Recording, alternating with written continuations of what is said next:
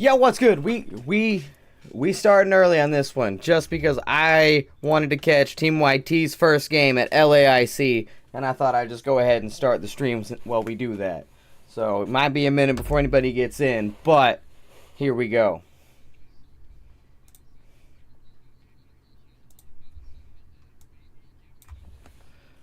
All right, so excited. See, my boy Phil Yumu's back. Let's go. Haven't even had any coffee yet. Let's make myself a little smaller, maybe right in the middle. There we go.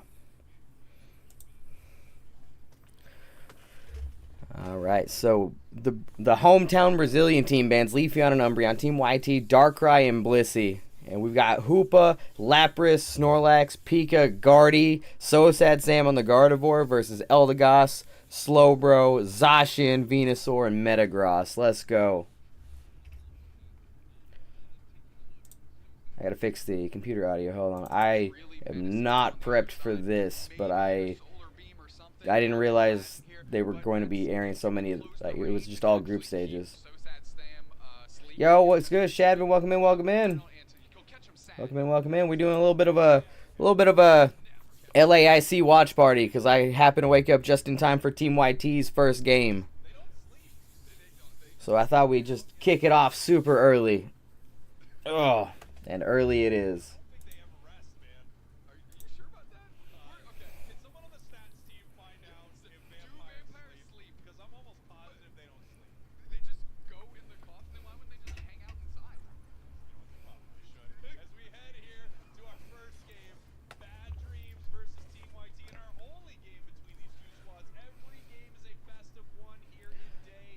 It's a single elimination. So we got Pika Snorlax, bot lane.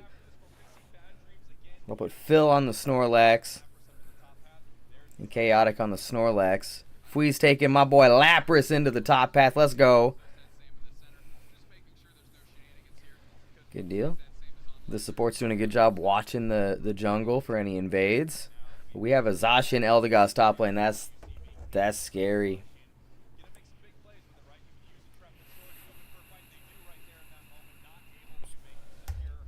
Charges the Intrepid Sword for an engage, and then just has to back right out. Oop. Whoops.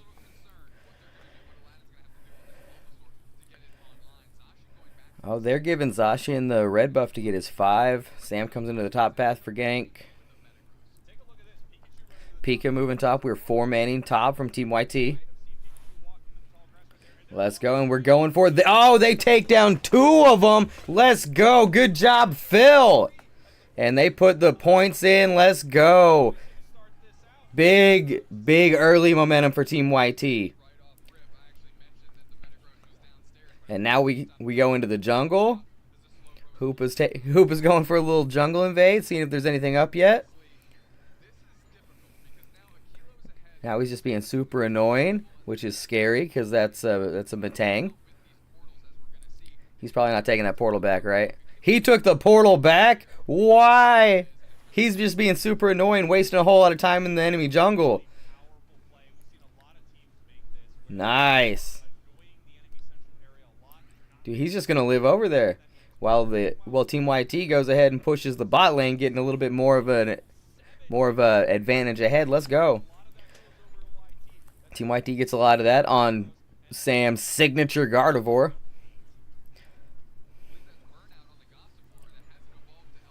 Oh, and they take down the Matang. Team YT is pedal to the floor early in this game.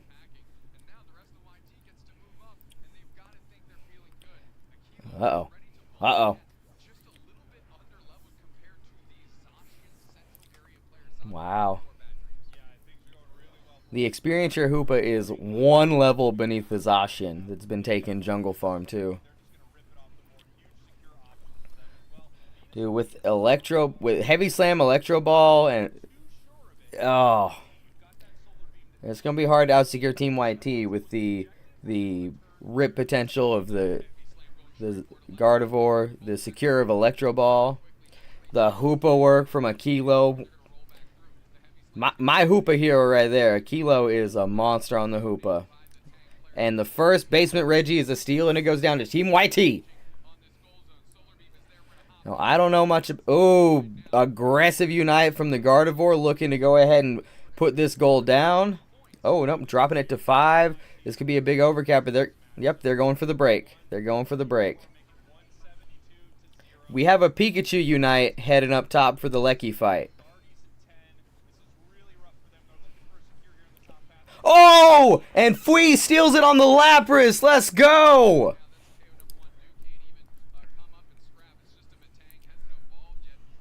They're trying to get the Tier 1 broken so it goes to Tier 2, but they just can't get it done in time. But now they're moving as a 5-man team into the enemy jungle. This is a single elimination match, so they are looking to get ahead early, stay ahead, put a lot of pressure on, and make sure that they move forward at LAIC.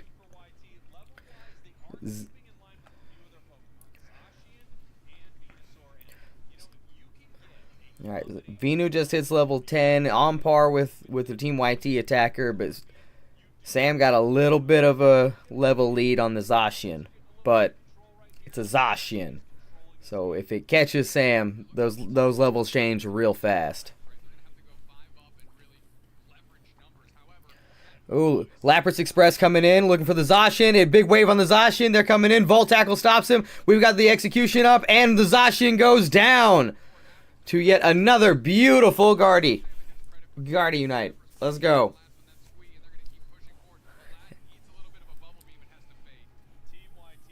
I thought we were about to see some executions.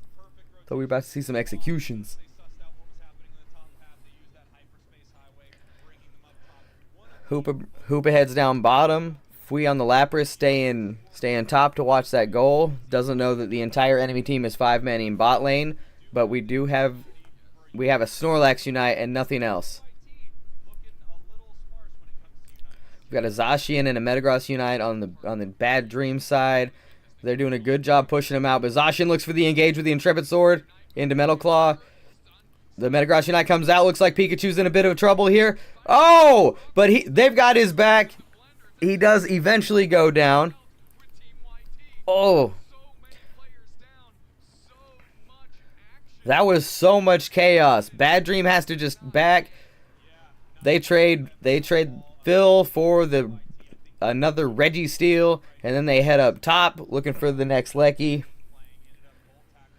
It looks like Pika's going to take the red buff going into this next team fight. Fui is just keeping an eye on the Zacian, trying to push him back, keep him at distance. Ooh, Volt Tackle into the Guardy, goes into the Zacian, and he goes down yet again. Man. I don't know if you guys can hear the announcers, but they were just talking about the synergy of the Volt Tackle and the Psyshocks, and yes, the Pika Guardy working super well together. It's amazing timing. Got a LAIC hitting to their tier 2. They've got to go defend that. Chaotic on the Snorlax down bottom, just watching, going for the Altaria spawn that comes up as Hoopa and Pikachu meet in bot lane. We got Sam catching some experience out of the jungle.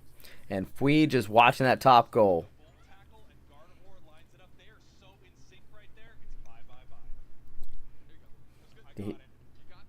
Well done.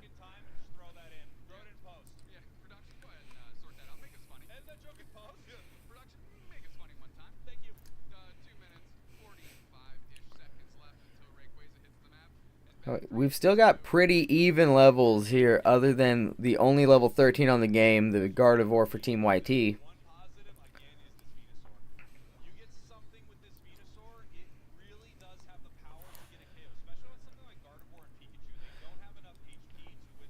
Oh, here's the thing about the Ray fight.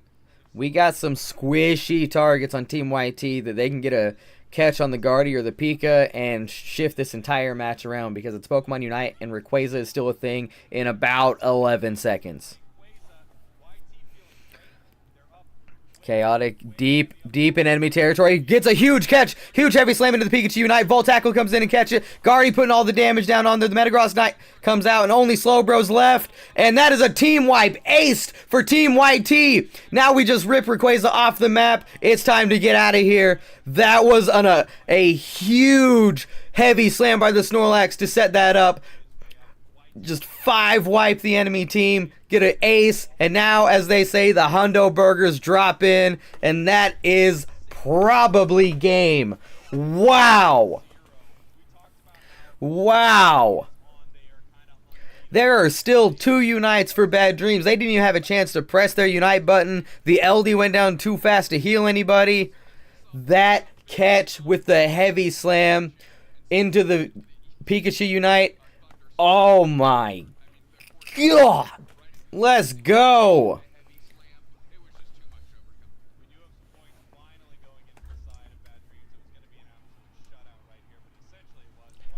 And they get 10 points in to avoid the shutout.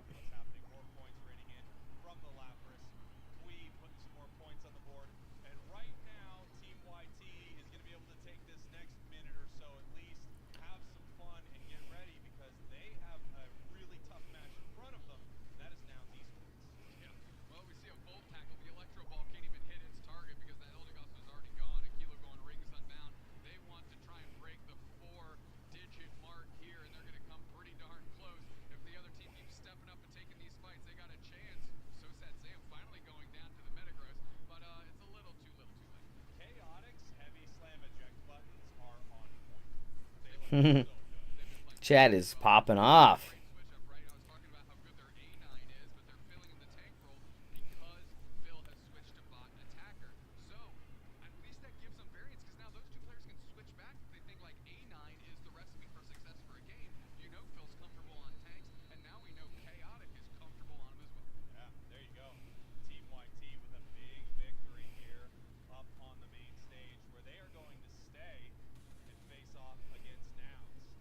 I guess we gotta put the stupid YouTube thing in.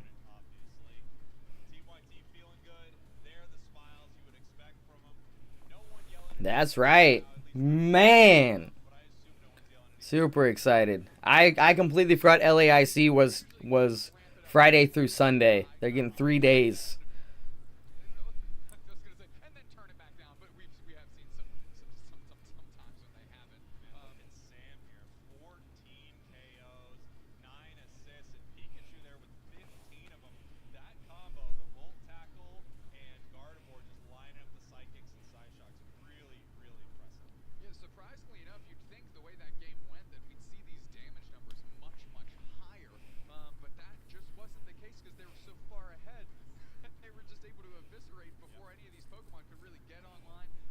Look at that. Look at So Sad Sam almost hit 90k damage. Yeah. I don't know. I think Chaotic might have stolen the MVP with that heavy slam at Ray.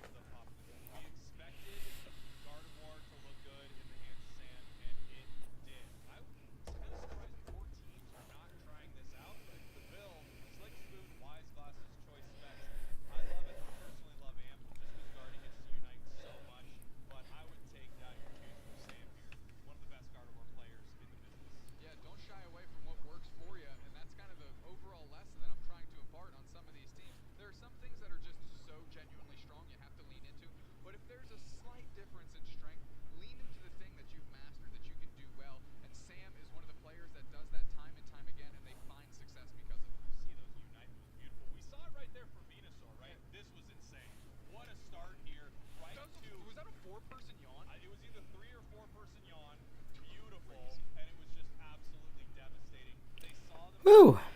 That was a good way to start the stream. Now, I gotta have some coffee. But first, Team YT win. Don't worry, I got it prepped. I got as far as getting my French press loaded up. Let's go. Let's go. Who doesn't love that? Let's get it to the mic. Oh, who doesn't love that?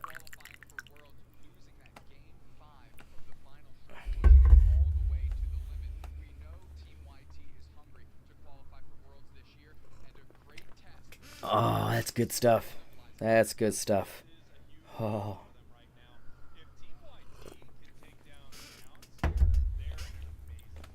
So it's Team YT versus Nouns Esports next. That's got to be televised, so we're just going to keep watching.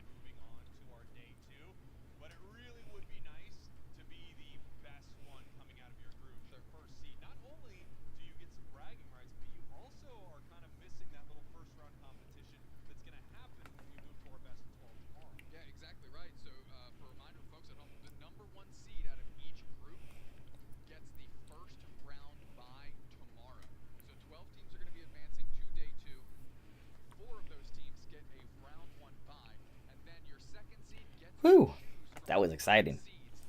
I'll give you some. Look at the volume up a little bit so you guys can hear Spraggles and Doob Snacks. I met them live, by the way. Met them live.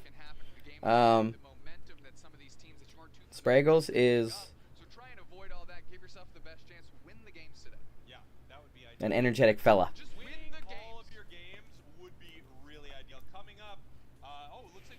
Dude, I went up and talked to them after the day one of UCS Worlds last year, and Dew was like, he just woke up.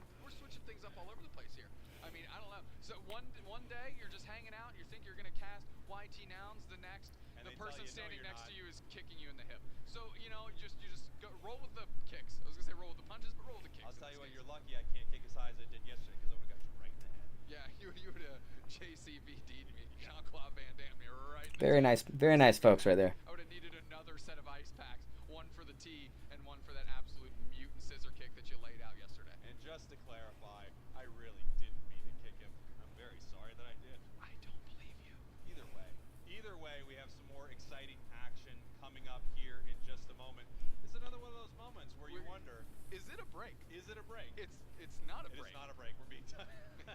Man.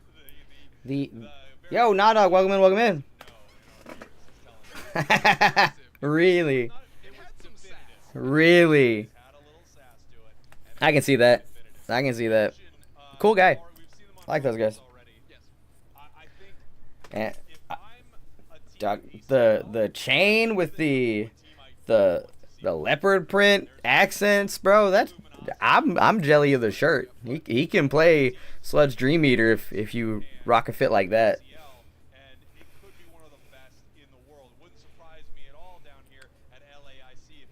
Well, welcome in, Nah Dog. We just watching some LAIC, and then maybe I play some games in a little bit, but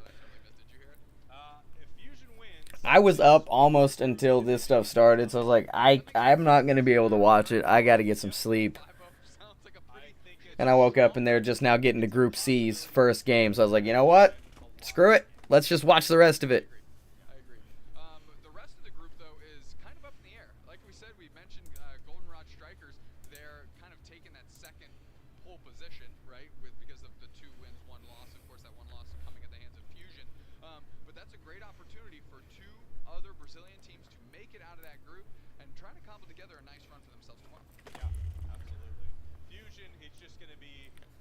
Maybe I should shave off the beard and just go with the mustache, you know? Maybe. What do you guys think? Should I join the mustache team? Shadow Ball X. These are two very different people. I mean, there's a way you could play Sludge Bomb Dream Eater if you were running like an incredibly squishy disruption support style of Gengar, where you just throw your poisons out, throw a Dream Eater out to put people to sleep, and just like stay at range in the back and just let your team KO everybody you put to sleep. I mean, it would be not great, but you could do it. But I don't think Shadow Ball Hex is you can't talk me into that. When Hex makes you jump into the enemy team, throw a Shadow Ball. I guess if you were a Bush Gengar and you were just picking up your enemy's damage, maybe you can make it work. If you have a Sludge Bomb Venusaur on your team, then it could definitely work, but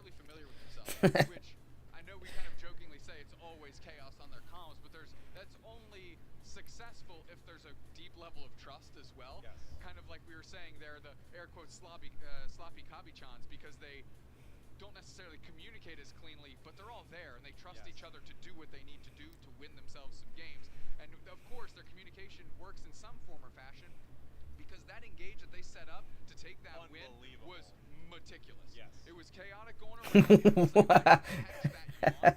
That's the Del Fox we have at home. Yes. All right. You know, you could do that. You could do that. You could do that. You know what? You're talking me into it. We might run some mixed build Gengar games later. I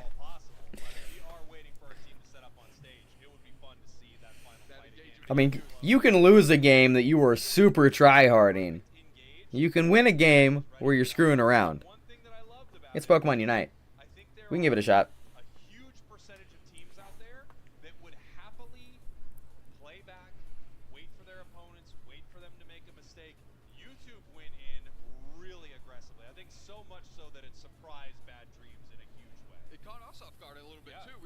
Sure how quickly things were going to develop. I kind of had a feeling something was on. The moment that Phil left the bush and was just running straight towards the choke point, it was like, okay, they're gone. They are putting it to the test. They're putting this team to the test right off. Here we go. Okay, let's take a look. We're going to take a look at this right here. Heavy slam to the left. Yawn, E-ball hits X and Y, but then eject button, fairy singularity. Metagross tries to use their Unite move, puts up the rock walls, doesn't matter. Follow up heavy slam, and it's just done. Dude, I know, that's what I'm thinking. That's just good content.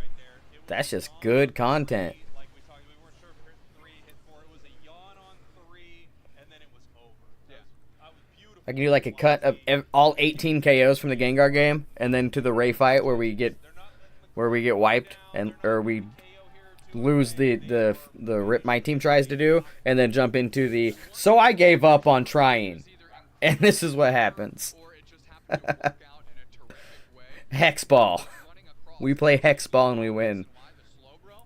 We're not going to tell them it took 32 Gengar games to get that win, but... I couldn't quite catch if there's another target within Phil's vision, but throwing the E-ball at the Slowbro slowed it down enough so it couldn't catch anyone with a slow beam before they executed what they were doing. Whether that was just, I have E-ball up and I'm just going to throw it this way, or that was part of the plan, doesn't matter. That's how it worked out, and was honestly kind of like the last thing you needed to take care of before this big engage happened to be successful, and again, just meticulous. Yeah, perfect. A perfect engage. You absolutely love to see it. You love to see this. That's true. Play, right? That's true. So amazing seeing top pros playing this game, especially when you see moments like that. I feel like you get to see the pinnacle of what a team in Unite can do when they are in sync, flowing together, perfectly timing their engagement right there. It's just amazing. It could have just been one of those moments where they saw a nice catch and they went for it, and then everyone went, oh! But at the same time, I feel like YT was playing like that all game. They were just dialed in really. So now we should have YT versus Nouns, which I'm very excited to see. Talk about our world champions, Fennel. Something they did very well is have all of their players, not all of them, but some of their players, whatever the situation called for, switch into different roles. And that's kind of something I'm seeing happen with YouTube, and is developing a deeper sense of I was really wanting to get a team put together and try to compete in UCS again this year. It did not go well last year with the team I was on. But and then now it's like they're starting with the LAIC, and this is where you're getting championship points. And it seems like if you can't travel to Brazil to compete, which I would not do if I could afford to do that with a brand new team, then it seems like it's just like out of reach. But if anybody's interested in actually competing in Pokemon Unite just for some fun, maybe we can do the next tournaments coming up.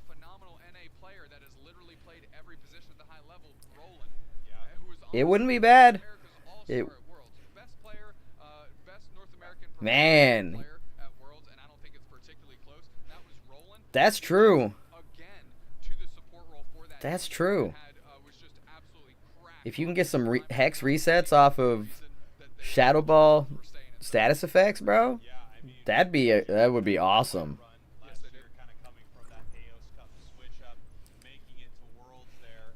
Oh, it's AXK versus Fusion. Man, you can't trust chat. They were saying nouns and YouTube was up next. Well, they might be up next, but maybe it's not being televised. That is Fusion as we head into our draft here. Fusion looking to have a clean sweep of their group right now. Locking in that first ban is going to be the Umbreon. AXK banning out the Darkrai, which we've seen banned in most of our games. Next ban here going over to the Zoroark. And then finally, Blissey. Blissey really has been a target of a lot of bans here today. Rightfully so. Rightfully so. You know, I definitely agree with that. Again, we have a little bit of. I don't know, man. I kind of got investment in the beard. We did see AXK just play and have, I believe it was a Zoroark Coney game that they leveraged with the KO streak of 4. I think best I could do. To help get AXK. There we go. I think best I could do is get some wax and like do the curled up mustache thing. I could accentuate the mustache portion of the facial hair, but I don't think I could ever just shave this off. Okay, hold on. Now we're talking. Pause. Hold on.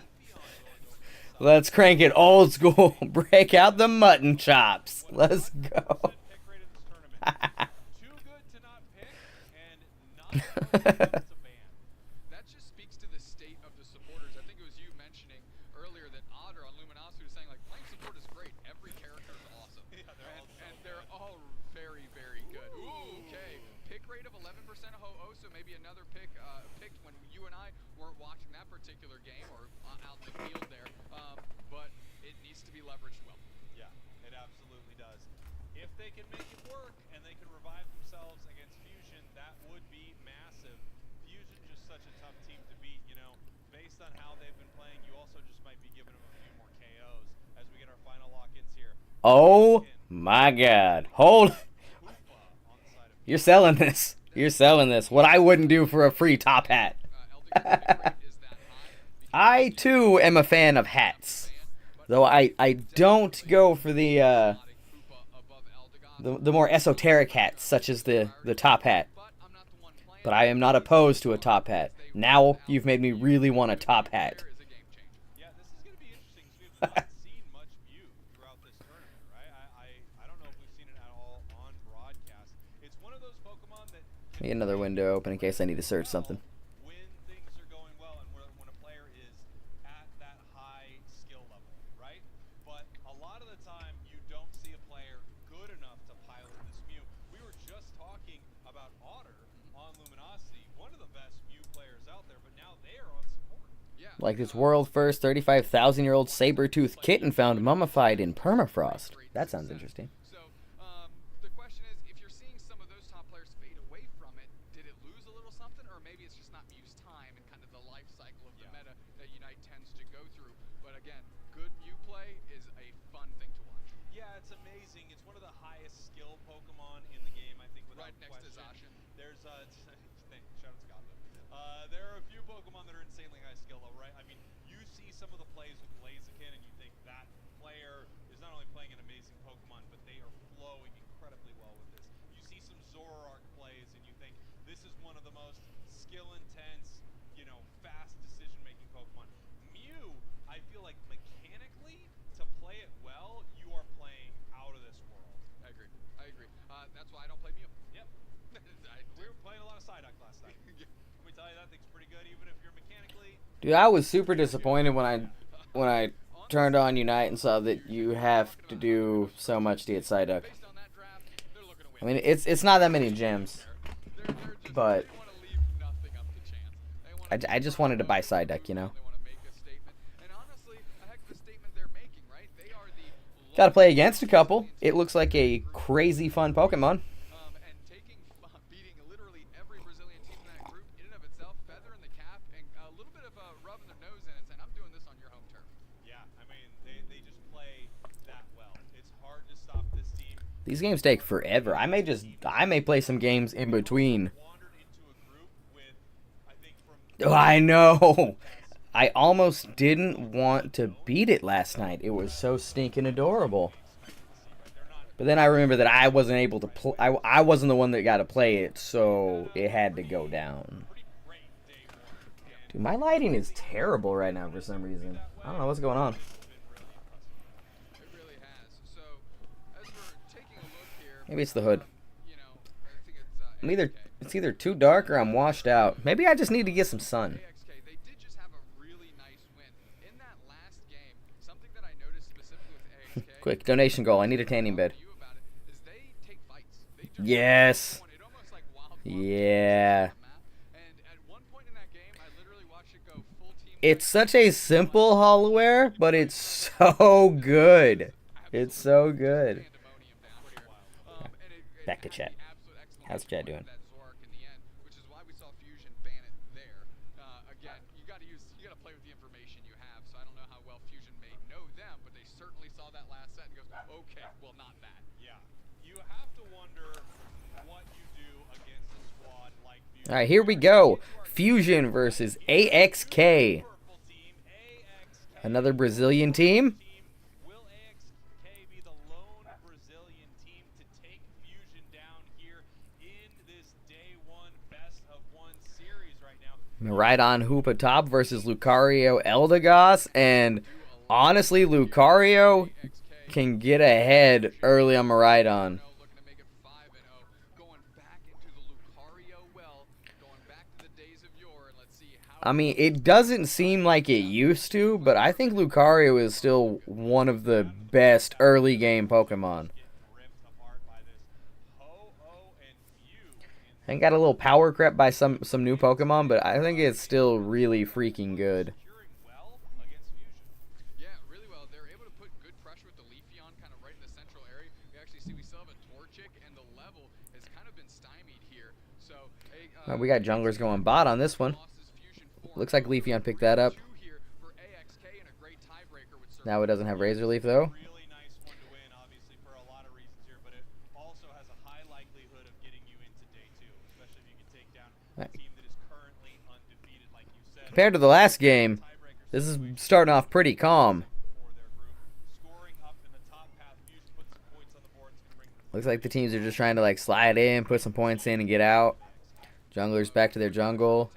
Mew keeping an eye on any invades. Blaziken's getting stacks in. Yeah, that's the issue with Lucario.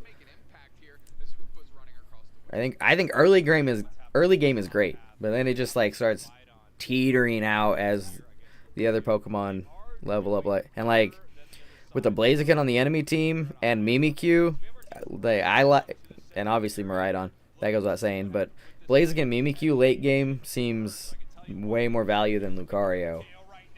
But they have a Leafeon that, okay, and they take down the Ho-Oh and Maridon. Both former EXs go down. Ooh, trying to get to that portal. Ooh, barely made it. Almost got him before they ported home. That's true. Lucario has several options for secures, depending on which moveset it's running. But the Unite secure from Lucario is crazy. If you don't get one shot. I would honestly like it to come down to literally just Overheat versus Lucario Unite. So I think it's Overheat. Using this electro drift, hitting every target too, and that is not an easy thing to do. Yeah, very beautiful plays here from the Maridon. I feel like they've been holding themselves very well in this top path. Meanwhile, bottom path, Blaziken crushing it right now. As we have the fight. Slowbro trying to put 5 points in underneath the burn damage. Can't do it. But it looks like they are breaking the top goal, prioritizing the Regieleki. This is going to put them up right now with the Regieleki looking to be secured. We have Blaziken moving in. Oh. That might be a South America thing. Maybe that was like the thing that threw off Bad Dream so much that they had to rotate bottom when they want to prioritize Lecky.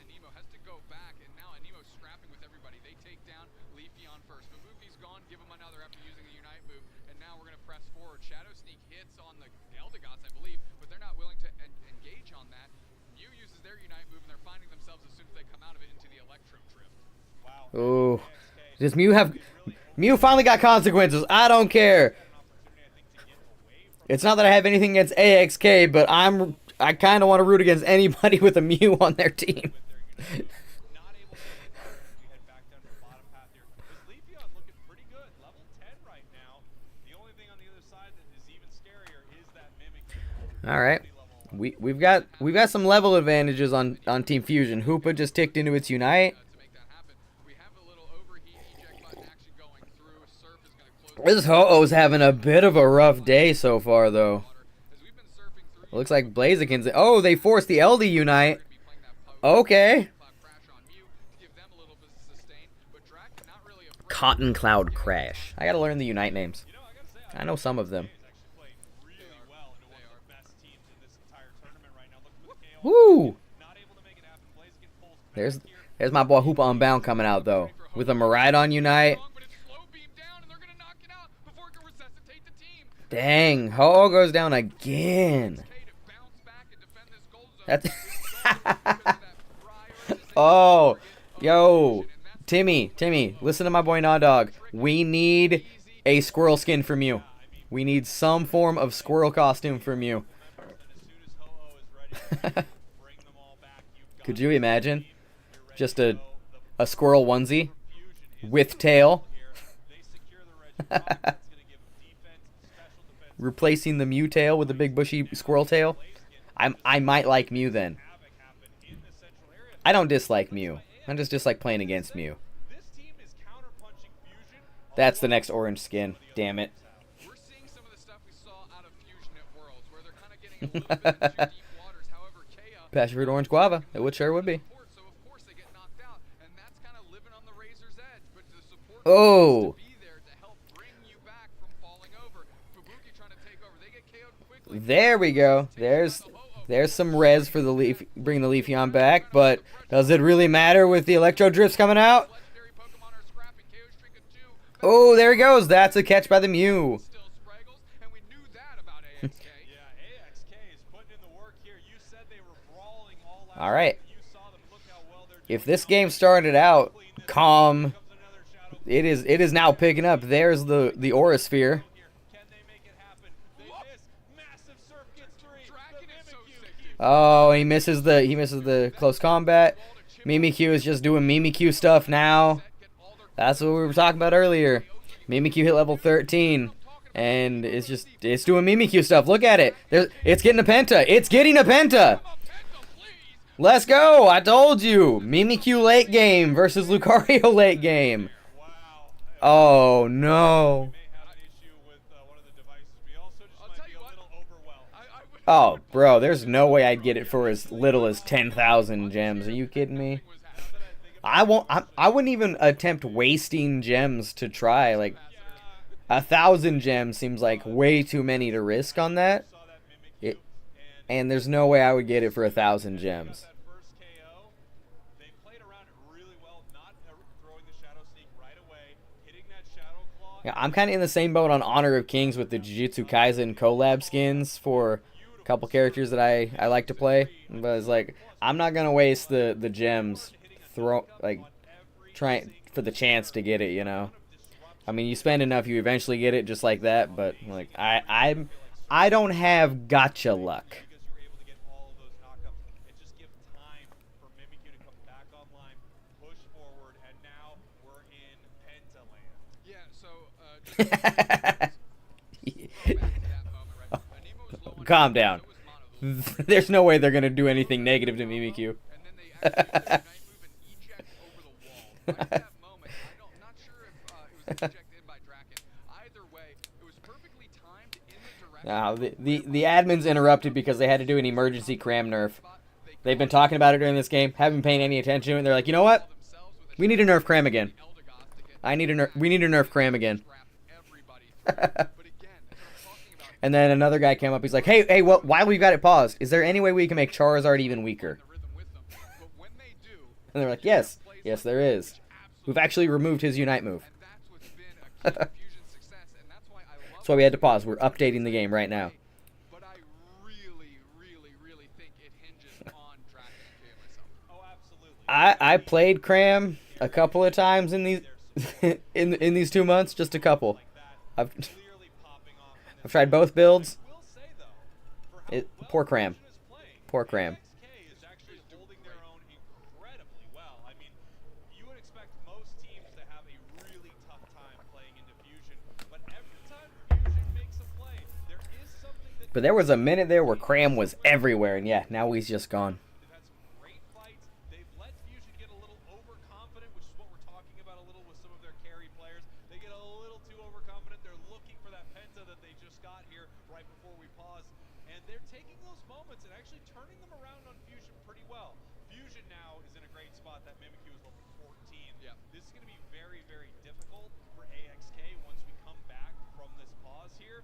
But still, I have to give it up to them because they are really putting up a fight. Fubuki's been playing great on the Leafeon. They've been Fair. everywhere. It is a Fight that's going wacky, in their direction has nutty-looking fella, crazy two-steps. and that's what I like about it. But you're right. It's not cool. It's not cute. It's not new, and they make sure it will never be OP. It doesn't have to be the whole team. Sometimes it just has to It's just a fun guy. Like Cram's your drunk uncle at the family reunion. and it looks to me for Nobody wants him around, but everybody has a good time when he's there. Is obviously the worst, right? And when you have And he's gonna knock over some tables. huge plays, we're seeing that right here. The Ho-Oh's been an interesting Disclaimer: I've never had a family reunion. I don't even know my uncles. they're playing around it, but we haven't Yeah, definitely the weird uncle. because of it yet. Of course, heading towards Rayquaza here very soon. That's when you're hoping for your biggest Ho-Oh moment of the match. right. And again, I would be more on the lookout for it to res Fubuki, right? Keep the load that Ho-Oh has to lift light, because in the moments where you really think the Ho-Oh can be the most impactful, you saw how Fusion reacted. As soon as two players go down, I literally said, if you have a Ho-Oh Unite, they need to start using it now. Yep. As soon as I said that, Dragon has to be playing eject button. Eject button, slow beam, and then all of a sudden you get Electro Drift Miraidon slide in. They take care of Ho-Oh before he can even press its Unite button to get that value. They crash that tier 1 pad and take a nice lead. Yeah, it was a beautiful play because obviously this fight could start to switch back the other way. Sure. That's the list we should make. A lot of these top players, Which Pokemon, or of all the rostered Pokemon, where do they fit in the family reunion? Cram the weird uncle.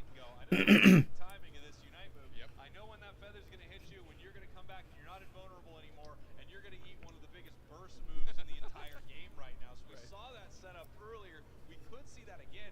I found I think personally Snorlax would definitely be one of the best the of course, the grandpa sitting at the table.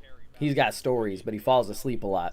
but sometimes it's just getting your team back in the fight real fast. Don't look for 4 people to, resurrect all at once. Yeah. Let's bring back 1 or 2 important players who went down in a fight and see where we go from there. Yeah, so the faster you do it, the less predictable the timing of it is, Yeah. right? Because then you're taking away the guesswork of how long am I going to wait to try and maximize the value that this gets? And I think the approach, as we've talked through this day and as we're seeing these top teams pick Ho-Oh, is don't think of it as I'm saving everything. Ooh, yeah, you gotta Think of it as a stay away from Darkrai. one, Stay away from. Who invited that guy? rare corner case Who invited Darkrai? game open because you pick everybody back up. And one thing, if you are bringing back 4 downed players, that most likely means that the enemy team crushed this fight. They're ready and waiting for them to come back. It's almost that Shinichidal moment when someone uses the doll and then everyone stands around like, as soon as you come back, this is going to be really bad for you. Ho-Oh feels like that a little bit, but there's still a lot of chaos happening in the fight, right? If only 1 player's gone down, maybe even 2 players have gone down. Oh, There's still 1,000%, bro. focus on that You might as well put on a soft sweater and let you know what's coming. There's no question. bringing it into their games here. And then obviously you got Intellion, whose family is hosting the family reunion, but that poor sad emo is never leaving his bedroom. The games have been going on the side stages. We can get some updates to that because I think there's some exciting stuff. I saw Noun sit down for their first game earlier. I know Luminosity is over there playing, so I'm very curious to see how those games are. Yeah, and those teams specifically have been on a Sableye the kid that's just trying to get in there and grab the cookies off the counter, and their mom gotta keep slapping his hand, be like, leave the cookies alone. D, so they're getting kind of the back half of the day for us today. So we'll see those results start to trickle in and see where these teams land. And I'm keeping my eye on these hometown heroes, these stages because inevitably. But then he gets his chubby cousin Gengar in on it. Mom can't stop them both. They're getting those cookies. We're going to make it into that day 2. And that's when, like I said, that's kind of when the work begins, right? I might need sleep. For all of the hard work you're going to have to do tomorrow, because tomorrow is going to be a long one. We're going back to best of 3s, and our semifinals tomorrow, best of 5s, because our grand finals on Sunday for the first time, another best of 5. Yeah, it's going to be amazing being here. We're going to be on the main Pokemon channel, by the way, so you won't find us here on the Unite channel. You'll find us over on the main channel, which of course you're going to be seeing amazing games from all weekend. They've got Go, they got VGC, they got TCG. They're not Pocket yet, but they've got some yet. Okay, I hope so.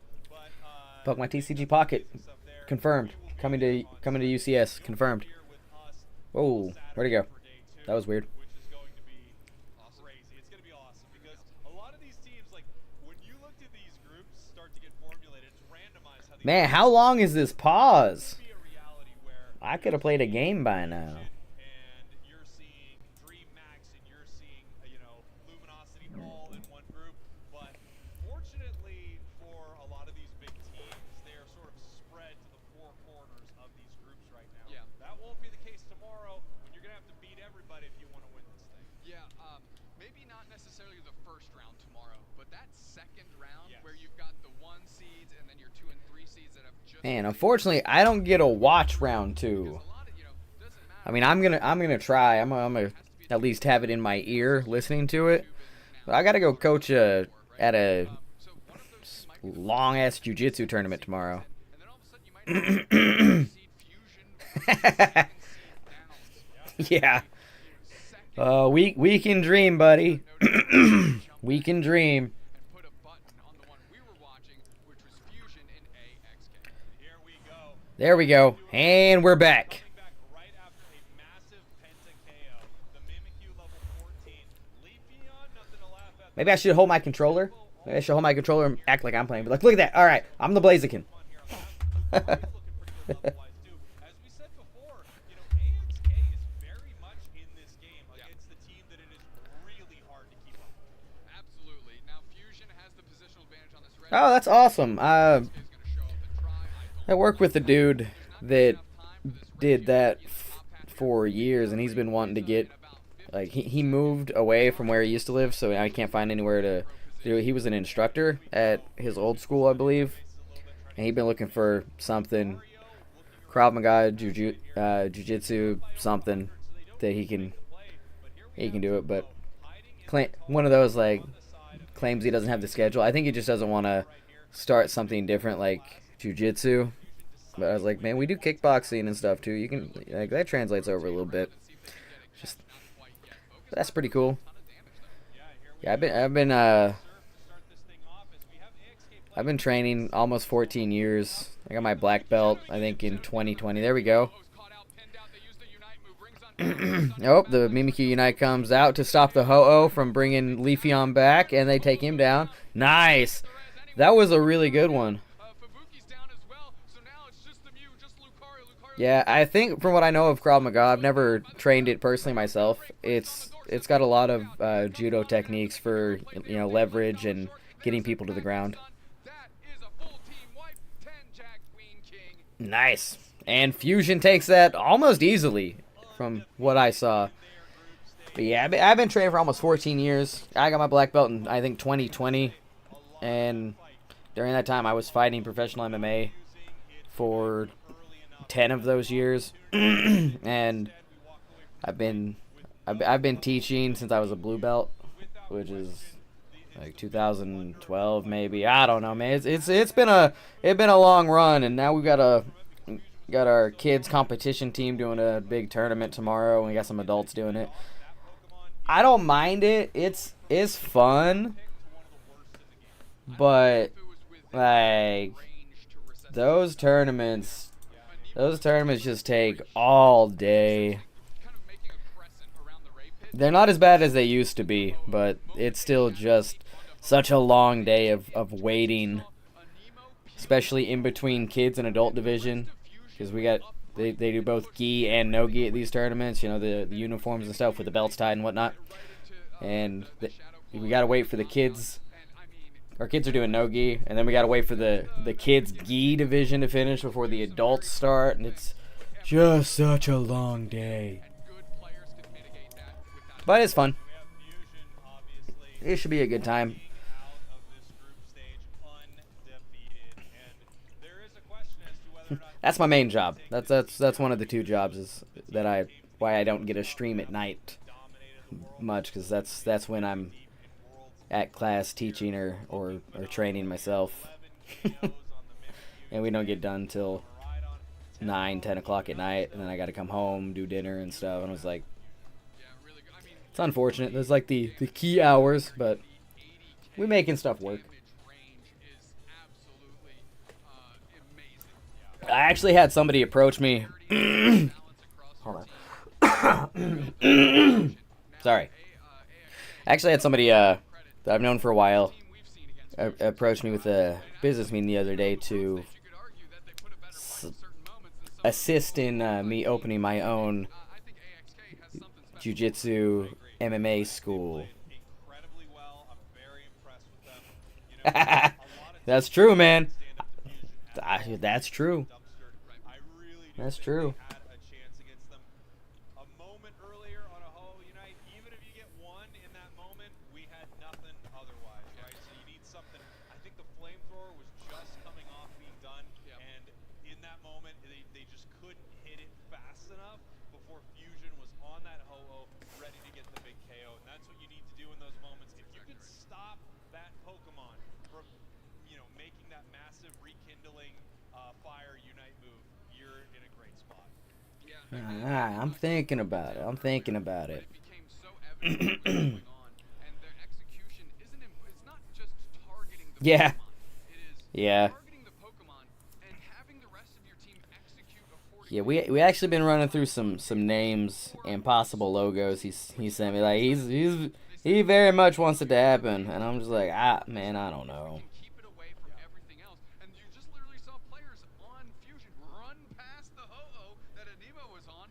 As soon as they Shadow Sneak, Shadow Clawed, Unite move, they just ran past, and that's when you saw Fubuki get buckled on the backside, and all of a sudden they're I think this one's my favorite. Let me Rhydons in my face. My Ho-Oh is a half mile away, getting knocked out 1v1 by the Mimikyu, and there's nothing else we can do. No, I don't have that We're a on little my bit further in phone. the game here, where we're getting into the replay, and I hope that's one we get to catch. Yeah, big moments here. There was that massive electro drift from Rhydon, but a nice counter punch there from AXK. They take this top objective very close on the overheat there from Tempo. And here's that fight. You can see the move in here, Doomsnack. Shadow Snake there, right? Anemo hits their Unite move, but they're forcing the fight up to the right. We've got Maridon I'm not sitting gonna in do this the way. kitchen here. Fubuki kid. Nobody was even down. Fubuki goes down, then the Ho-Oh goes down. Oh, but they were so wow. split apart Yeah. that there was no opportunity, and that's a great order of operations out of this maybe. team. And after that, it falls like dominoes because you just had your best carry go down, and immediately the Ho-Oh goes down before it can save anybody. And what is There the it is. Mew gonna do in the face of that? A Lucario as well. It's completely a divide and conquer strategy, just absolute expertly executed. Perfect. And There we as go. we were seeing here in that replay, we're talking about Ho-Oh being able to use that Unite move. You look back on it, and the way they dissected each part of that team, almost all of it going down at the same time, it might not have had anything to do with Ho-Oh being able to unite at all. It just happened within the blink of an eye. Nothing they could do in that moment. Beautifully played by them. Yeah, they did. Why they are literally Let's see, poised where to we make at? another deep run at the World Championships. Now they have to make it through this weekend. All right, And of cut that up. course, we Oh, have wrong. UCSC That's not ahead right. of us. My screens are backwards. Can't understate the, Boom. that That's the logo that we were talking about, or that he sent me, and I was like, that's pretty cool. That's pretty cool. a deep run again. I like that one.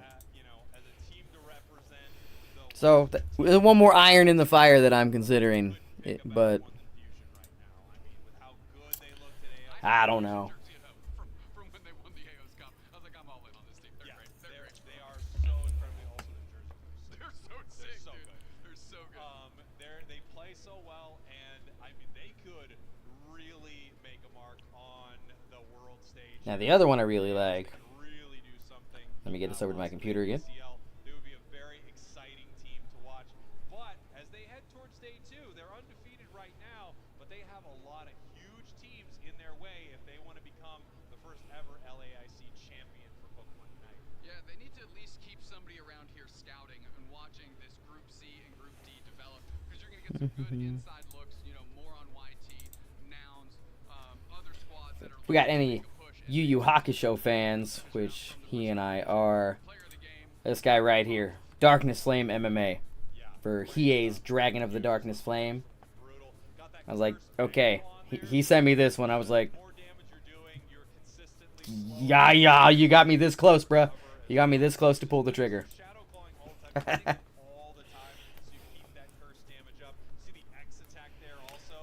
So I guess what I'm saying, guys, is we gotta start a donation goal so I can start my own martial arts academy. It's gonna be a hefty one. Drop some donations.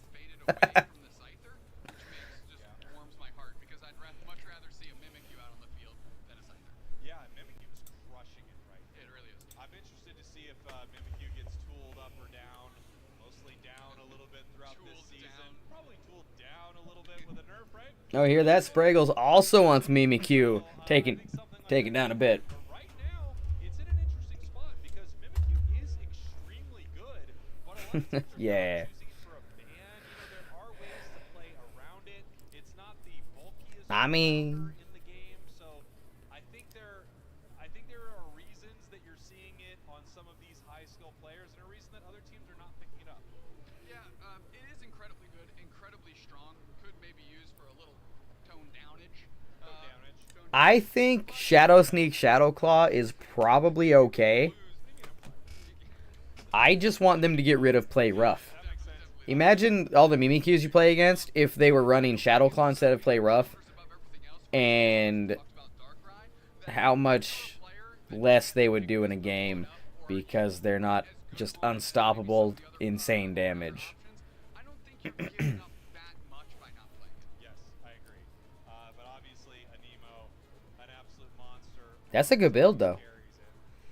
Their play with I don't run the Curse Bangle. I run the weakness policy, but and we saw how well they executed. Curse Bangle sounds good. They quickly hopped on Ho-Oh with that Unite move to lock it down to make sure if something does go down, it's going to be hard for Ho-Oh to be able to bring it back right away. Really impressive stuff there. Really impressive fight. Obviously, every game you watch from Fusion looks pretty dang good as they get ready to head here to day 2. Flawless record so far. Flawless record so far, and they want to run that all the way through the weekend here. This was just the first step. Again, I keep saying this, the real work begins tomorrow, where you kind of go into this absolute buzzsaw of top teams from all different regions that are ready to go. And now you're going into best of 3 territory, where the draft, I'm not going to say it didn't matter today, but it matters more because you start building these small little different metas within your matchups, right? Games 1 to game 2 and maybe even to game 3. So they check that box, the next one lies ahead of them, and they want to be one of the first teams to play on Sunday for a Unite broadcast. Yeah, absolutely. And there's so many other great Watching these guys, all it does is make me want to just play. that we have been seeing But today. play in a coordinated team of Looked incredible. I can't wait to see Nouns. I can't wait to see Luminosity. Dream Max. Max, A lot of yeah. these squads, I just really can't wait to competitive players. There it is. see Jesus. day 2, and it looks like we will see a whole bunch of them. A lot of the teams that you think are the best, it looks like they're performing pretty well here at LAIC. That's right. It is. We watched them earlier, but It is the OG. It is still pound for pound my favorite anime. My rank 1 anime, Yu Yu Hakusho. momentum usually that carries through the day, but it's less known if it carries day to day, right? Are they going to be back Yeah, kind of on throwing it way back. tomorrow if they were to make And at the very least, me and this dude are. I mean, we've been talking about it for like 10 years, right? Been wanting to start a nerd life podcast where we just talk about animes, both new and old. Do like watch parties and like review like old animes, different trading card games and stuff, and make a whole podcast about it. But I don't know if that's ever gonna happen either.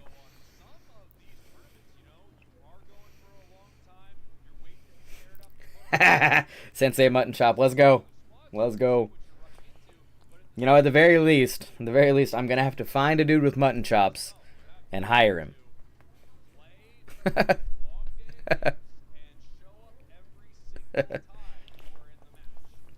mean, you like to think that winning begins and ends kind of in that draft screen to the end of the game, but it's more than that. You talk about their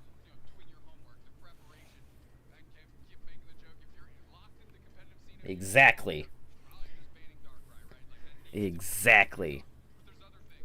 Rest, getting fed, getting enough food in your body to make sure you have the energy to carry you through these long days. Like these are all things you need to Is be mindful impossible. of. And actually kind of one of the things that separates the teams that we've seen That's why you almost never see a Thunderbolt Thunder Pikachu. Only Volt Tackle. some of these teams backstage at Worlds, and the best of the best, the ones we see, Even if they play Thunder, they're probably playing Volt Tackle, are the teams which is that my are working preferred build. together, reviewing some stuff.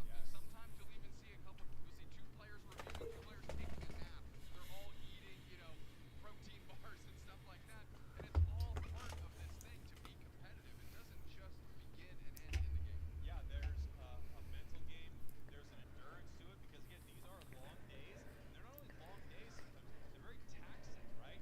You're going into this and everything is on the line in some of these matches. So it's not like you have a long day, but you're just kind of hanging out, whatever. No, no. When you are on, you have to be dynamite. You have to explode in these matches. You have to Alright, nail I think I'm going to play me a match while we wait for the next one. it can take a lot out of a player, and mentally we see some teams absolutely break down. You can see moments in these games where even before the match really has begun, as you start to move through it, you can see one of these teams is already done. They've already been beaten in their minds. That's a hard thing to get back from. So you're right. It's tough, but you have to stay on point, stay focused as a group, onto your strategy. Yeah, you just had to deal with one of the best in the world, right? You just I'm sure we have time. or something like that, but the tournament still continues. I'm sure we have Now time. it's time to huddle up and talk about what you're going to do about luminosity here in a minute, right? So I think it is one of the many traits, one of the many skills, one of the many practices. Trying to wait for some indicator that From being a whether or not the match is about to start. endure a competition like this over multiple days. If you're going to win here at LAIC for Unite, you are going to need to win 3 days in a row. Show up every single day like a champion. Absolutely. And, I'm thinking back to Worlds because I think we got one of our most prime examples at Worlds. And it was actually Matt Renowns was on stage. And I've told them this because I just, as casters, we notice certain things because we're looking at the face cams. And we've now been around these players now for, going on 4 years. So you just know certain things about them. And I was mentioning to Sarayu, we bumped into them Wednesday. We got to do that little show match actually. Screw it. I'm playing a game. I'll keep him in my ear so I know what's going on, but I'm playing a game.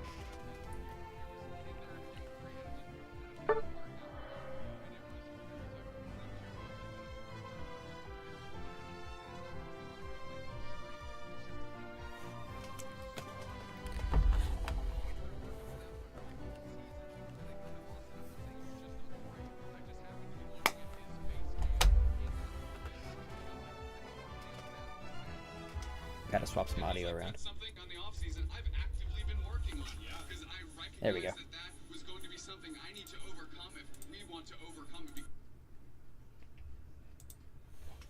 Boom. I watched the first episode of that, and I was honestly a little bit blown away by how good the animation looks. Alright, I will let him know that we got at least one... let's play Darkrai. That we've got at least one viewer ready to... or one listener ready to go.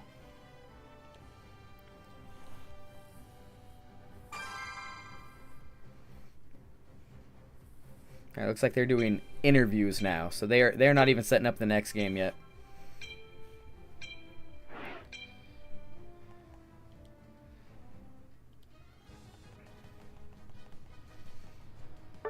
Wonder if Amp would be a good move. Wonder if Amp would be a good move.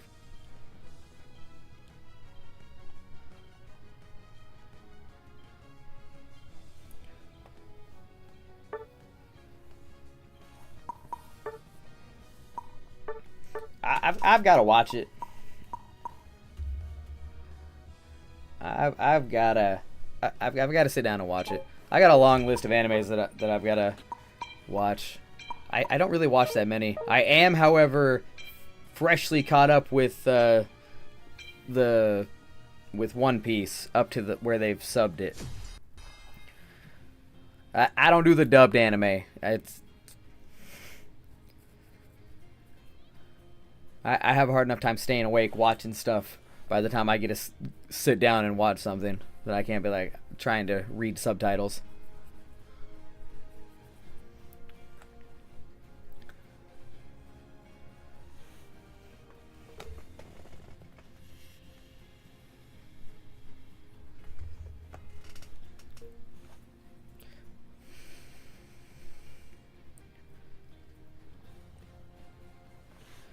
Really? That's another one that I never really got into because of the sheer length of it, but now that I've pushed myself through One Piece, maybe I can do it.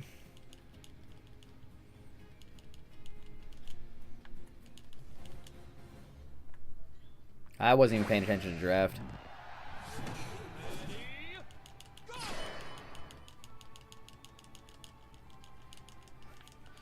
Yeah. A lot of it was like background watching, but when like big stuff happened, I'd sit down and like watch it. But it's mostly background stuff.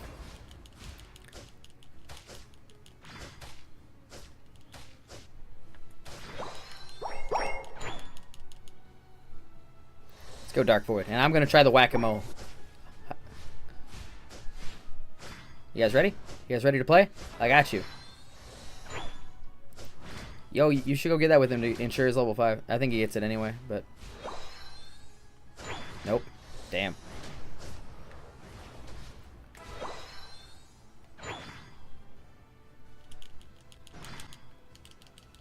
Oh, he evolved.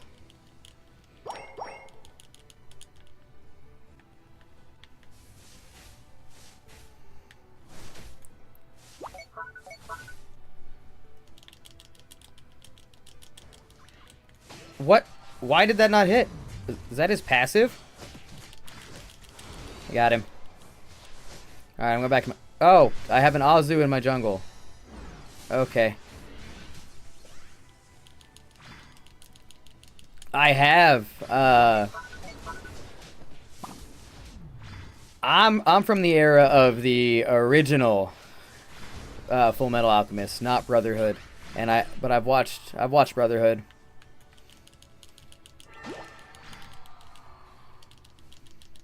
Got him, got him. Give me vision, give me vision, give me vision. That's all I need. Oh no. Oh no. Okay, I gotta go.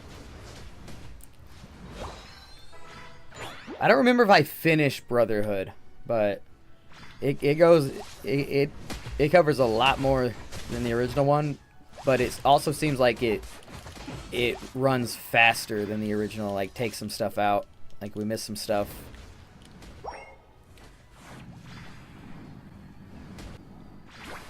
Alright.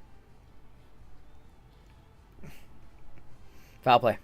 Or play rough.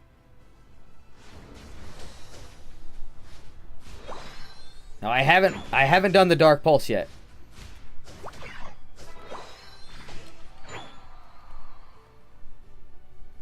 Uh-oh. What was that?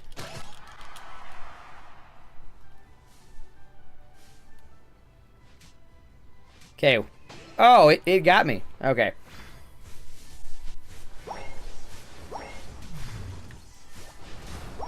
That's what I've heard. A lot of people think it's better.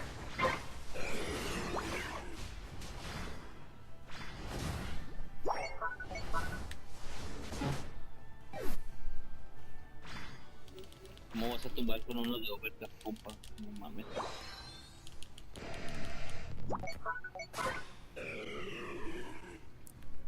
You hold it down and it ends, right? Why did it... I was trying to end it. I'm a bit behind here. All right.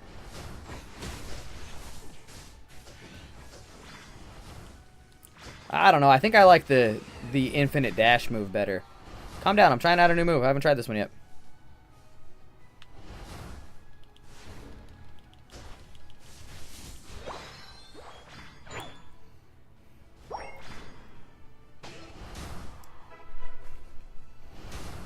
I haven't even ran this through practice mode yet.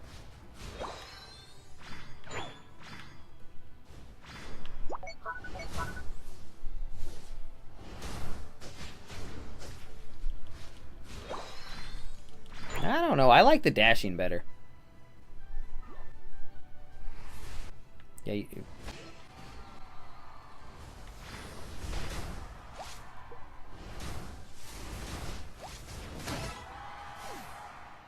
Good block. Good block.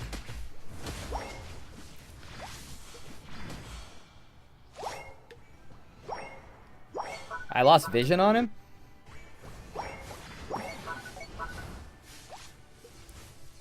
So he was on my circle, but I lost vision. I haven't tried it either. I honestly don't, I don't like it as much. I guess the ability to avoid damage is pretty cool. But... oh, he's Shadow Claw.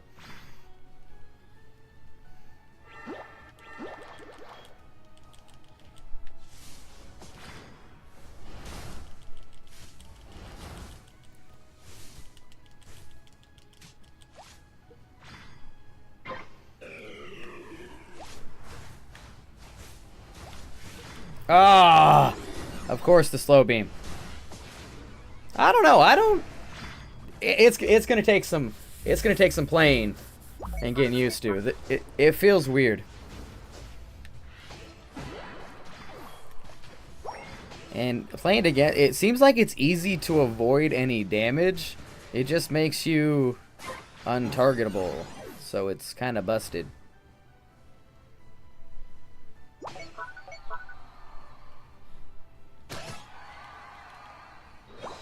I'm definitely not doing much in this game.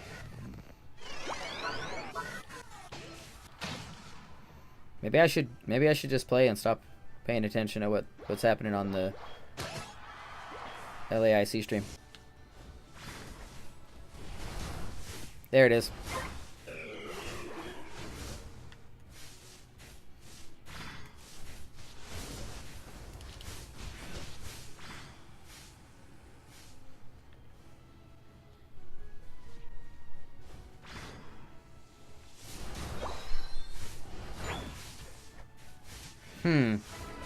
Really?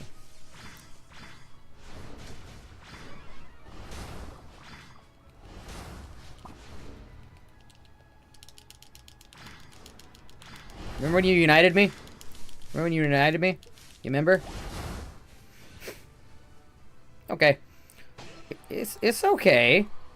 I don't think it's crazy.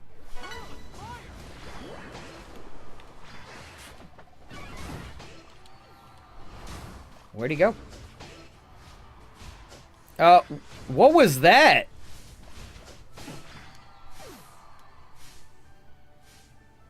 Psyduck just yoinked me. Okay. That's fine. Dog, I'm level 11. I have not been playing this game.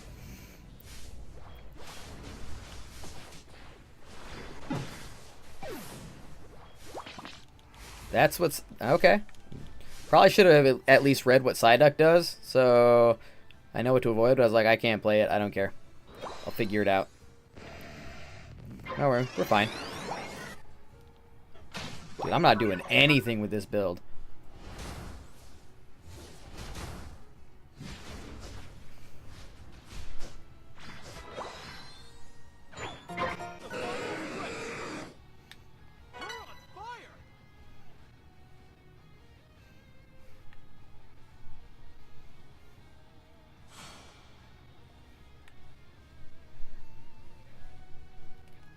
Gotcha.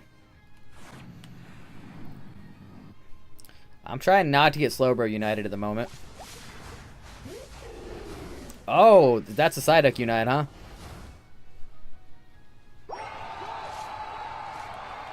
I gotta go. Oh my god. Where'd that damage come from? The Darkrai. Damn.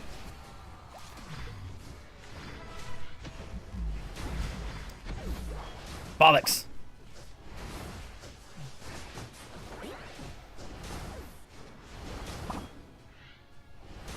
Nice. Oh, Leafeon.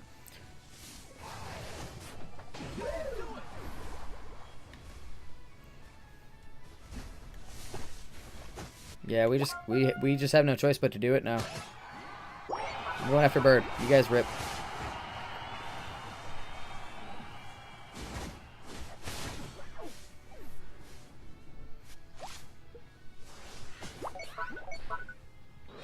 Nice.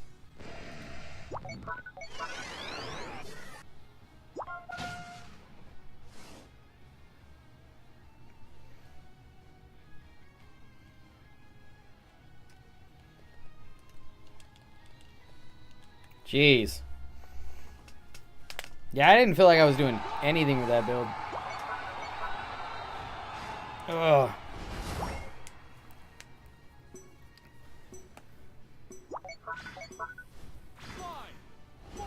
Yay! Yay! So that guy was running Shadow Claw. I like it with Shadow Claw just for the aesthetic of the claws coming up, but I like just dashing and putting people to sleep.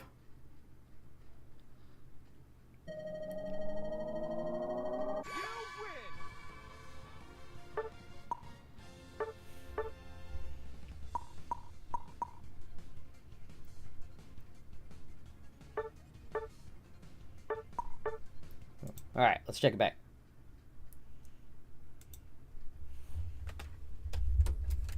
Where are we at? They've been talking about Team YT, so I think Nouns YT are up next, but I don't know.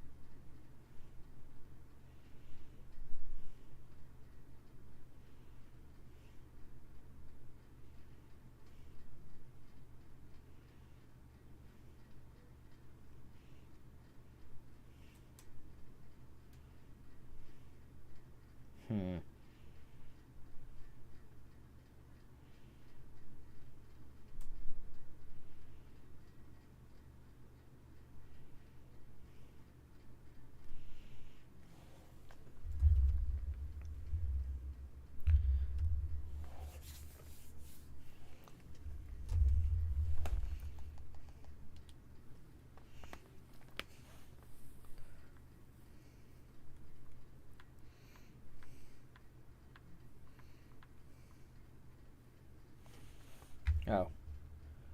I just realized that my audio got scuffed.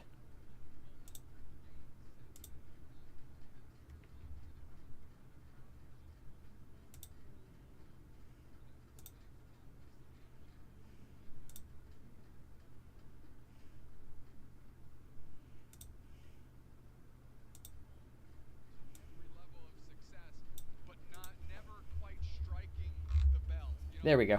I found it.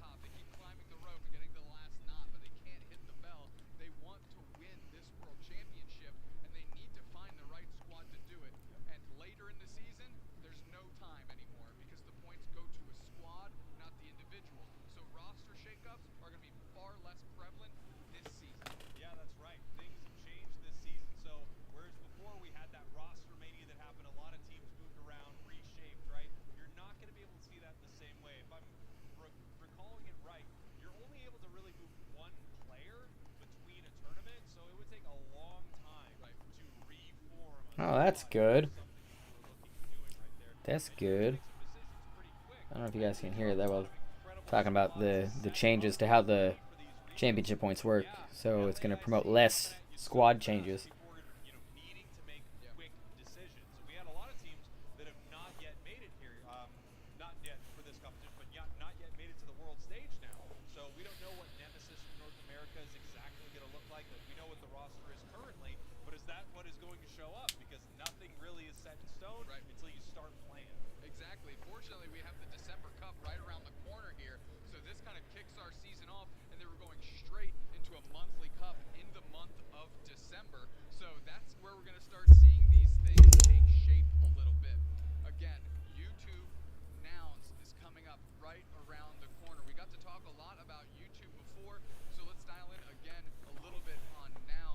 Let's do it. I've kind of always held this up as I think like best players in my mind, EU, like maybe 1A, 1B, have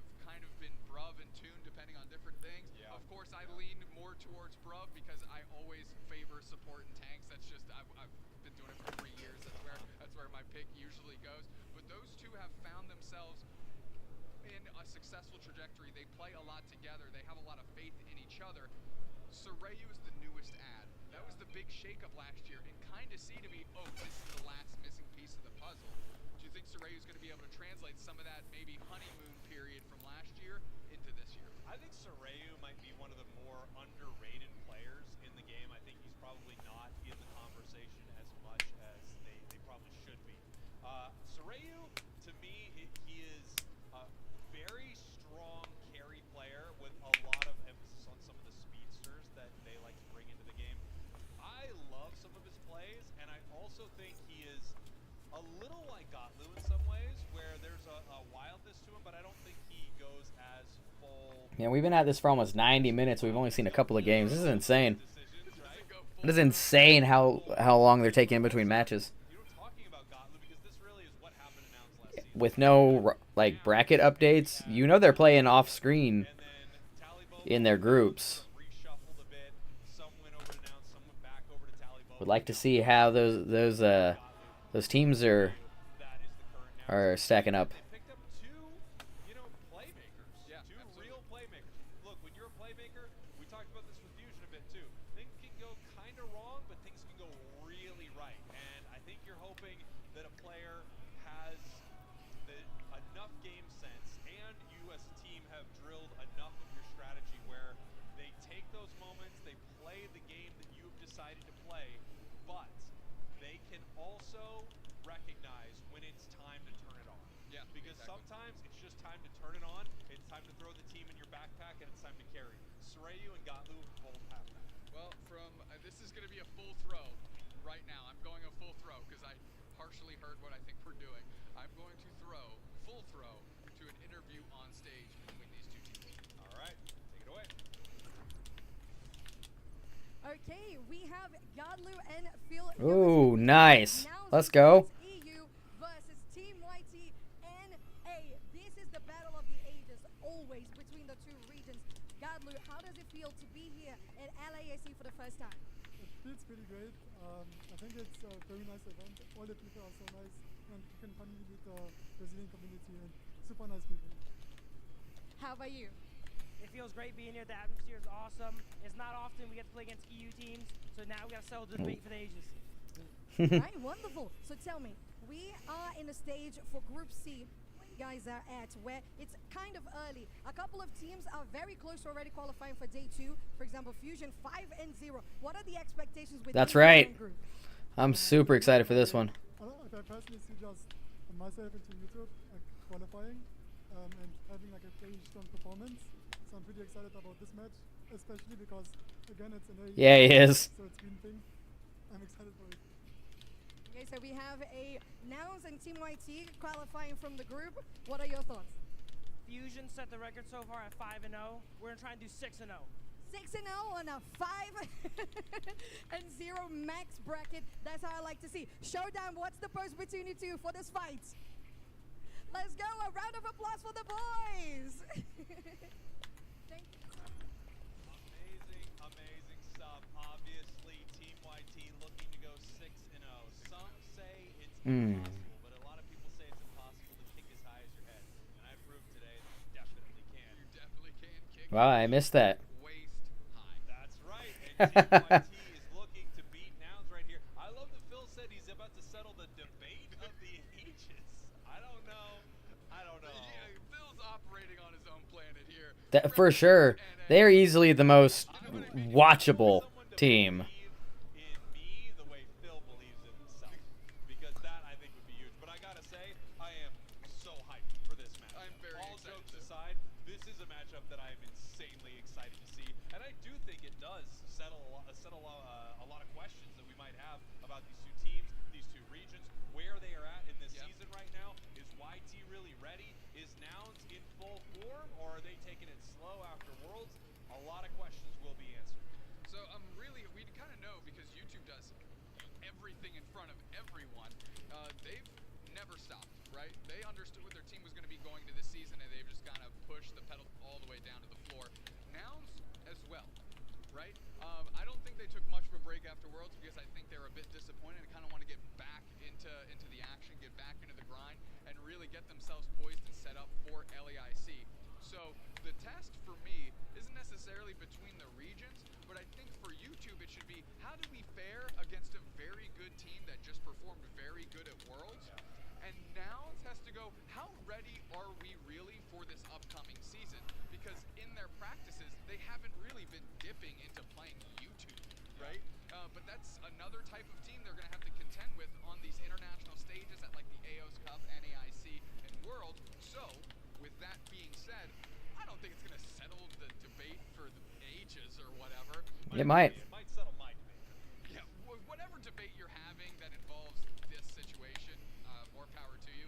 But what it's going to settle for each of these teams is actually where they stand individually as themselves. Yeah, we're going to head up to our draft right now between these two squads. Again, this group stage is a best of one as we see them readying up there on the big stage.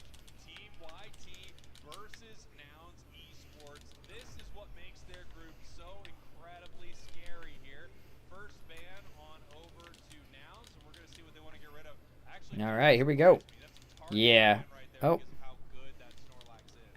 Yeah, and it might be a little bit of a dial in saying, does Chaotic play? Told you. Defender. Or if we block this, does that mean Phil has to go to Defender so Chaotic goes somewhere else? But if they're doing that and they sense Chaotic's going to pick up a Pokemon, get ready for 8-9. Here we go. Yeah, the ban for Leafeon and of course Darkrai being banned. Yep. Not surprising to see that. Obviously, you don't want to run into Darkrai. First pick on over to Nouns Esports. We're gonna see what tricks they have in store for us here, as it looks like they are locking in one of the tried true best Pokemon in the game. The 1-2 punch on the side of Team YT doesn't look like they're changing it up too much. There's Pikachu, there's Lapras. Yeah, I mean, stick with what works here. Poor Bruv is suffering Cinderace. Not too sure what's going on there. But they're certainly on the squad for this team as they are going through, rotating through their picks. They have a great opportunity to grab a phenomenal support because Blissey and Hoopa are both available. Ooh, we have the Miraidon in the hands of Toon. Very interesting choice here. And there is that Hoopa. Moving on to our next couple picks here. I know Chaotic, I've seen some plays on the side of YT with Armarouge. It'll be something that Sam might be picking up here. But our next two picks, Slowbro, Eldegoss. Now over to the final picks from Nouns here. We're going to see what Gotlu wants to bring out. Ooh, and we do have a Gyarados. We talked about Okay. it a little earlier. Okay. And Blaziken. Damn, that's a lineup. YT settling into what worked for them so well. There's the Gardevoir. This feels to me like, well, now with the Gardevoir, you might go Electro Drift, but it kind of felt like Toonslim might want to be playing at some range here and letting this Blaziken Gyarados. I don't know, man. Gyarados drops on Guardy's head. That's kind of it. But because of Oh. Gardevoir, Electro Ball, Volt Tackle, you know, they can close that gap a little bit. But what it does force them to do is play up front into the Charge Beam range for the Miraidon if that's the direction they go. So I'm really excited to see this Miraidon because I think you can make an argument for it to cut either way. Yeah, I'm really excited to see how this plays out in general. Again, we're about to settle the debate of the ages between these two squads right now. Team YT from North America, Nouns Esports from EU. These two regions clashing here in this group stage. This is a best of one, so they're bringing out their absolute best strategy that they can play with. If Team YT is operating like they were in game number one, this is going to be incredible. All right, here we go. Here we go. That was the best I've ever seen them look, but it's Nouns Esports. Yeah, and it's a great comfort pick for Sarayu. It allows them to be skill expressive. Obviously, it has all of the tools. It provides that security or that secure through the overheat. But don't understate the impact of a good focus blast. Because the range in which Team YT is going to have to play, focus blast works in a lot of people's kitchens. Here we go as these two teams are getting ready to square off. Nouns Esports, your purple. Make sure we're all caught up. YT, your orange team. This is a best of one here in Group C, and this is going to Best of one. be the match, Doomsnacks, that is really going to decide who walks out of this group as the first seed. Now, of course, we don't know how the rest of the matchups are going to go, but both of these teams have been playing well so far here today. First Gyarados that I've seen on broadcast. I might have Oh. missed the game earlier with Swings, but I don't think so. I think this might be the first game. It's the first one that I recall Hoopa Magikarp. I mean, you can be super aggressive on the Magikarp now, but he make you pay for it later.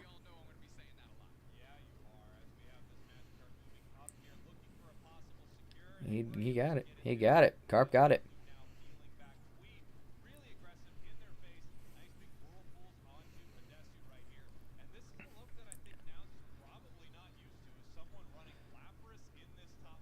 Oh. Nouns goes bottom, but now they're four-manning top again. They're just shadowing each other. They know peak is coming.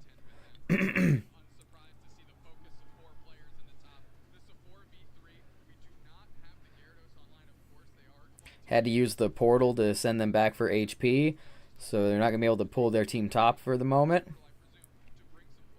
There it is. Alright, Lapras trying to get those points in. Nobody comes up to help out. And Lapras getting stacks. Slowbro's having a rough go of it, I'm sure, with Miraidon Umbreon.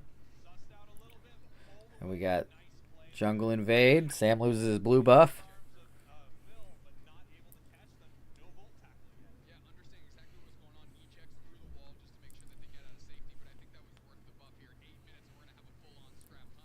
Oh. And we have Gyarados online.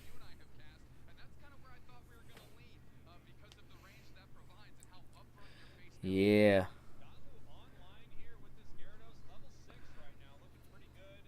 We got Care top. The jungle rotation bot. Blaziken now taking Noun's jungle.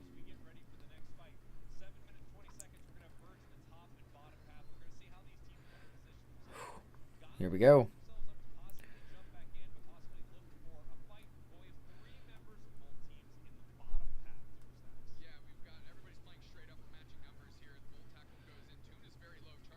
Oh, oh.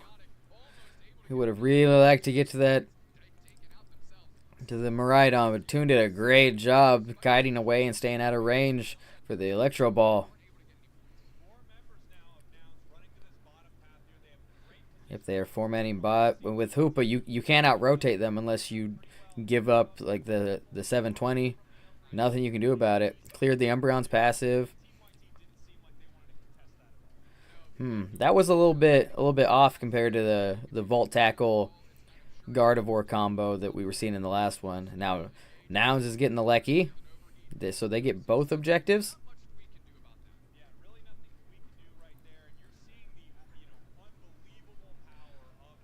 Bubble Beam, huh?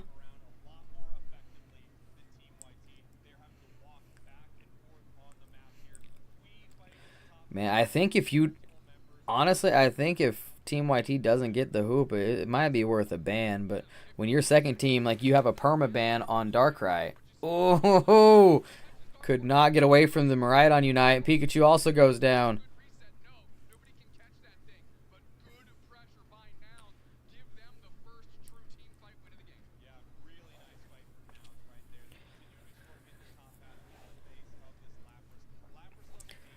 And Noun's got some scaling mons. Team YT's got Guardy. I mean, Lapras is going to be pretty big late game if it gets stacked up. But they're way behind on experience.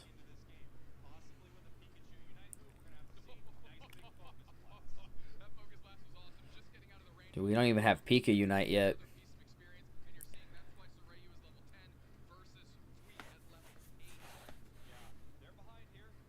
Lapras ticks into its Unite. But it's probably gonna have to Unite to get away. It is that Fui is outnumbered heavy top. Man, I had to play top path last season, and it's a stressful path to be in. There's the Pika. All right, they pick up the Umbreon with the Pika Unite. Ooh. Yep, and they take out the Eldegoss. Oh, the Bush. The Bush Blaziken overheat. This is looking not so Not so good, but I still believe. I believe.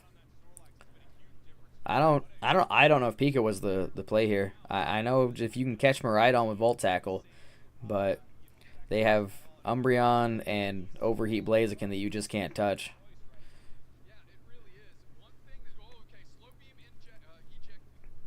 They do get the knockout, which is critical. Alright, they get a catch on the Maridon. And not leave with something. Nice stun getting But it looks like Gatlu's getting the Lecky for free. Fui's coming in to contest that. Force the Hoopa Unite. And Slowbro goes down. Does Fui get it? Fui gets it! Fui gets the Lecky. Alright. We're back in the game, guys.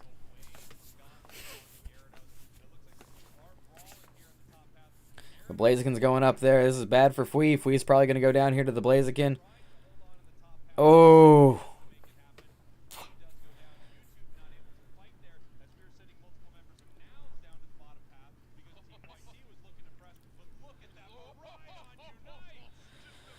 Oh.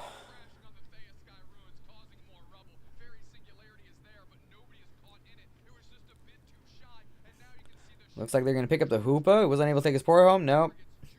Hoopa gets away.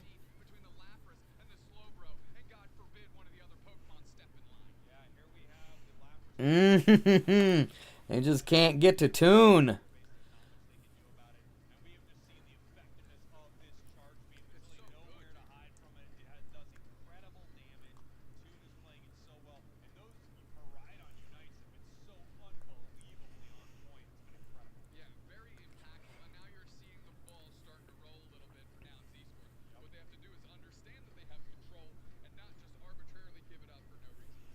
They should be mic'd. They should mic the competitors. I would like to hear. I would like to hear the comms.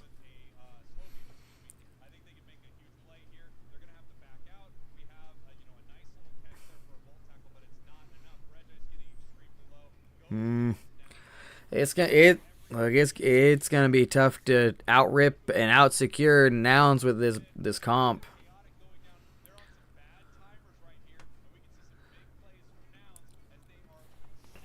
They got 2 down. Nouns can set up. And they start off with 100 points. Perfect score. Oh my god. Nouns is kind of good, huh?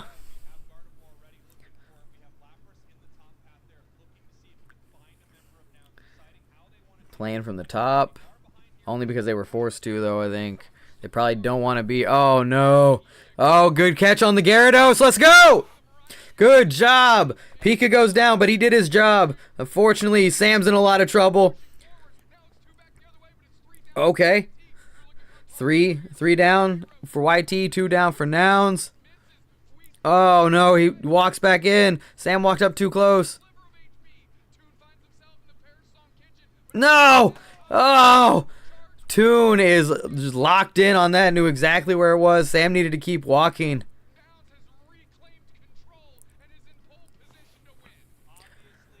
Alright, now we have So Sad Sam down. Gyarados Unite is still up.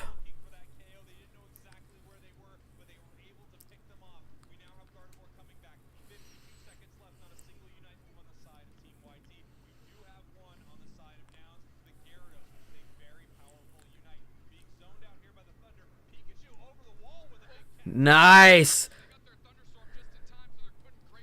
There we go. There we go. Phil doing work.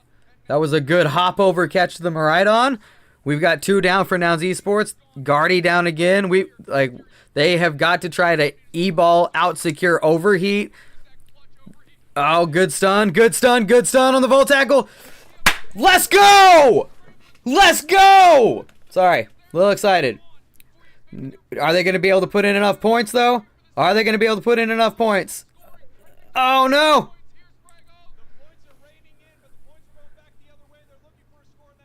I lost track. I lost track of the score. That was an amazing end of the Ray fight, though.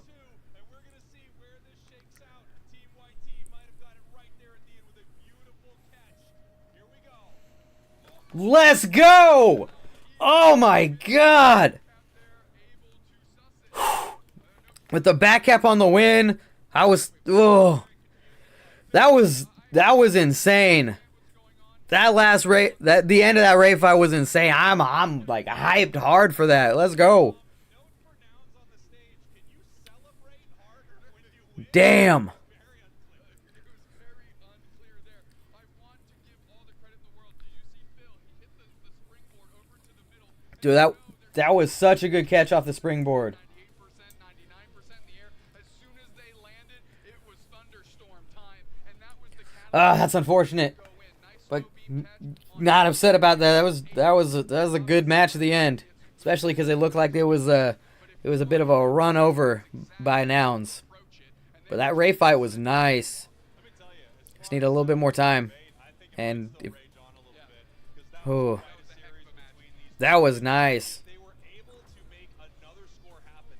They still would have been slightly behind, right? They needed something else to get to that center area, to get to the main base there on Nouns. But man, what a Ray fight! What a finish between these two teams. And I'm hoping we see both of them move on to day 2. Yeah, I would like to see a rematch on that one. both teams are playing incredibly well right now. Let's take a look at some of the replays. This is that massive Maridon Unite catching Slowbro and Tune on Maridon was and now that very singular insane. on the man, but it started just a little too far out, and they're able to score and take a big lead. Yeah, here was a huge fight right here. Gotham moves in, massive Unite moves to the Pika. Guardy catches 2 just on the edges right there. We have to have a reset after this fight. Of course, we have the beautiful catch from Toon here in just a moment to take down Sam. And now, yeah, there it is right there. Just got him just a little bit. And now we're back in for this fight. Good zoning here from Toon, but I love this play. Look at this Pikachu. Dude, that was so nice. Take this, and then once they have this, they recognize, hey, there's very little time on the clock right now. We need to make this play.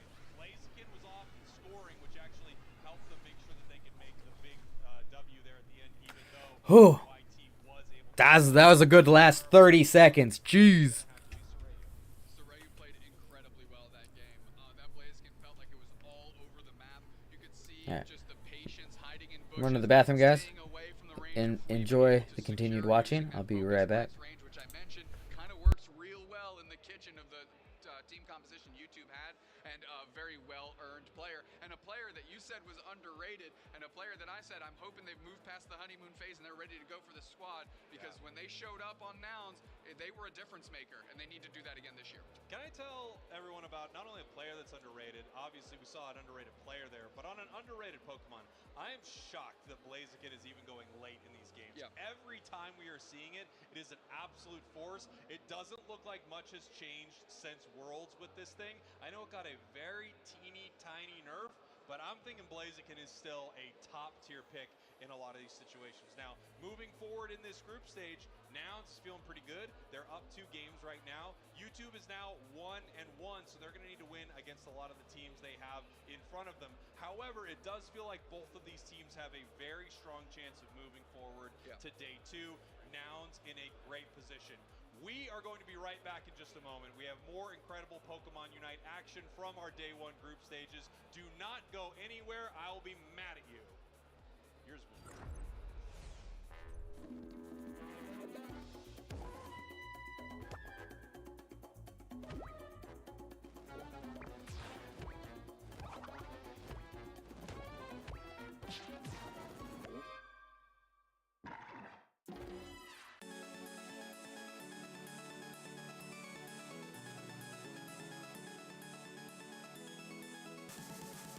It's time to kick off our 2024 Pokemon North America International Championship.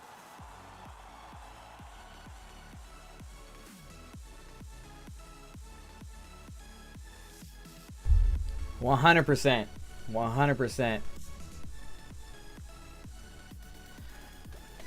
Oh, the draft was a little sus. Oh, I'm my cam's not back on. There we are. I'm back. The draft was rough. 100%. They let Nouns have way too many good picks. But I mean, it wasn't terrible picks from Team YT for what they needed to do, and that Ray fight was amazing. I was hyped. Of course, disappointed Team YT didn't get the win, but at that point, I can't be upset about any of it. That was That was amazing. How hard is it to get into Pokemon Go championships? I need to look into that. There's the lightning energy. There's the draw free. Fighting energy.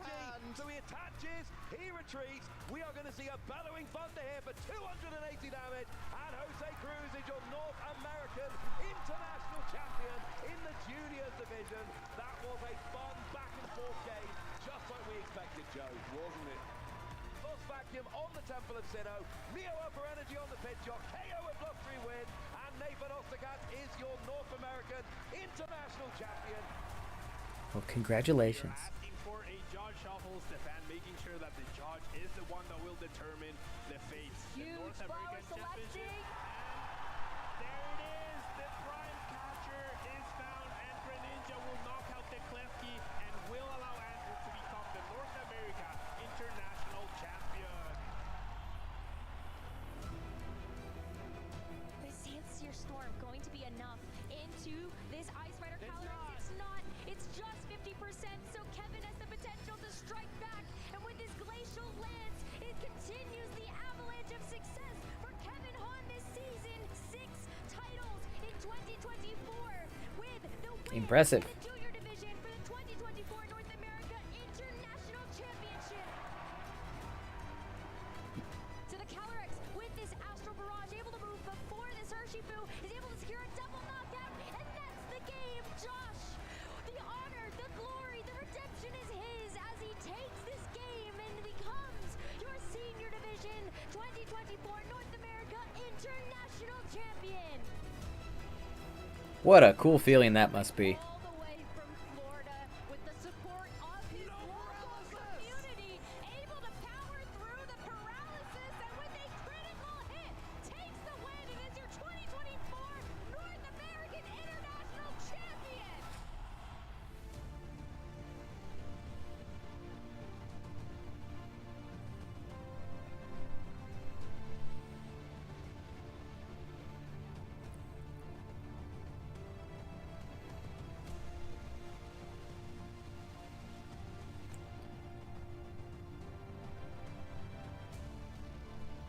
Yep. Same.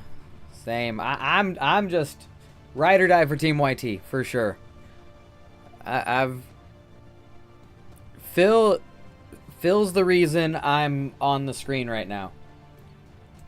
In like season 2, Pokemon Unite season 2, like before the UCS on any of that was even announced, and I was playing with my boy Sabinicus, and we got queued in with a trio queue, and I'm already like, damn, trio queue, right?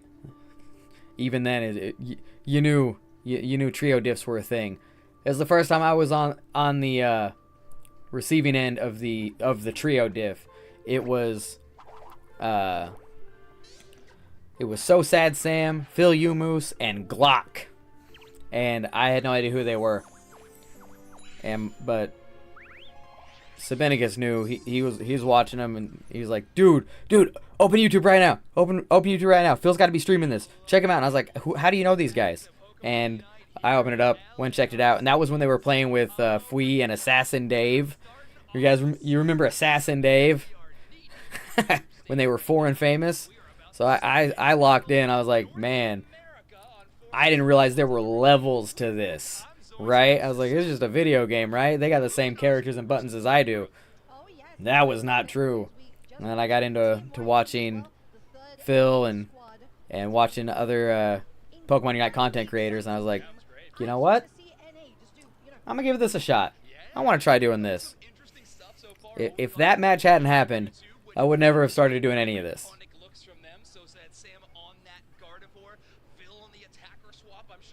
Yeah.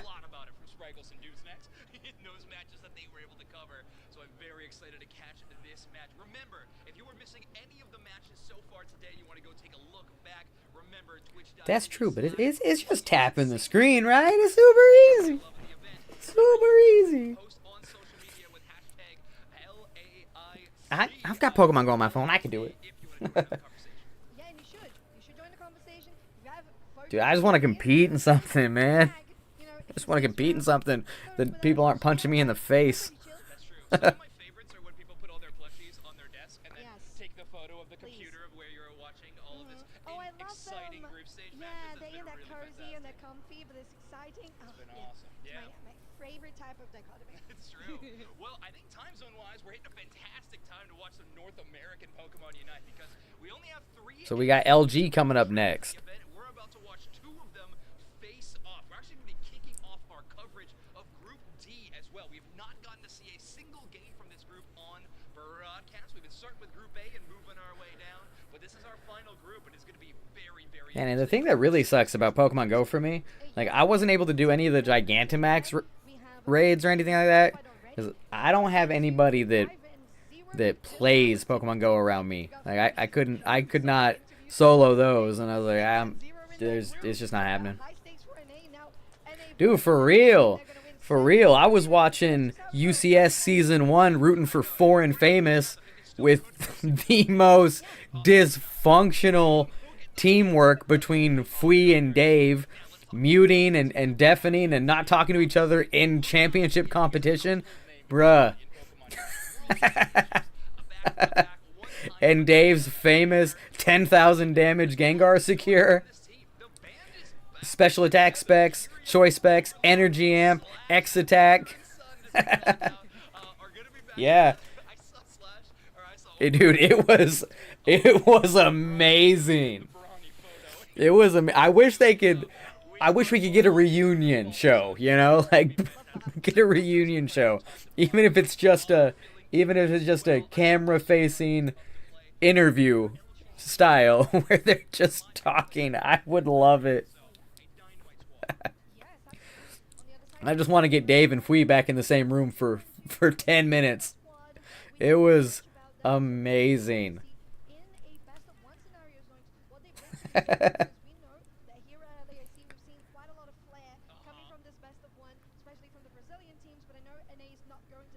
Did that happen?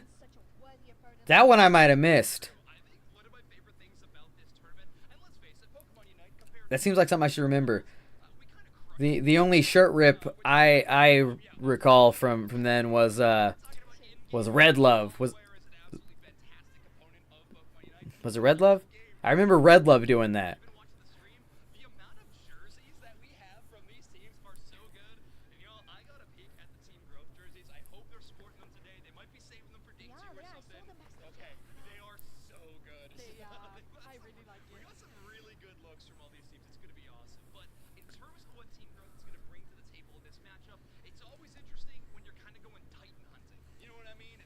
It's a really good system that they added into it.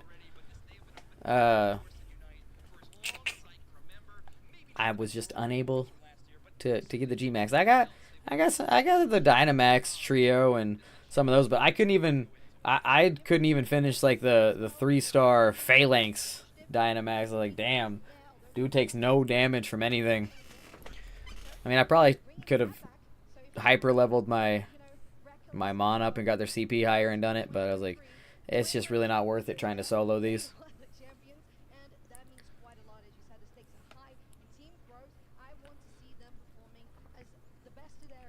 But I don't live in a real pro Pokemon area. Not a lot of gamers out here. There was an okay Pokemon Go community and had Facebook groups and stuff, but I never see them out anymore, so it's pretty lame.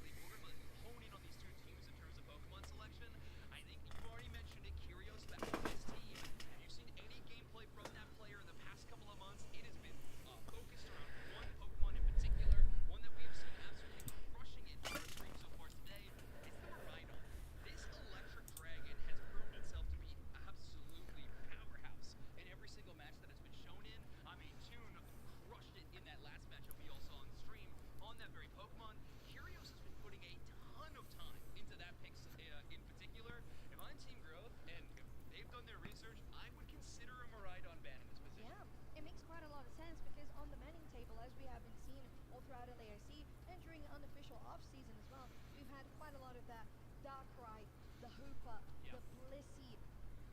But now you have this option as well on the table, because it's not just a very strong Pokemon all around, because it's got so many wins today. Like the win rate today for first day of Dude, I just read the Psyduck's passive. it isn't like Eldegoss. It was That thing's insane. 100% like a while back, so Yeah, I actually think that YouTube game just last match actually was finally oh its yeah, first loss of there the you go. tournament. Yeah, so the first loss of the day. That actually is an interesting statistic. I mean, I was talking so much hype around the Blissey and the Hoopa, and I still believe it, but for Eldegoss to come forward and be the highest win rate early on in this tournament, it was really interesting. A lot of players are extremely comfortable in that pick in particular. It's a bit of a jack of all trades, master of none situation when it comes to Eldegoss. Obviously, you got a bit of anti-dive, a bit of healing, a bit of damage reduction a little bit later, so there are kind of opportunities to cover your bases all over the place, but Nice. I was probably at work for that one, and not able to watch it. Yeah, that's why they haven't been.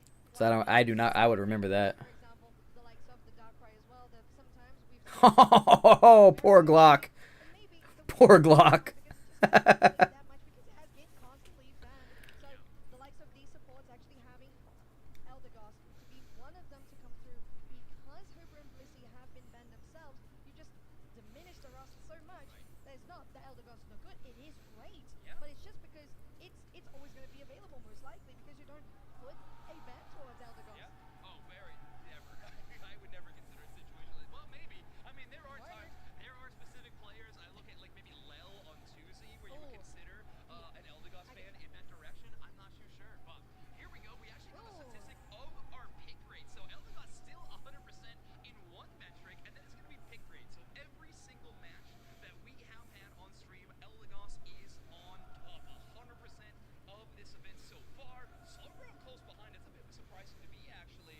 A defender that I kind of thought would go down a little bit on the totem pole, but it is a good answer to Miraida. Yeah, to be fair, one thing I would love to highlight, really, adore to highlight. Brazil has been playing Slowbro with telekinesis. Yeah, We haven't really seen Amnesia at all, guys. And that's something very interesting to the region in particular, I would say. That's because telekinesis Slowbro is the way. Recovery. But in this case, as you mentioned, you just want to lock them down. You have the slow beam and the mini slow beam version with the telekinesis. And I feel like, as you mentioned, it's just such a good way to tackle these very strong threats. Now, the win rates, it's funny across the board, right? Because we got stats that include Pokemon that have played just one time. But still, it is 100%, is it not? Yeah, exactly. Yeah, I think the Pokemon that is the best metric to pull from this would be the Umbreon. That has not lost a single game yet, but has played in 3 of these matches on stream. So Umbreon getting both a lot of playtime, but also seemingly uncounterable at the moment. It is one of the tankiest defenders. Oh yeah. And speaking of, Yeah, I remember them beating a big name team. I just don't remember which one it was. and it's the master of all of them as well. It is, yeah, it's a bit of a tricky situation. I think it was either LG or TTV. To see a little bit more Inteleon at one point in the day. I have heard whispers that I think. is still a very relevant damage dealer, but it is one that's a lot more risky. And we haven't talked about it too much since you and I came back on the mics, but we are in best of 1 territory for this group stage. And I am very curious if the Pokemon statistics in terms of pick rates, and eventually when we get more data on the win rates, I wonder if But that was when Toon had moved to NA and was living, I think, in Canada playing for TTV. Yeah, long time ago. And I don't have the best memory due to all the head trauma. I think it will. I think it will change, not exactly drastically, but I think it's going to change in a couple of scenarios. For example, I think the Umbreon is going to have much more of that focused on bans, because it just has been performing too well today. And as you said, it's best of 1. You played it, you lost against it, all down. Yeah, exactly. Yeah, I think Umbreon is at 3 wins out of 9 games so far. So the remaining 6 banned.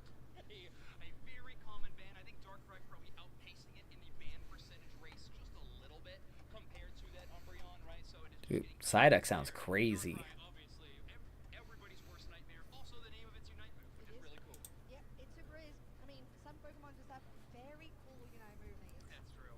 That is true. But all right, here we All right, here we go. game all set up. We're gonna be getting into Luminosity Gaming versus Slowbro. Oh, that's right. Trainer is now on LG. No, actually, we need to change. There we go. Right, we have nameplates changed and fixed up for you. So let me know, Steve, on your first pick here, going for the Hoopa and the Miraidon. And again, the Leafeon that we have been seeing most frequently burned here as well. Yep. And alongside that Darkrai with 62%. Yeah, 46% on the Leaf Guns. Still a very frequent ban. That's a good point. So, and if Yeah. I don't know. What is the buffering? Is that me? That's not me. Oh, are we having some technical difficulties? it is truly a different form. That's not to say they are a one-trick pony. A little more sense going into Trainer LGC as well. That is a player in particular that I never want to see them on Leafeon. I don't know this team growth. It is truly a different form. That's not to say they are a one-trick pony or anything like that. They have a lot of available Pokemon in their pool, but the Leafeon is They have 2 Charles 3 TTVs though. That's interesting. Right here for the side of Team Growth. Dude, Like it so much. I actually watched Dave on Twitch more than... Well, I'd watch Dave on Twitch when he was soloing, because he did it during the day, and then I'd watch Phil at night. But, dude, Dave was a character. That you have possible.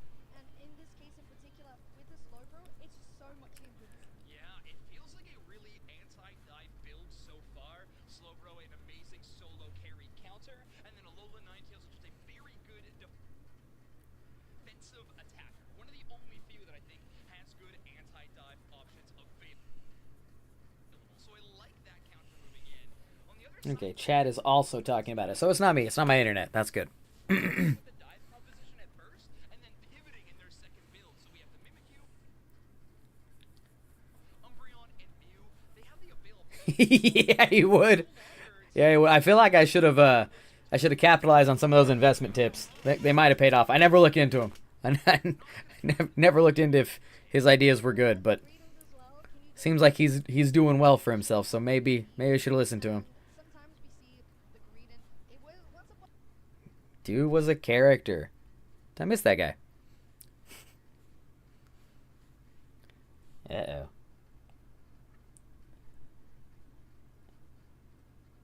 Well, we have some buffering.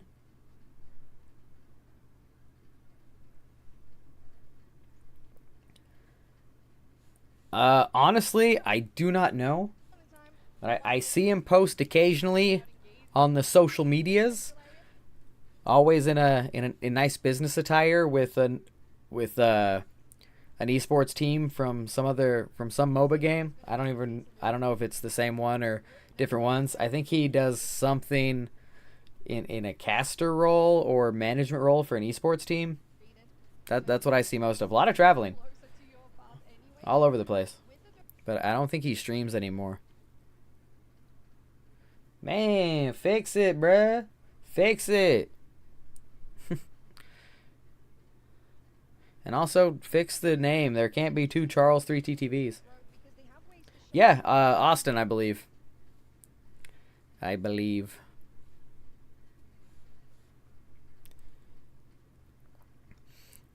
Oh, another Texas streamer that doesn't...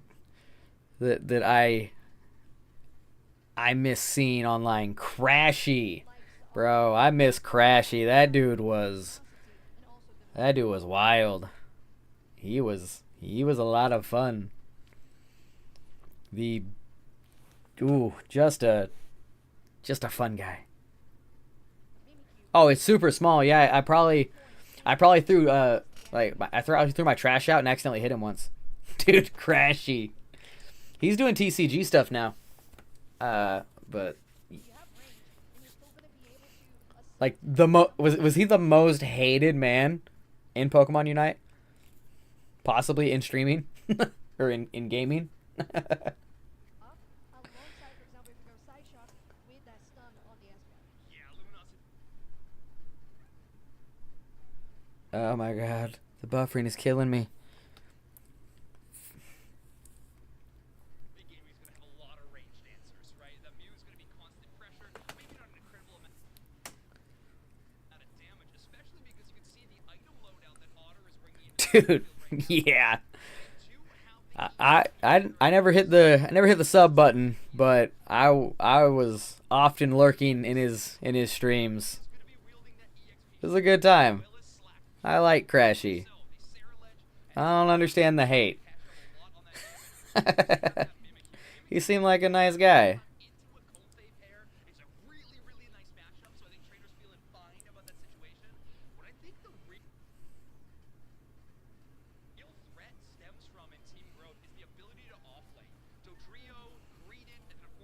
Dude, this is going to be buffering through the whole match. I'm going to be very upset.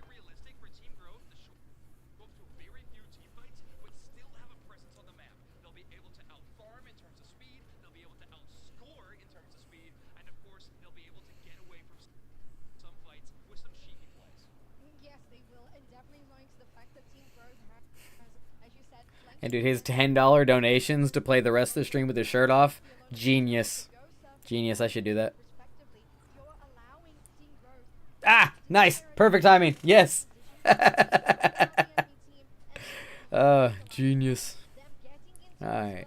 Here we go. LG versus Team Growth. LG versus TG. Let's go.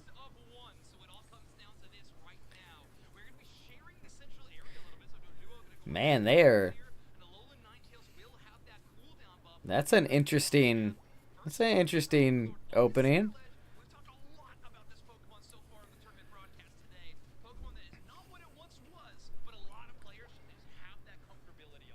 Dude, we got a Greedent.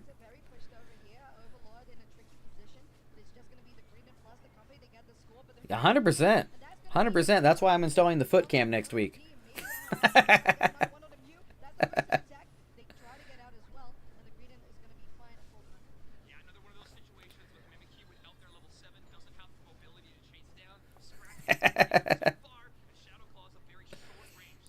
Oh, you think I'm kidding? I got camera number 2 right here. It's ready to go. This is ready to go.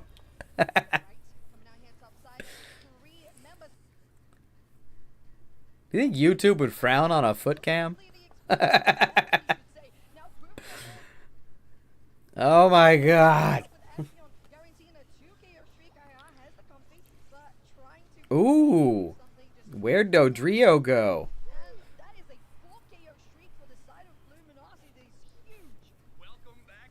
Never mind. I was kidding. All jokes.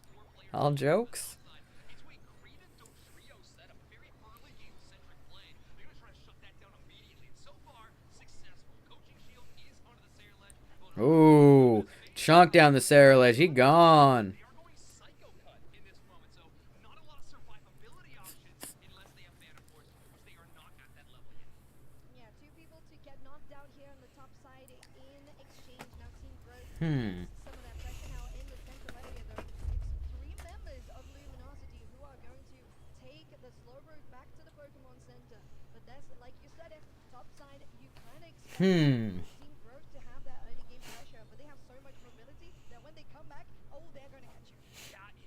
You may be onto something.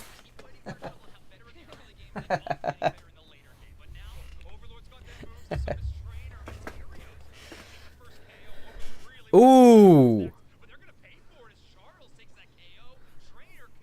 Which Charles, though?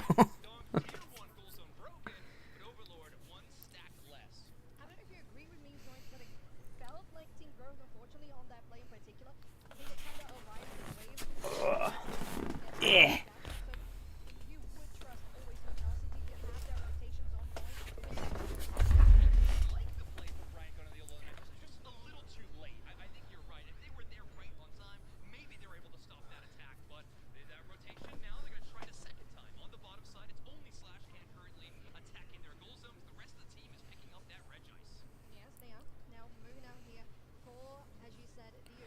Levels are looking real good for LG with that level 10 Mimikyu. Oof.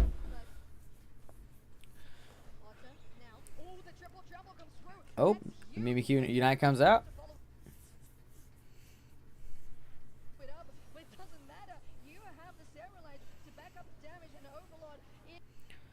Oh my god. This is killing me. me about how you feel in team growth. Now, gets that ball lane kind of obliterated. And this is this new Luminosity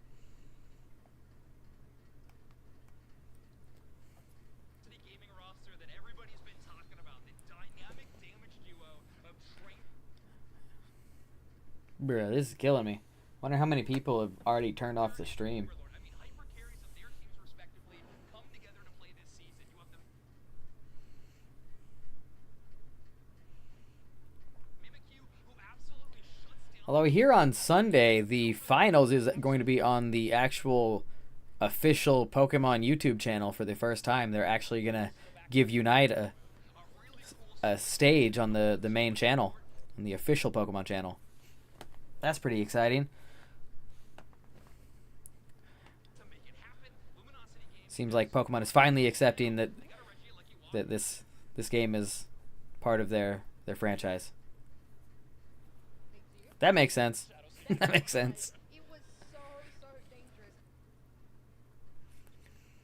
Now with the rest of Luminosity here to back it up, some damage comes through as well, but They ran out of bandwidth. They ran out. you can defend it. It's going to be huge for the side of Team Ooh. Now with the mystical There's the barrage, greeting Unite. the defense and He the visibility for looked like he was doing a good job of defending, but that could have been the lag. Ugh. Reggie Alecki collapses as well, and Tier 2 is gone. Well, that's 2 goals down.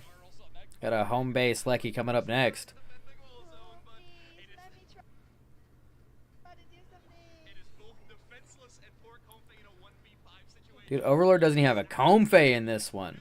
Team growth is tier 1, but Luminosity Gaming does not want that to last for long. He's the highest level on the map. Imagine disappear.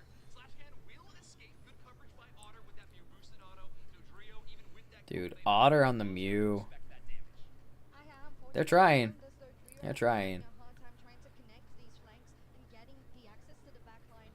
And you would think that See, we've gone just long enough without a buffering that I'm getting my hopes up. It's gonna be so much worse when it happens again. rotation that they have here right now. Dude, we got Otter with 40 points. That's the Mimikyu, and Trainer is feeling That'll work. much comfortable. Yeah, we've left that early game window that we were talking about for team growth composition. All right. It's like Dodrio's off getting stacks. Midpoint of the game, Luminosity Gaming's composition on paper is incredibly well poised. Not to mention, these players have been in this for quite some time. It is a really Ooh, big catch there. Has to eject through the wall. trying to make a run for it. Into the tall grass. They got the belt. Trying to shut down Curios. There's the Unite move. There's Ooh. as well. Mimikyu gonna take a fight on the other side. Curios forced to Unite move, but they're gone. All of a sudden, Team They Growth did get Curios. on the board. That's 2 down as Greedy gets yet another. That's probably the case. And it's Overlord and Slash.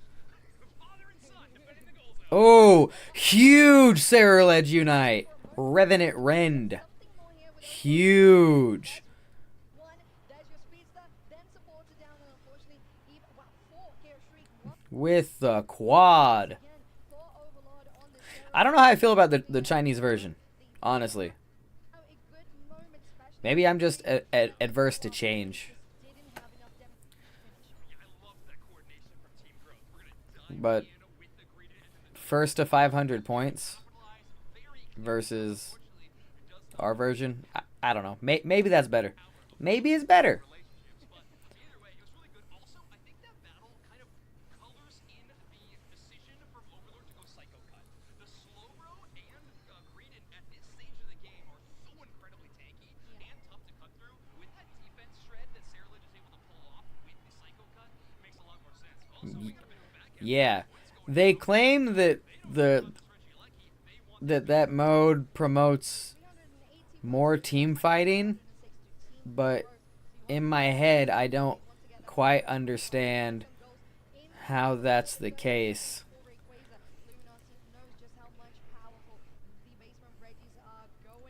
I guess that's why they eliminated the overcapping. Maybe that's their belief that if you can't overcap, then maybe people will be less inclined to just run off and score. I don't know. That's true. I do like that. Jeez. That was another Sarah Ledge Unite at 220. He's going for blood. Gets the green at Unite. That's good.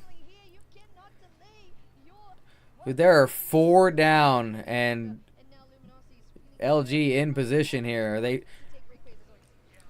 They just go for the rip here. It's gone. Oh my. Oh my.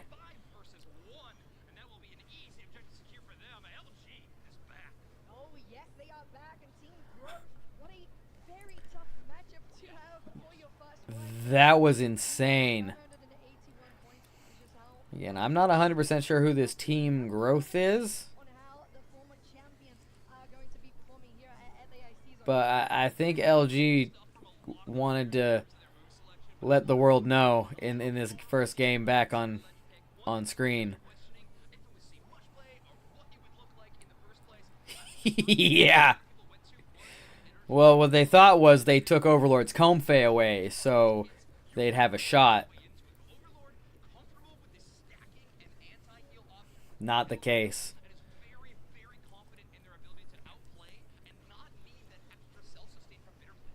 Oh yeah, basically just trusting their basic abilities anyway, because they know that when they use the Revenant Brand, it's going to be just the right time. Team Growth with just a little bit of saving grace and breathing air right now to go into their central area, but 40 seconds to go, and there's just too much to overcome in the score front. And I shared an elevator with a few of the members of LG after the finals, the final day at Worlds, and dude, I'm telling you, all they were talking about was their changes for this season for next year. They were just going through endless scenarios of how a meta could shift based on what we know now, what they're going to be looking to do, new team comps and strats, and I was just like, dude, sucks you guys didn't get the three-peat, but it was just impressive that they were already planning like the entire season for this one. That's right. That's right. That story way too many times today, in a good way, way too many times in a good way, where a team just doesn't get a win and immediately bounces back. So I'm looking forward to see how Team Growth is going to get back from this one, because I did think they had a good composition. The strategy was sound, but that's just a level of precision the Luminosity brings with their rotations overall. But they're always there on time. Previous to time, they're never late. You can always count on them to make sure all of the strategy gets executed from beginning to end. But I guess when you get that Luminosity Gaming just paying you to do all this, you don't think about anything other than Pokemon Unite.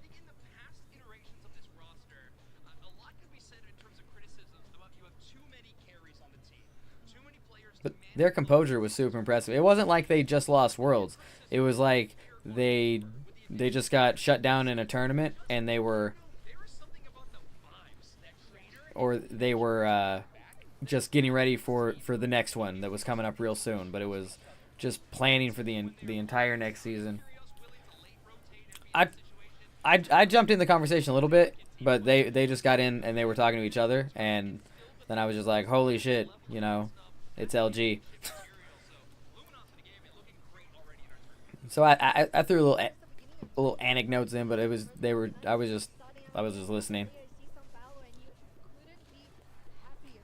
Yeah, it was like it didn't phase.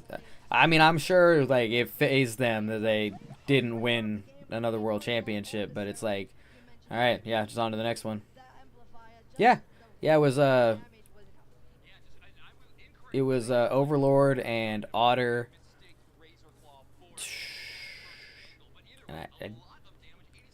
And then there was a few members from a different team, not an NA team, and they were just talking, and I was like, damn.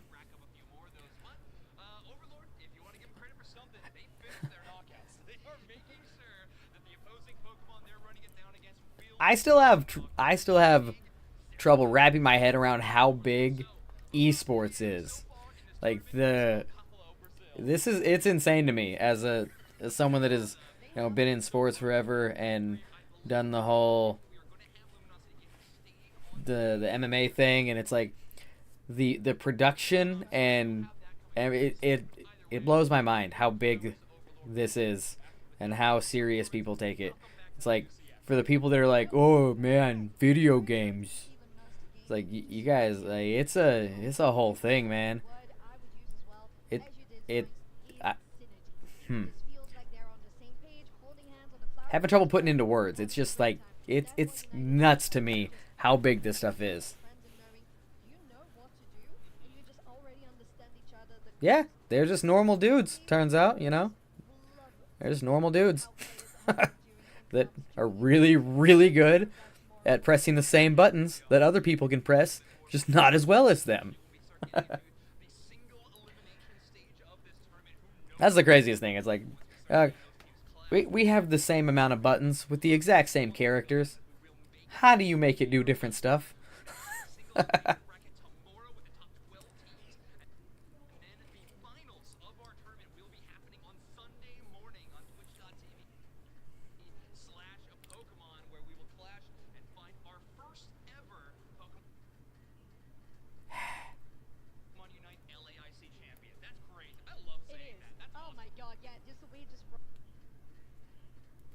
Rolls off the tongue like it was meant to be. It's so good, but it's not just being the champion of LAIC, which is already huge.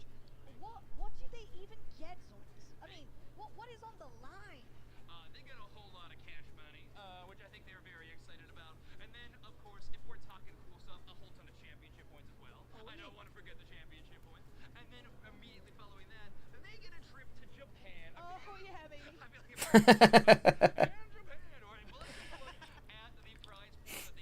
I mean, that's just good timing. That's just good timing, and probably somebody needed to make it funny at that moment. There's just sometimes where it's like you need to just laugh about some of the shit that happens in solo queue. So he might have been on the verge of tilting, and then you just came in with perfect comedic timing and saved the whole day, I bet.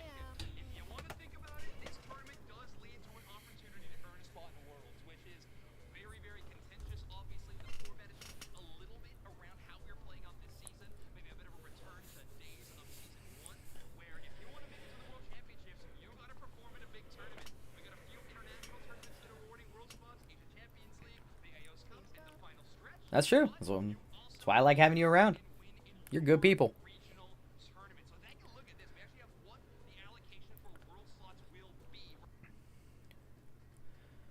All right, let's move to OCE and try to get that spot.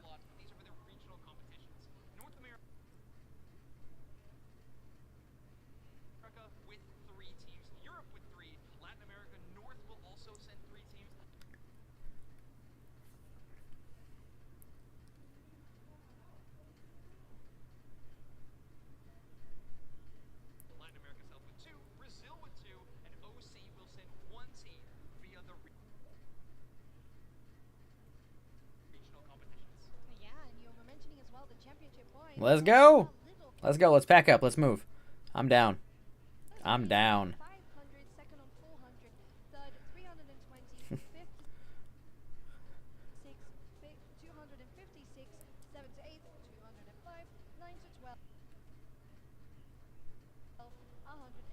And as you said, Zoinks, it's the 12 bracket for single elimination that we will have on day 2 this Saturday. Yeah, so making it into day 2 gets you a huge boost in championship points, makes this trip worth it in so many ways. If it wasn't already, we're in Brasilia, kid. I mean, so yeah, I think it is huge. The trip is worth it on his own.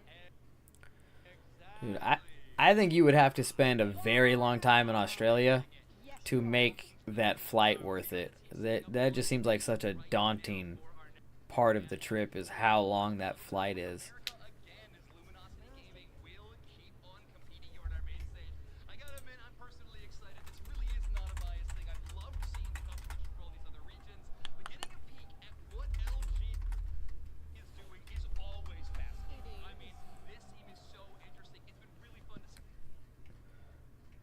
Yeah, for sure.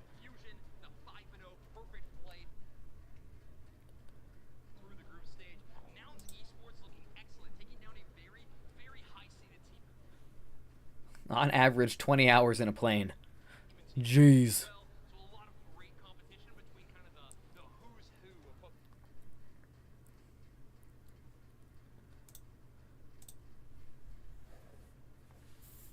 Yo, Teeny Wiener, welcome in, welcome in. Yeah, that might be the only way to do it. Oh.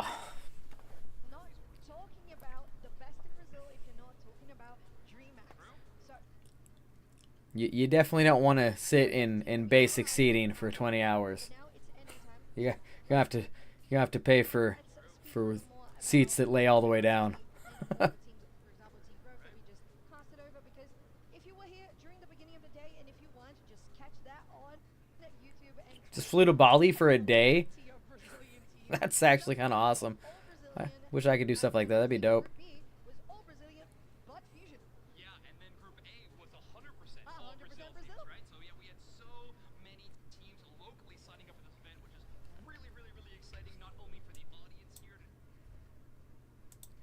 Ooh, this stream is killing me right now. but also the vice versa is true, right? The players get the chance to play in front of their family and friends in a bit of a closer trip. It's been really, really awesome to see. Speaking of which, that all Brazil group of Group A, I think became one of the most interesting groups of all time. I mean, the storylines in terms of what players used to team with each other and now don't, and now new squads was wild. I hope we can get the group stage current standings graphic up at some point. Yeah, man.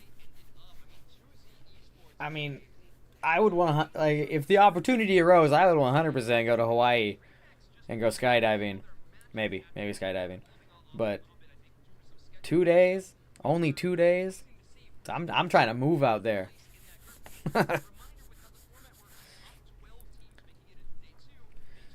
Oh, that's the goal. That's the goal right there. Could you imagine living that lifestyle where it's like, yeah, you know what? I do feel like having Italian for lunch. Yeah, might as well just take the jet out. That's true, dude. There's so many. There's so many.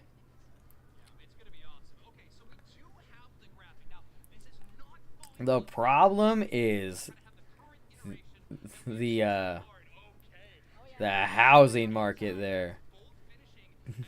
If you want to put any kind of money towards a building and for any reason, we looked into it.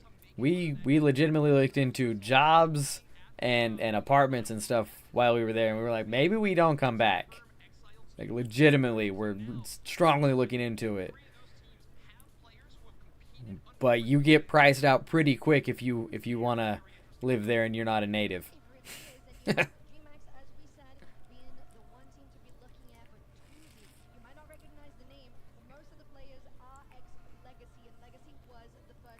This is gonna take all day. Every single event, they were always the first champion, so they performed really well. Even in Oklahoma. Yeah.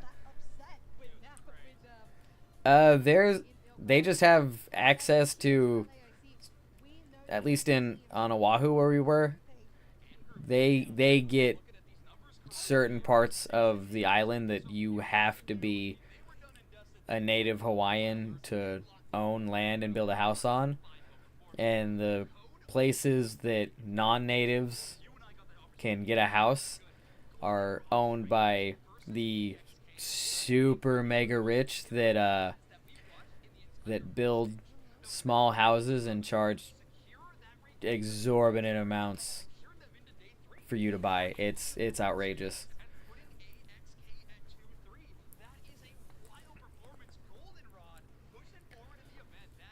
But allegedly for the what our tour guide said, the areas available to native Hawaiians, you only have to be 50%. You have to be 50% or more Hawaiian to be able to get a place here where it's like $3 a year for your house.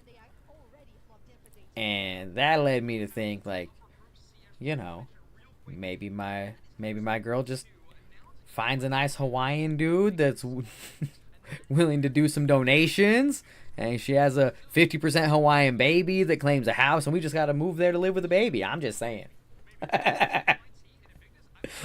I kid. That would be terrible. Who wants kids these days? That's what he said. That's what he said. You just pay $3 a year for like land tax on your house. I don't know how true that was, but that's what he said. $3.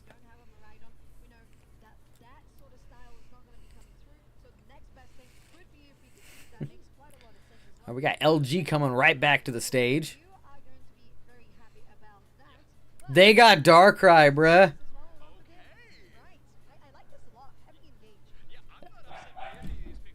It's a little sketchy. It's a little sketchy out there. Bro. Darkrai got picked. Darkrai Mimikyu.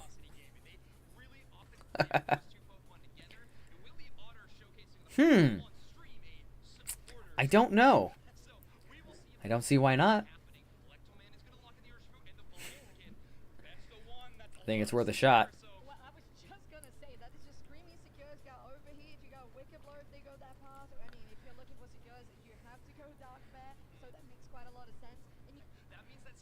Whoa, what happened?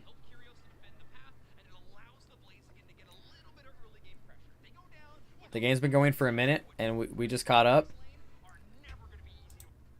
Oh, okay. There we go.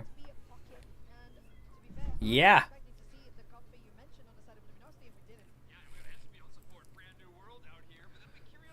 Espeon support. Alright, let's see what Curios plays on the Darkrai. If he plays the Whack-A-Mole build, maybe I can learn how to do it.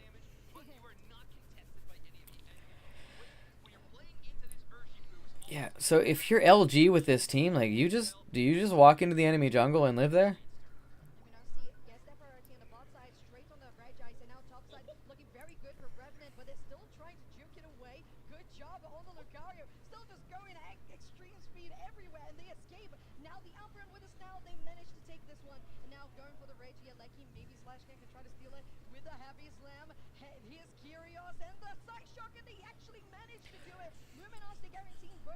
Yeah. Yeah. That was the plan. That was the plan. But I forgot when I said that the LAIC was this weekend. And I really wanted to watch that. Really want missed like dude, missed like 5 hours of it, and it's not even halfway done. It's crazy. That's true. That's true. We'll set up a better one.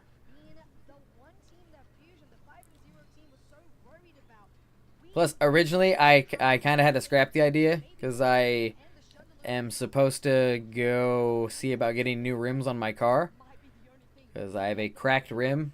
And it's been fine, but now it seems like the crack has gotten worse and it is struggling to hold air in the tire. So I gotta go get me some new rims. I mean, it's been like that for a while. I've been fighting with my insurance company to try to replace the rim because it was I hit a pothole on one of those shitty. Hit a pothole on one of those shitty small roads that have no fucking lights on them. That, you know what? I may just fill it with Gorilla Glue at this point. But I've been fighting with them for months, and the collision center had everything ordered, and it was supposed to come in and install it, and then after all said and done, then the insurance denied the claim based on the cost of the rim. Apparently they don't think I'm being honest about the pricing. I don't know. They were claiming like fraudulent pricing or some bullshit and denied the claim, and they've done it twice. So now I just said fuck it. Insurance is the biggest scam in this country. But they don't seem to realize that I don't have a beater. Like I don't have some hoopty. My insurance, on the other hand, is not great. I don't. It's some nonsense insurance company. It's not like a big name one. It's a local one, but it's who I had years ago when I got my really shitty Suzuki T-boned, and they paid out more than the value of the car, and that allowed me to get my favorite car of all time, my BMW Z3 Roadster. I freaking loved that car. Which I've still got, but it got hit head on by somebody that came across the traffic line, and then they tried to claim it wasn't my fault because I switched insurance to a better insurance company, like one of the big name ones, and all it did was dent my hood into the headlight and break it, and they claimed it was totaled and didn't want to give me anything for it. Yeah, it's an amazing car, white convertible, and dude, the funnest car to drive. But they didn't want to fix it, and I spent a couple of years trying to find a hood for it. Couldn't do it, as I had to get a new car. And I went back to the old insurance company that gave me well more than the value of the car that got totaled. Yeah, I mean it was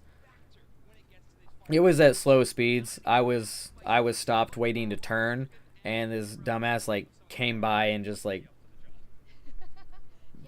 swerved and nicked my car. It was out of a stop, but it's like he just started going and just jerked the wheel over like a moron. But that car did get rear-ended by an 18-wheeler, and all it did was crack the taillight. It was an older one. It was an 02 Z3. The entire body was still metal. It was before everything went to plastic and fiberglass. And this one was imported from Germany. Apparently, it was a Marine-owned car, and he bought it when he was deployed over there. So it was a legitimate German-engineered Roadster. It was amazing. Still is. If I just, hook the battery up and charge it, it'll run. I just can't get it inspected or make it legal. I've still got it. I just gave up on looking for a hood, and now I'm not in a financial situation to fix it. Things got tough the last couple of years, What was I doing? Oh, yeah.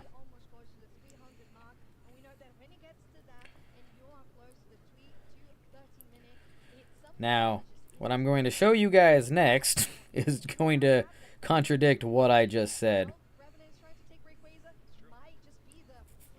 Yeah, it is really interesting to see. Now, one of my favorite things to watch in this matchup has been Otter on this Espeon. So far, 2 attackers in the time we've seen LG. Let's pull this up.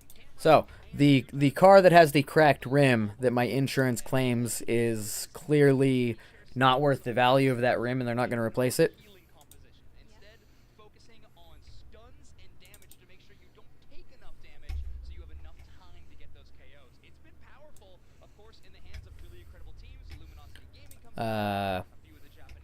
Is this guy right here.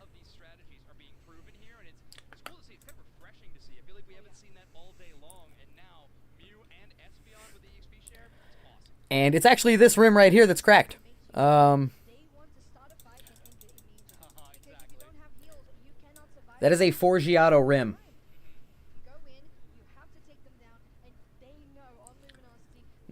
Yeah, basically.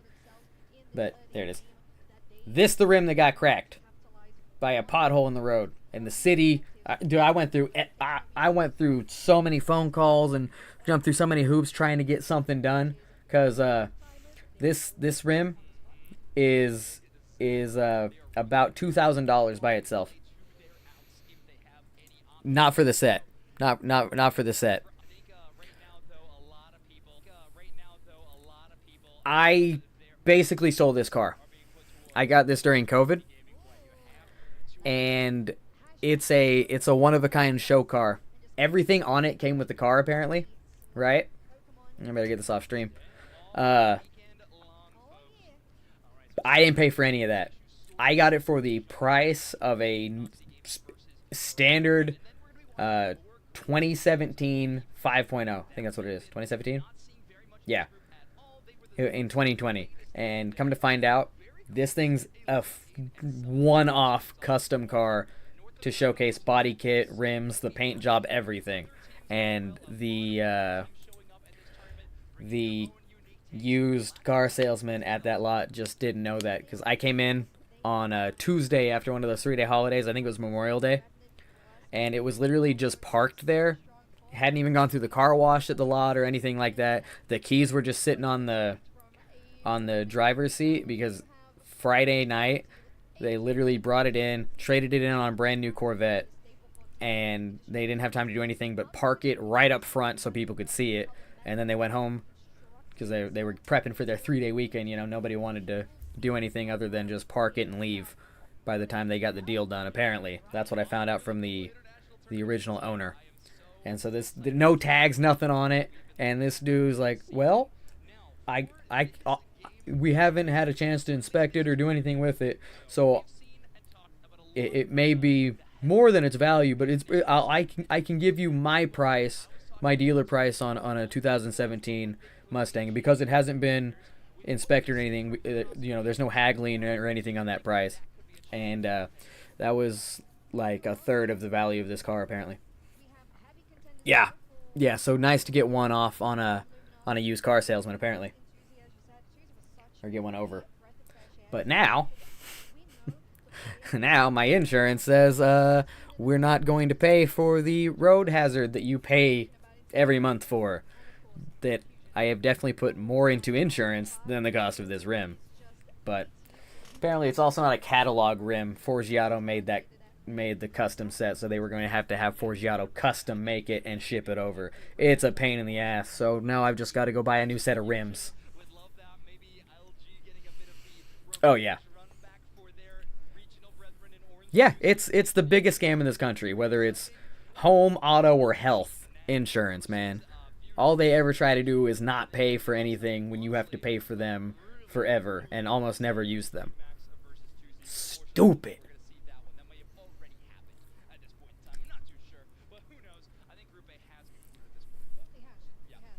Stupid.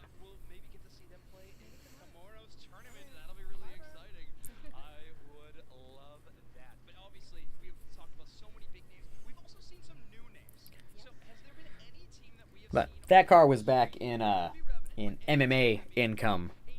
I would not be able to do anything like that now. It's just paid off, so I'm keeping it.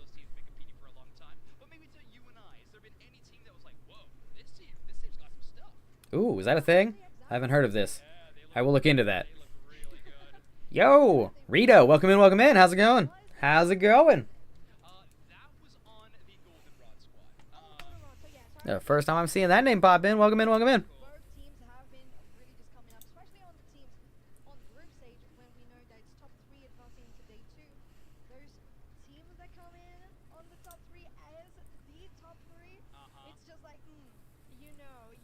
Ooh, that's a good call. That's a good call. Maybe I'll try one more time before I go break down and buy new rims when I have, you know, Christmas coming up. You gotta buy shit for people. I hate Christmas.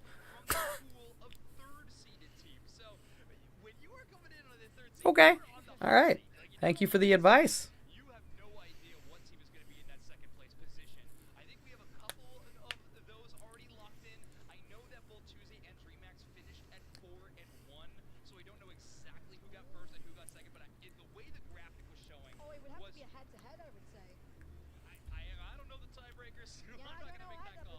But anyways, that's why we're not doing the Monster Hunter stream, because I had to kind of scrap that, and I still wanted to stream a little bit before I needed to go do that. And then I realized, shit, LAIC is tomorrow, and I really want to watch these games. And now I'm probably not going to make it to go look at rims, and here we are. Okay, I will look into that.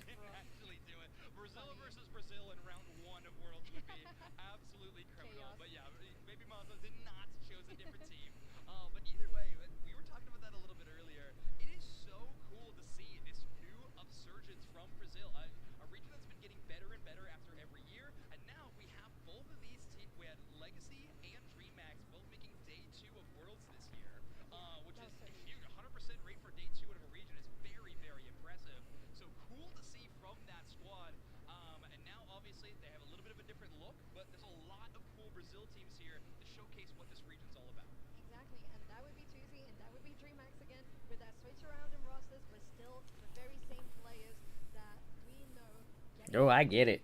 I get it. Maybe. Oh no, never mind. I was gonna say, maybe tonight I would just do a long overnight stream of it, but I've got to be up early and on the road tomorrow to go to a freaking jiu-jitsu tournament. And you got 3 slots. Or AOS Cup or the final stretch. Really, a lot of opportunities for Brazil to have 3 spots. Yeah, I'm sorry to hear that. That's unfortunate. Yeah, it's no fun dealing with the people you pay monthly to protect you from accidents and shit like that. And then they don't want to do their job. It's dumb. But yeah, definitely. I think if you get in an accident, you should just go to the hospital, get some medical bills, and report that to your insurance, and then they can't say nothing but yes. Yep, exactly. No, Teeny, I'm not competing. I'm just coaching. I am unofficially retired from competition. I never really enjoyed jiu-jitsu tournaments anyway. Once I started fighting MMA, I just hated going to compete in jiu-jitsu tournaments where you have to pay money to get in rather than getting paid to go do real fighting. But they're fun. They're a good time. I'm just one of the coaches at our gym, and I have to be there to essentially corner the competitors, and it's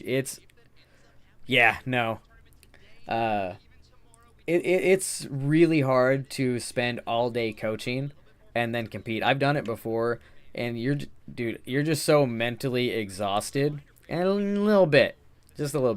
You're so mentally exhausted by the time you have to compete, because as a black belt, I go last in the day, and I have, been through 20 to 30 jiu-jitsu matches with students that I'm sitting in the chair for, coaching, going up and down. By the time you go, it's just like, I don't want to be here anymore.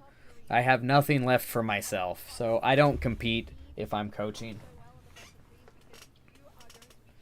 A little bit. Nah, not enough.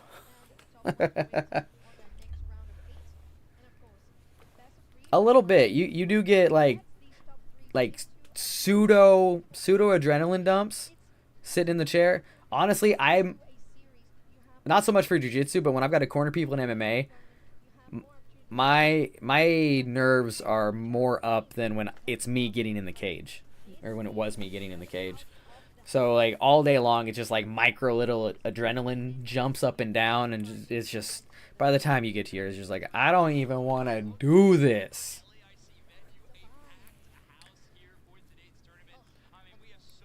That's what I hear. Because they won't like water down the techniques that you can do to make it safer for competition. So it's best to just not have it. I get it. I can respect that for the Krav people or practitioners. Like, we don't want to limit what we're allowed to do to appease you people, so we're just not going to compete. We're not going to have competitions. This is pretty cool.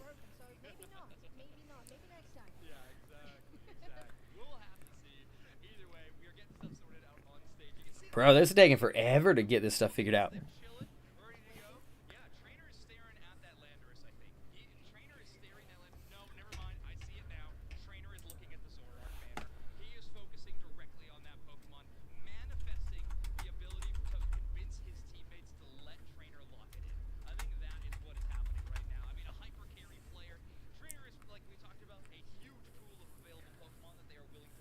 Yeah, that would be fair.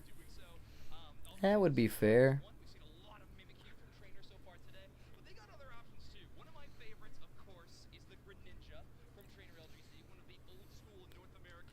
Maybe I can do rim shopping online.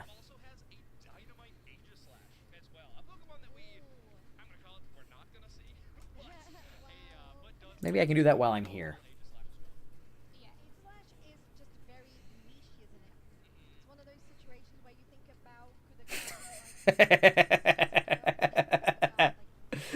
Yeah, I hear there's a lot of focus on groin strikes in that. That's probably what turned me away from it. Look, I'm good. I'm good. Not letting somebody drill nut shots on me.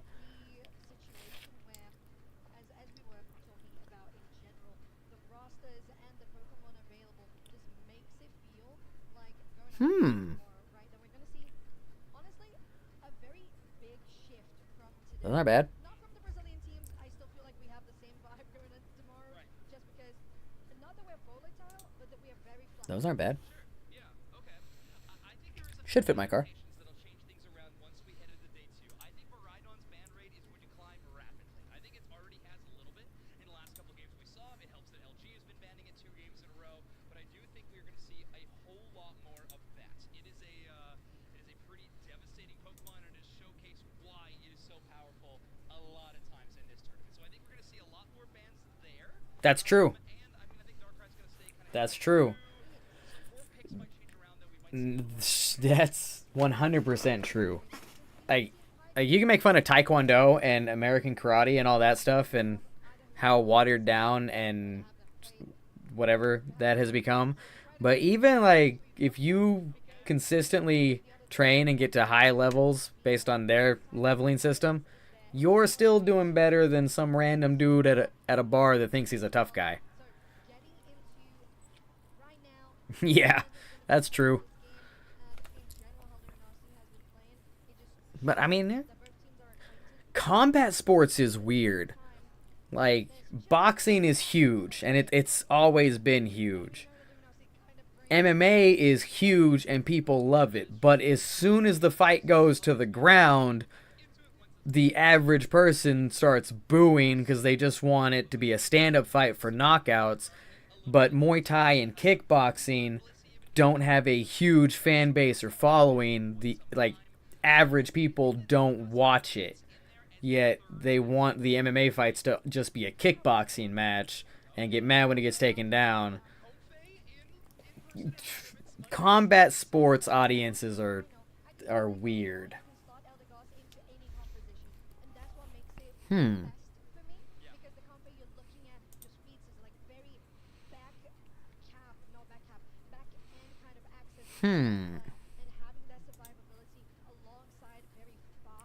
Also that, yeah. Also that. I mean, that isn't that with everything. It's all about marketing. Okay,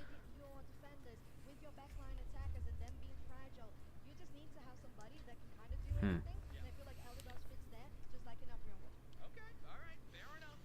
I will give Eldegoss the bronze medal spot. No, I have been convinced of Eldegoss. All right, everybody, we are going to jump to a very short break. When we return, we'll be back in Luminosity Gaming and Revenant.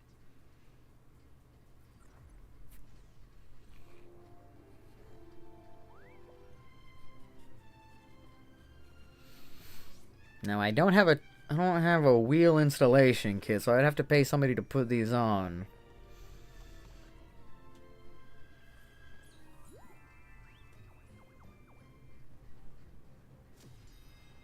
That also true. Also true, you're right. You are 100% right. Oh my god, another 5 minutes after all that time? I could have been playing my own games. But instead I'm over here looking at rims.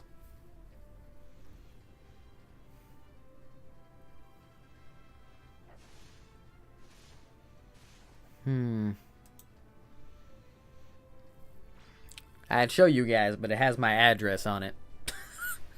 When I pop it up, it says how much the shipping is to this location. You guys don't need to know that.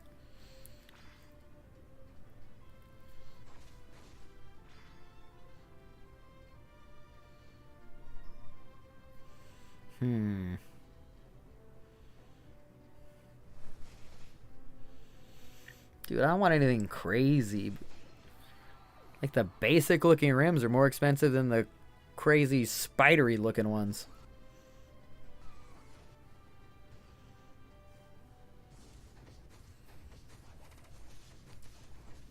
That's true. That's true. We'll talk later. We'll talk later.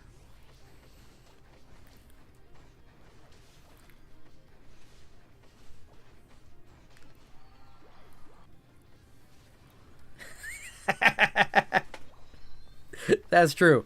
That's true. No, I'll just do an IRL stream of a cross-country road trip where I just go meet up with you guys to get these things. That'll be fun.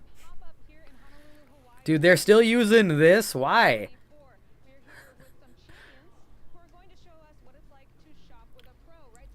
That's right. This is the best place to be here at the Pokemon World Championships. And who are you standing here with? An international champion. Hilarious. Dude, And I. That's right. just make sure everything's good still. The best place to be here at the Pokemon World Championships. And who are you standing here with? An international champion. Hilarious. And I am here with international champion Avery. And what is it like to compete in a Pokemon championship?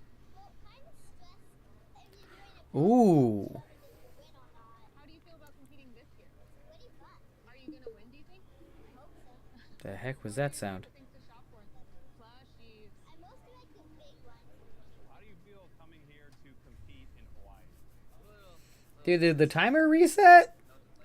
Has it really only been 30 seconds? That doesn't make sense. I've gotten to meet you before, actually, at a Pokemon Center. I've met your family before. What's your favorite part about traveling to compete with all of these Pokemon events? It's really fun.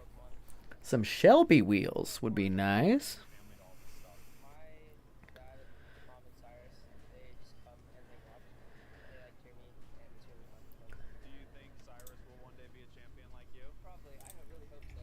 Alright, screw this. Favorite thing about coming to Pokemon Center? Definitely big plushies. What's the number one thing you're looking for in there? A big slowpoke. A big Slowpoke. You heard it here first. Yep. A big Slowpoke. You told me that you like to look at giant plushies. And I couldn't find a giant plushie, but I found something really big for you. Are you ready? This Pokemon can turn into any Pokemon. What do you think? That's pretty cool. It's pretty cool. Bring Ditto to Unite and we'll talk. I found you something even bigger. Okay. Yeah, it's big, right? What do you think? Okay, I'm gonna run a game. I'm gonna run a game.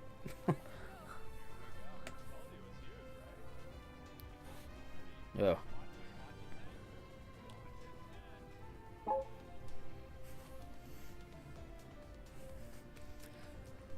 I'm gonna tell you right now, I'm not gonna do the Whack-A-Mole Darkrai.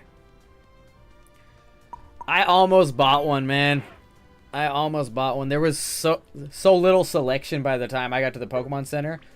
At like the third group that got in, it was most everything was gone already. It was crazy. Well, now I kind of want to play Darkrai again.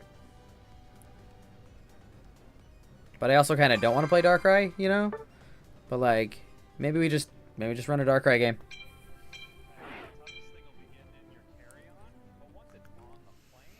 Yeah, 2 supports. That's what we need.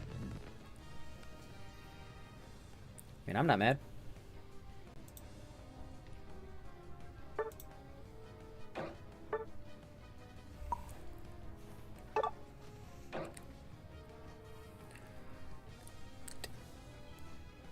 You'd think there were almost like there were no shirts or anything to buy. It was mostly just plushies. It's like that's all they brought. The only Worlds merch I could get was like this coffee cup and a picture frame and some posters. Like, and I did get the Worlds plushies. That's it. Apparently so. Like, this is the biggest event you guys do every year. Plan for scalpers. Like, plan for the guys that are gonna overbuy everything and maybe limit things. And we had to get an appointment for the Pokemon Center, and they knew how many people were going to be coming to the Pokemon Center. You'd think they'd prep for it, you know? And it's not like it was the day before. That was like a month or so in advance when we had to fill out the application to schedule a time. Yeah. It's unfortunate. But it also prevented me from going overboard and doing something crazy, like spending $5,000 at the Pokemon Center. Why am I not moving?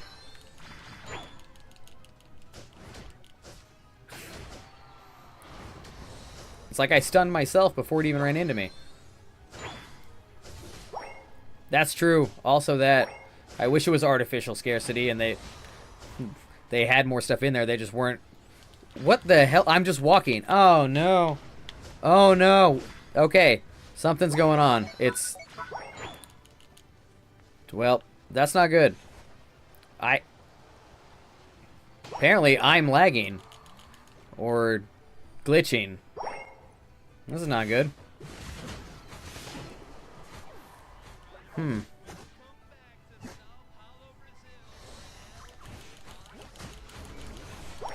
I think there's only one correct answer there. And we all know what it is.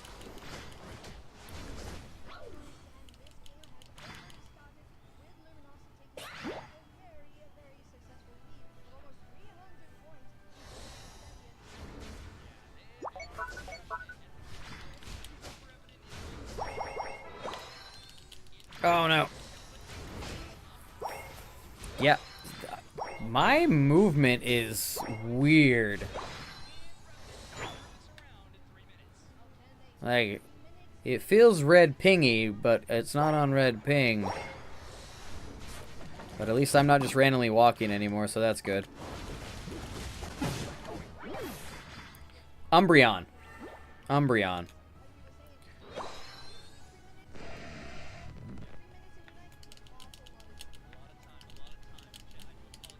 Okay.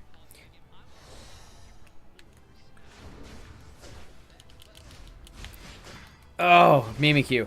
It's just unfortunate how they gave Umbreon mean look in this game, and now I can't enjoy Umbreon.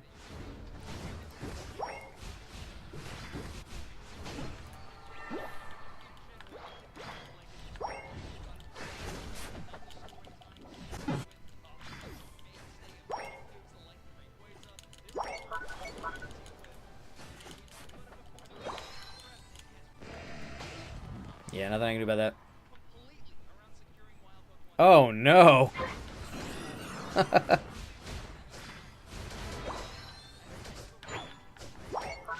Flareon is a close second.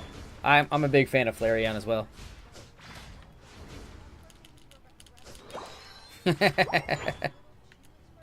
That's got to be it.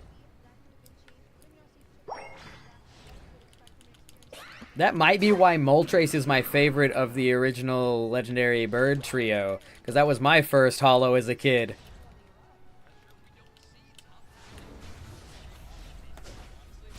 Just untouchable for 12 seconds.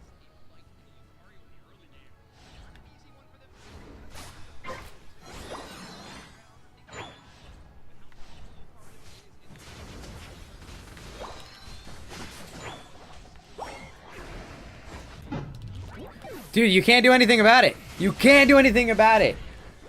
It's the dumbest moveset.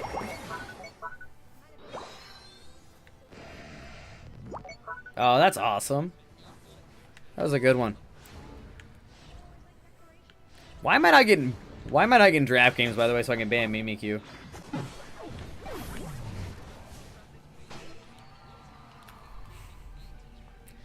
It sees me and I die. I don't know what you guys want from me. I don't know what you guys want me to do, but somebody needs to be in between me and the Mimikyu. I can't frontline for myself. Never mind. Yes, I can. Thank you. Thank you. See? If we fight together as a team, nothing can stop us. We're like the Power Rangers, guys.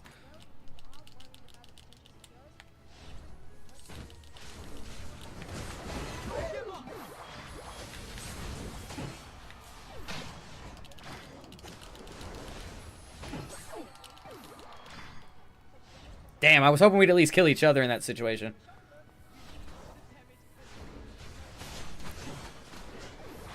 It is hard to overcome childhood nostalgia.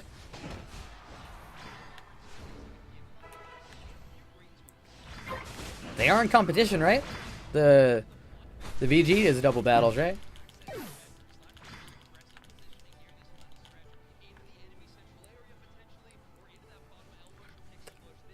Good question. Been asking that for years now, it seems like.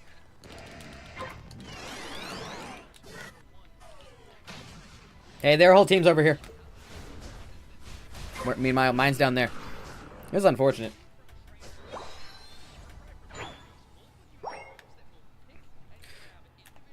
Guys, like Darkrai is pretty busted, but I'm still just a speedster. If there's this many people, I'm kind of screwed here.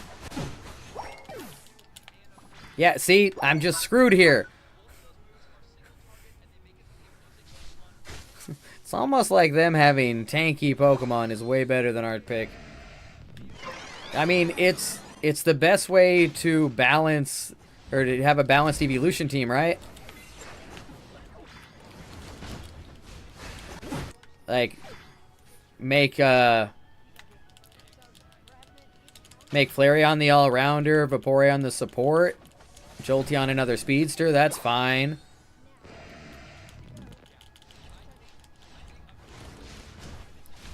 I'm not gonna lie, in my heart, I want the Eevee event that they're redoing to mean that they're bringing them to the game. Oh, yes, 100%. Respect, do it. No one will judge you for it, I don't think. And if they do, you don't need those people in your life.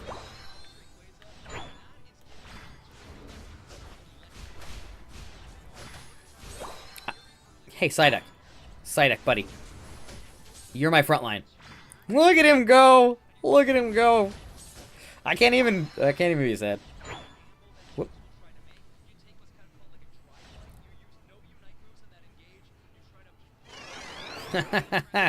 Oh man. Yeah, Unite on no HP. Did Psyduck Unite? Was that a... Nice!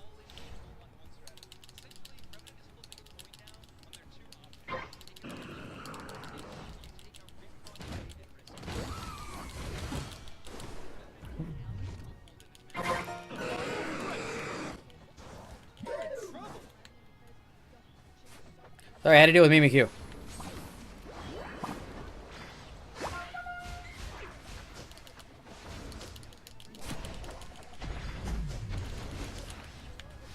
Yeah, yes!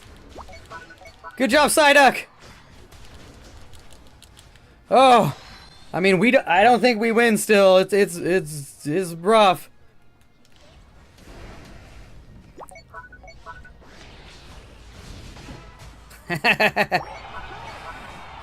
Oh man, we are still really struggling. We still need more than one score.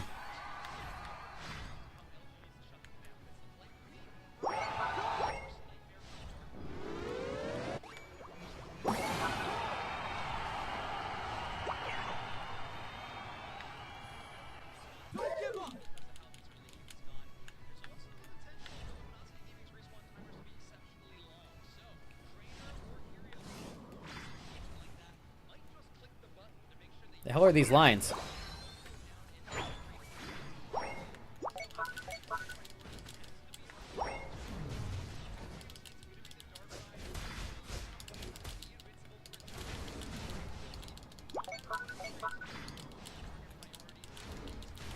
Oh, if only not for the Mimikyu, by the way.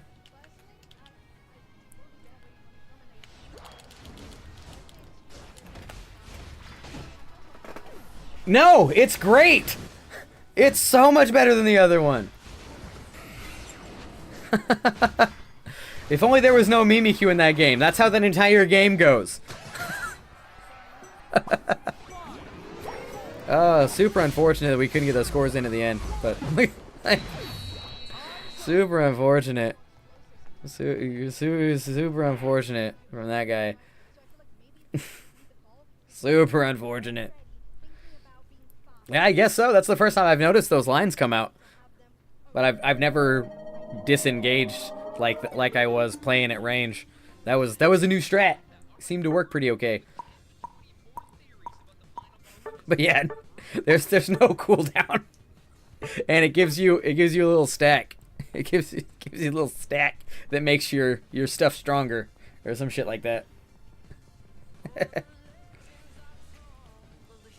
Oh heck yeah, dude, that's sad, man.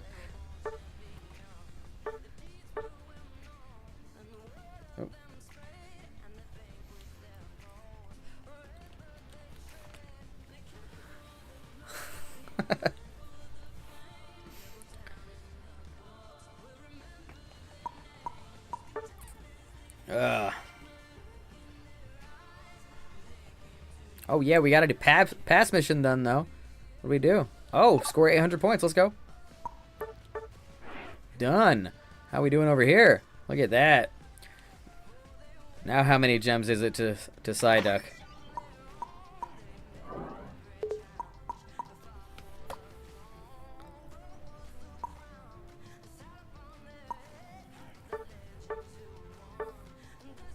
Mean Look does need a buff. 400 gems to get to Psyduck.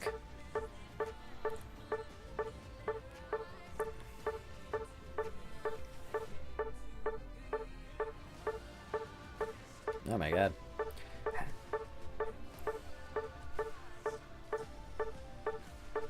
Oh, it's 6,000 for the outfit. Oh my god. In 12 days, I don't think you can do this without gems. I don't think you can get the outfit without spending gems. I mean, that's 400, but that's it. And you get 120 a day.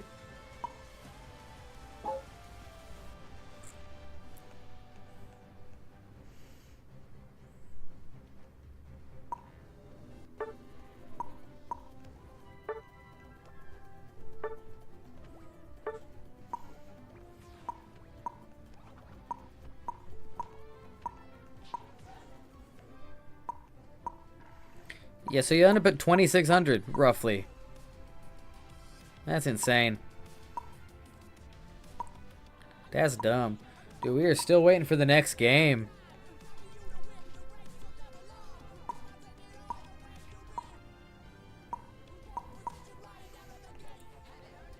They're still running ads on their stream. Oh, how we doing? Daily missions? I didn't know about this. Oh, okay. Okay, I don't really care, because I have all the evolutions. There's really not much in here I want.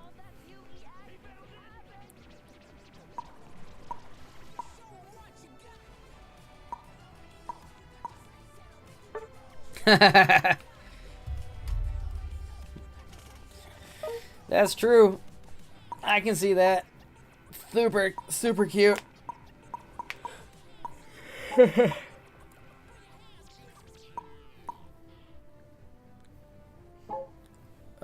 Alright, let's check in. Oh, Comfey.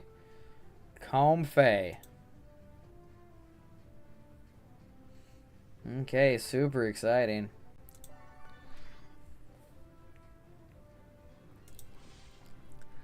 Huh. I wonder if it's because everyone that actually plays Pokemon Unite and follows it and wants to be good at it is watching LAIC. So I'm only playing with people that can't get to Master Rank or don't have enough Pokemon because they one-trick Cinderaces. You know, those guys? Maybe the actual players aren't even playing right now.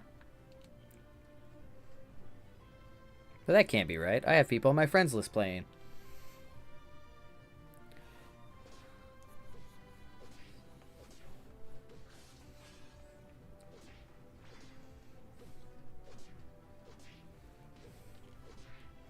Yo, hold up.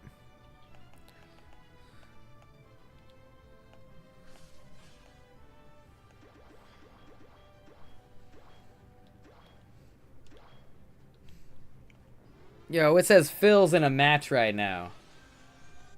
Look at that. Phil Umus in match right now.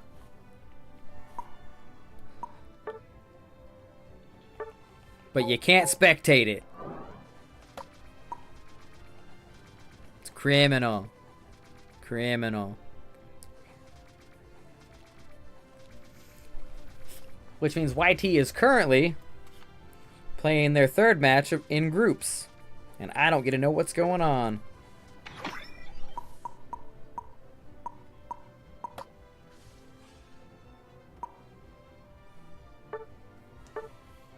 Criminal. Dude, they're still showing comb face stuff. I can hear it.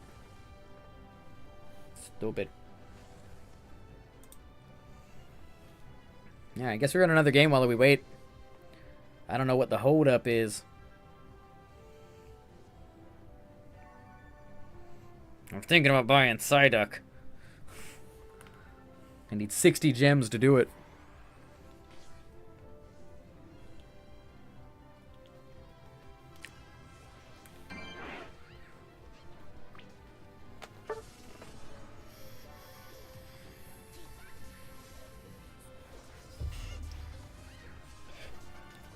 But maybe no more Darkrai.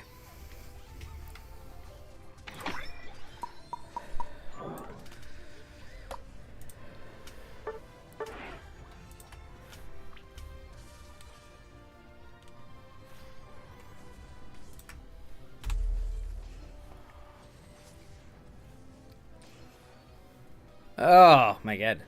Yo, is Nolaverse though? They're pretty good. Nolaverse. I don't know how they say it. Oh.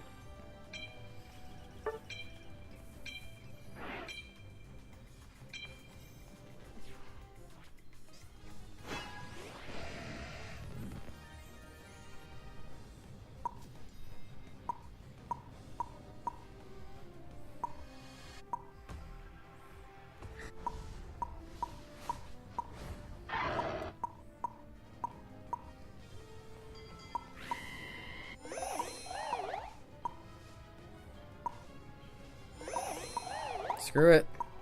Let's play Glaceon. I don't ever do that. I don't ever play the Glaceon.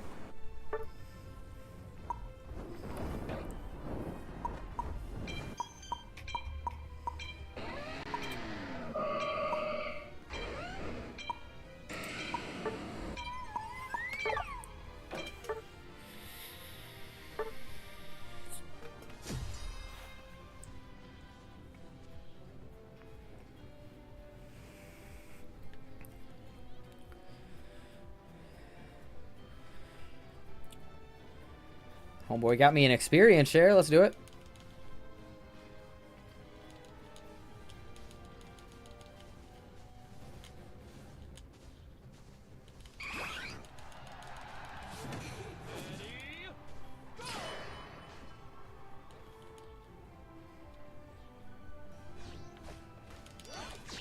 Oh, I got stunned by Sableye. Didn't get it. I got that though. Can't really fight a Ho-Oh right now.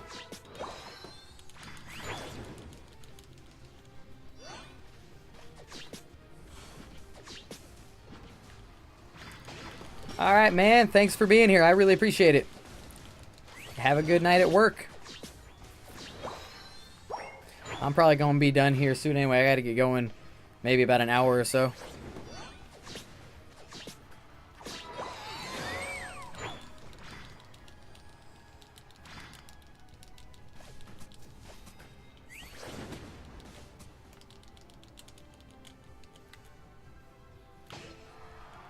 Use the Ho-Oh to get all the Altaria that I can. Yep.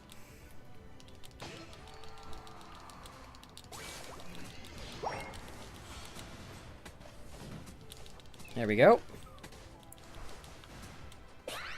Oh, losing my stacks. It is not mine either.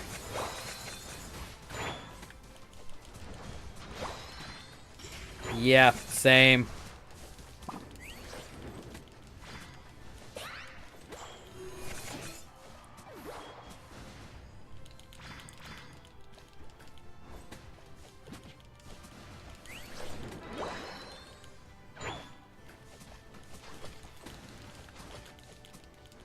No, it went away.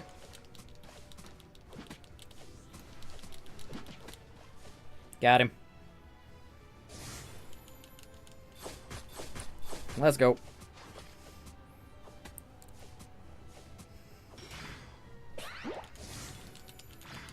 Got it.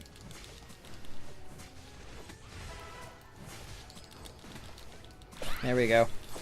LAIC on fair and balanced as always.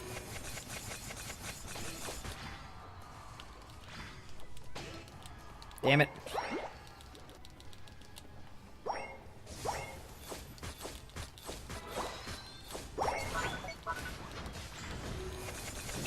Damn, I should have united. Oh, it just won't go down.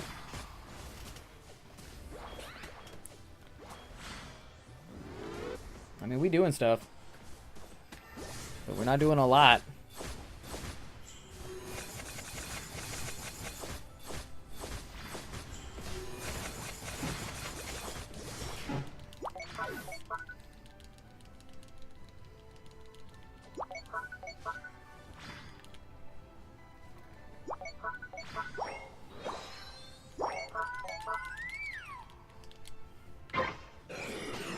Nice.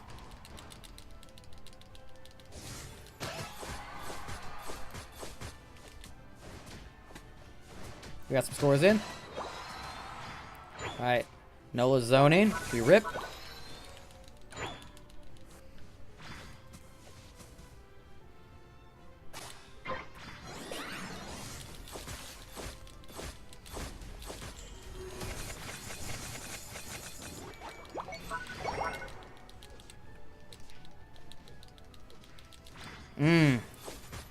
Not much I can do. My defender went down. Nice.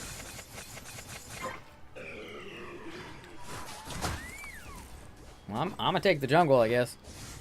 Let's. Homeboy wants the red buff.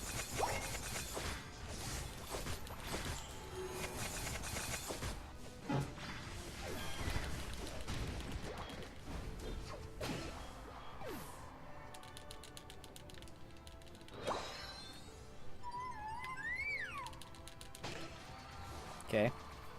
Heading top.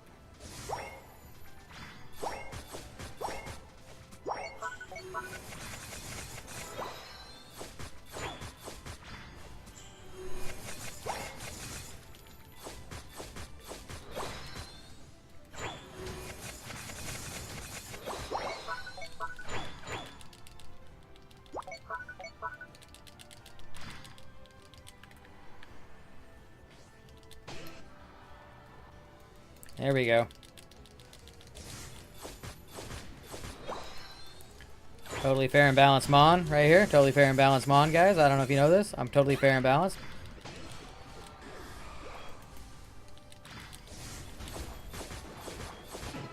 Quad.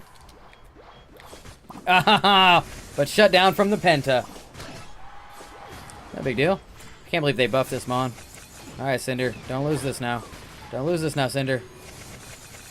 Nice. He united? Cinder united that. Yeah. Oh, but Princess Frost is worse, man. The just freezes and kills you, man.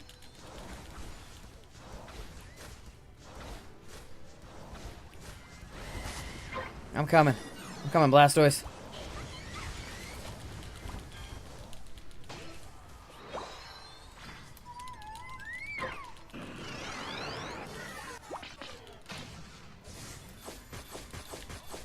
There we go. Can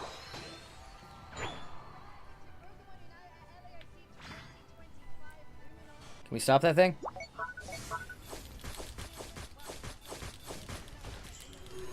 Nice.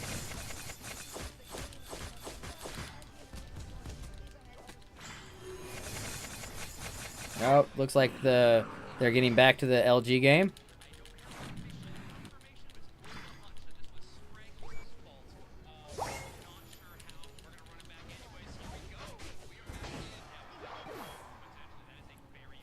Alright, the LG game is back on, but we got 3 minutes until we're done.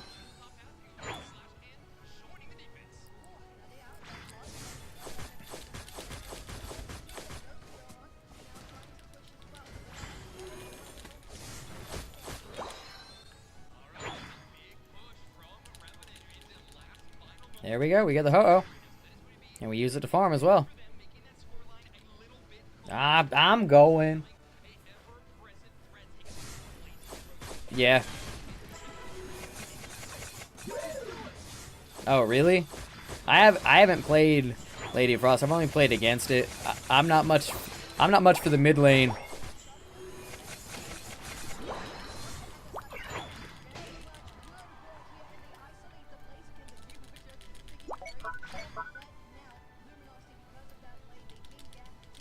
Totally fair and balanced.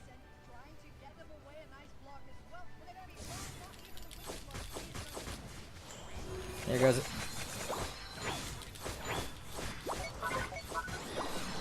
You're not getting away.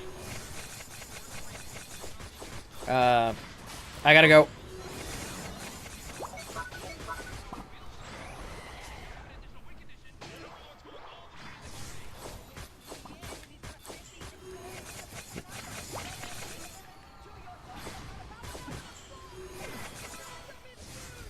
Who's ripping?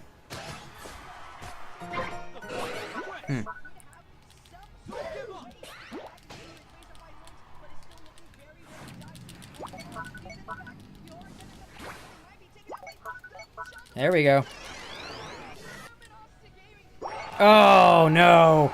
I go down to the Venusaur. But we're ahead now. We just have to defend, not let him have that. That's a long time, though. Damn. Couldn't get out.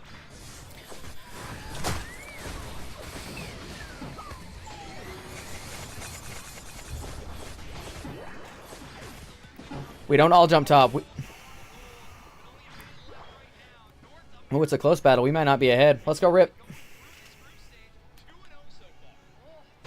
Oh, that's not bad. Yeah.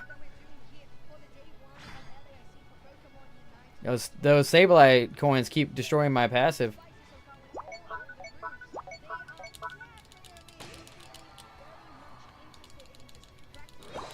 Okay, we KO each other. 3 down. Go score. Machamp, you're fast. Go score.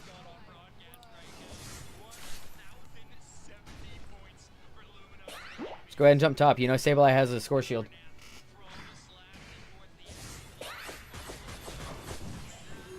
Unstoppable through the Unite. You know Sableye's just waiting to get that score shield onto a goal. There he is.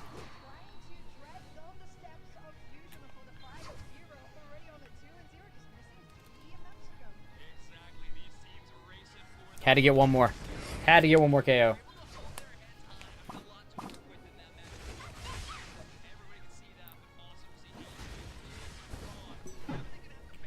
Oh, I had the computer audio going, so we could at least listen to it.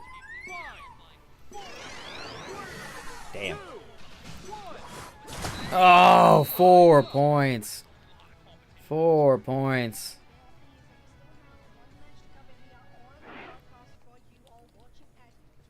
90K. We can do better. That's why. It's all good. It's all good. Alright. So here's what happened.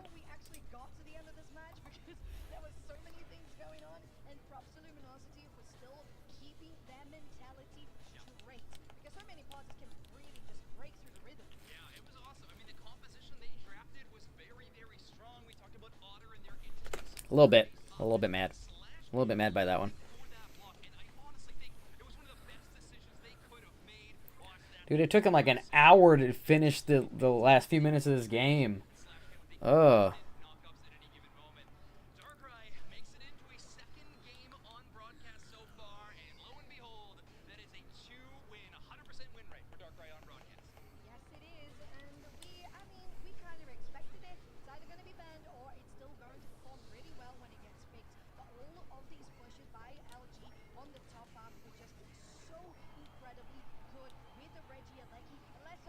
Yeah. Yeah. Ooh.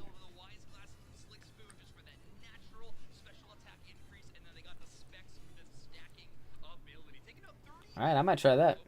I might try that out.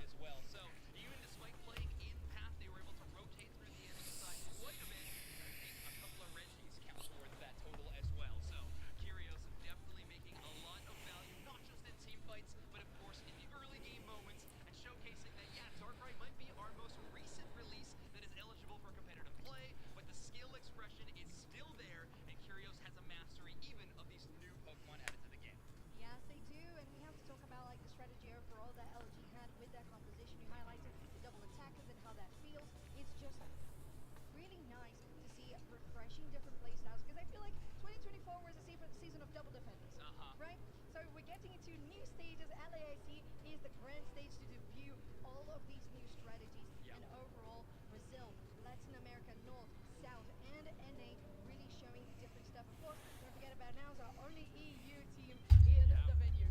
Yeah, still in the tournament, I believe, with an incredible performance that we saw on broadcast in their Can we see the bracket? sure they are looking poised very good to be in towards day number 2. Luminosity Gaming also looking great at 2-0.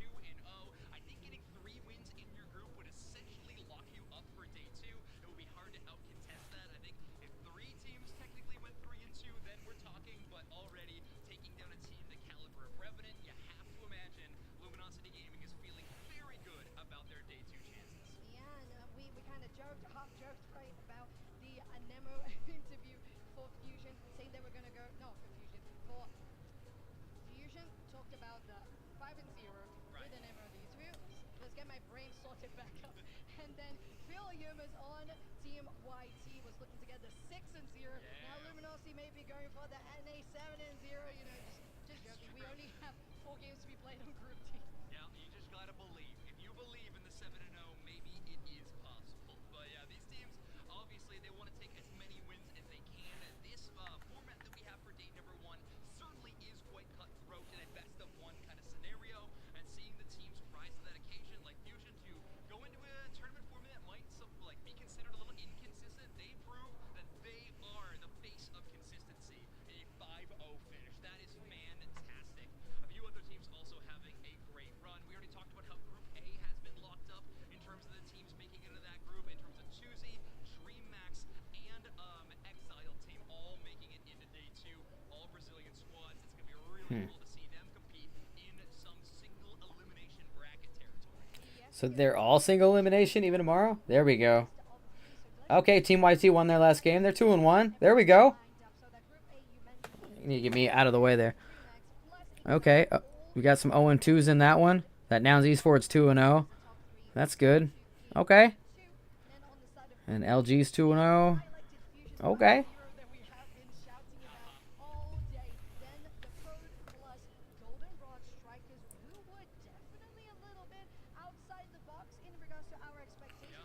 Yo, my boys on Team YT all day. Charizard in the lineup, so definitely have some spice available to them. AXK just outside of that qualification, not able to make it into day 2, which a bit of a surprise. They competed against Fusion, I think or against Code as well, and it was some of the closest matchups that we got to see on stream. So them not making it into day 2 obviously gonna be frustrating for them, but they got more tournaments ahead of them to play for in Brazil, I'm sure. Group C is one that we've kind of already left in terms of broadcast. That's right.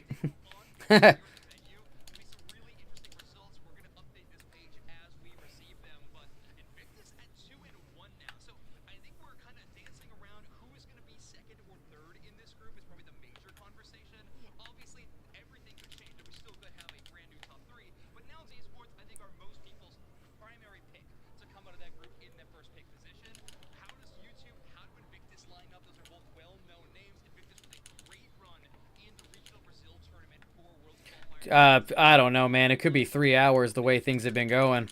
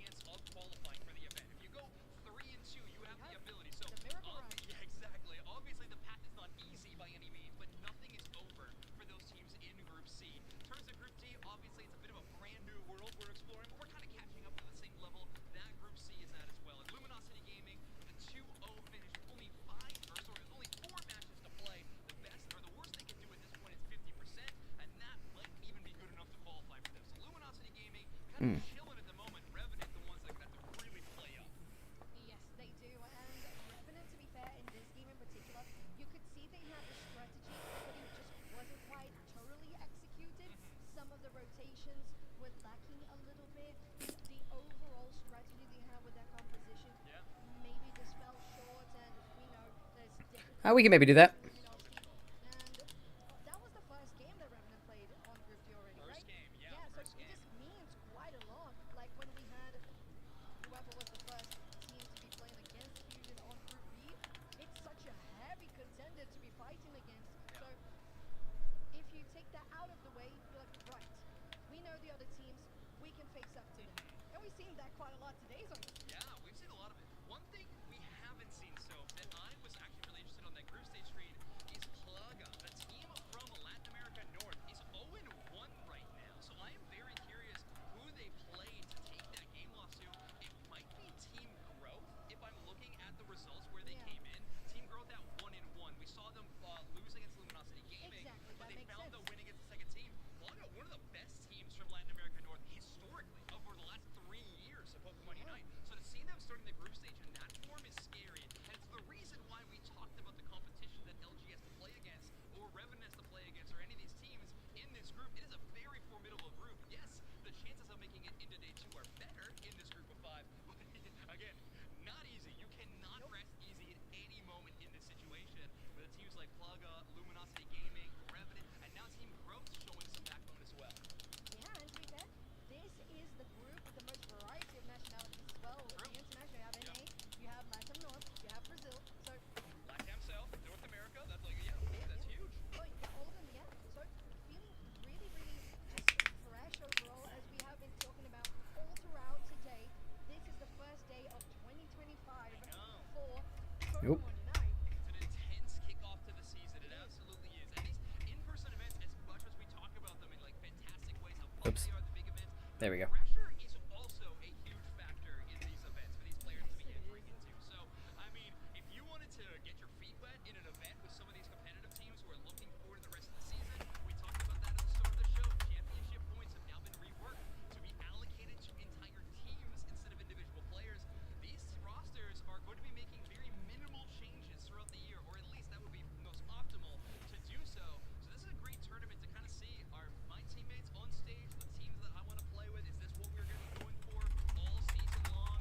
I think a lot of the teams have been proving, oh yeah, we got a team we can cook with here all year long. It's been really, really exciting. Absolutely. I'm just so thrilled that this is the next step that they took for 2025 because the competitive integrity that comes through with building the esport for Pokemon Unite is making us so established that we can be, because everybody knows that Unite is just such a fun game to play and watch. Yeah. So considering that you need to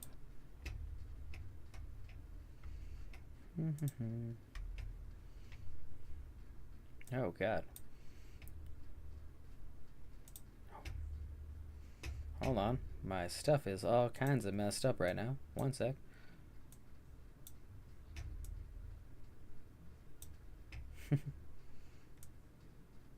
What the hell?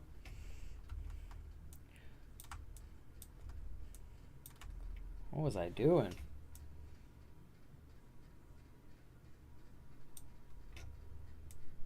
There we go.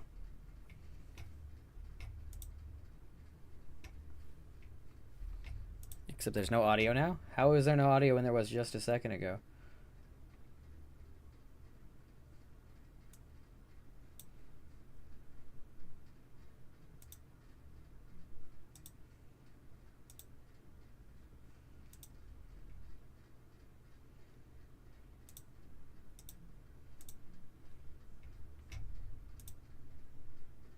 There you go.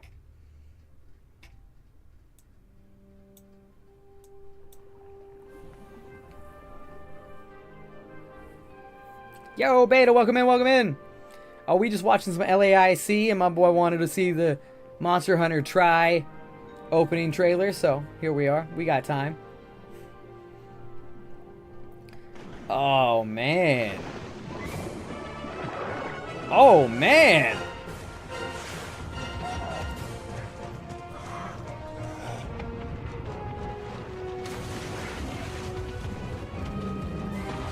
Oh, all good, homie, all good. Actually, not really, but, you know, it's not bad. Oof.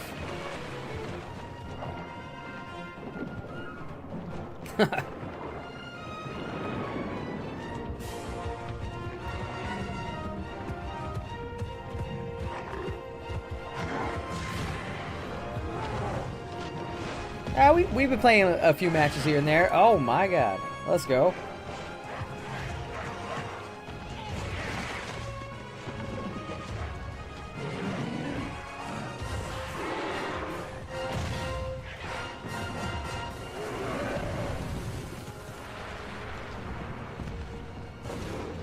Rathos, I think you run.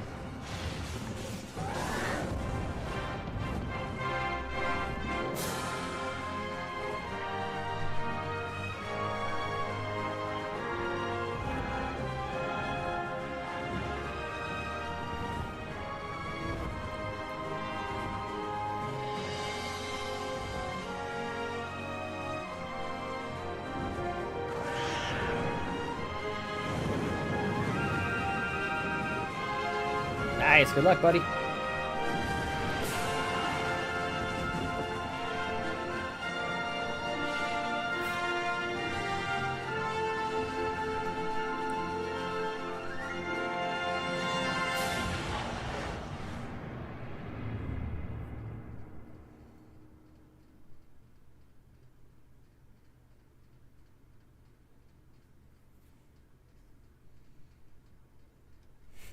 Oh.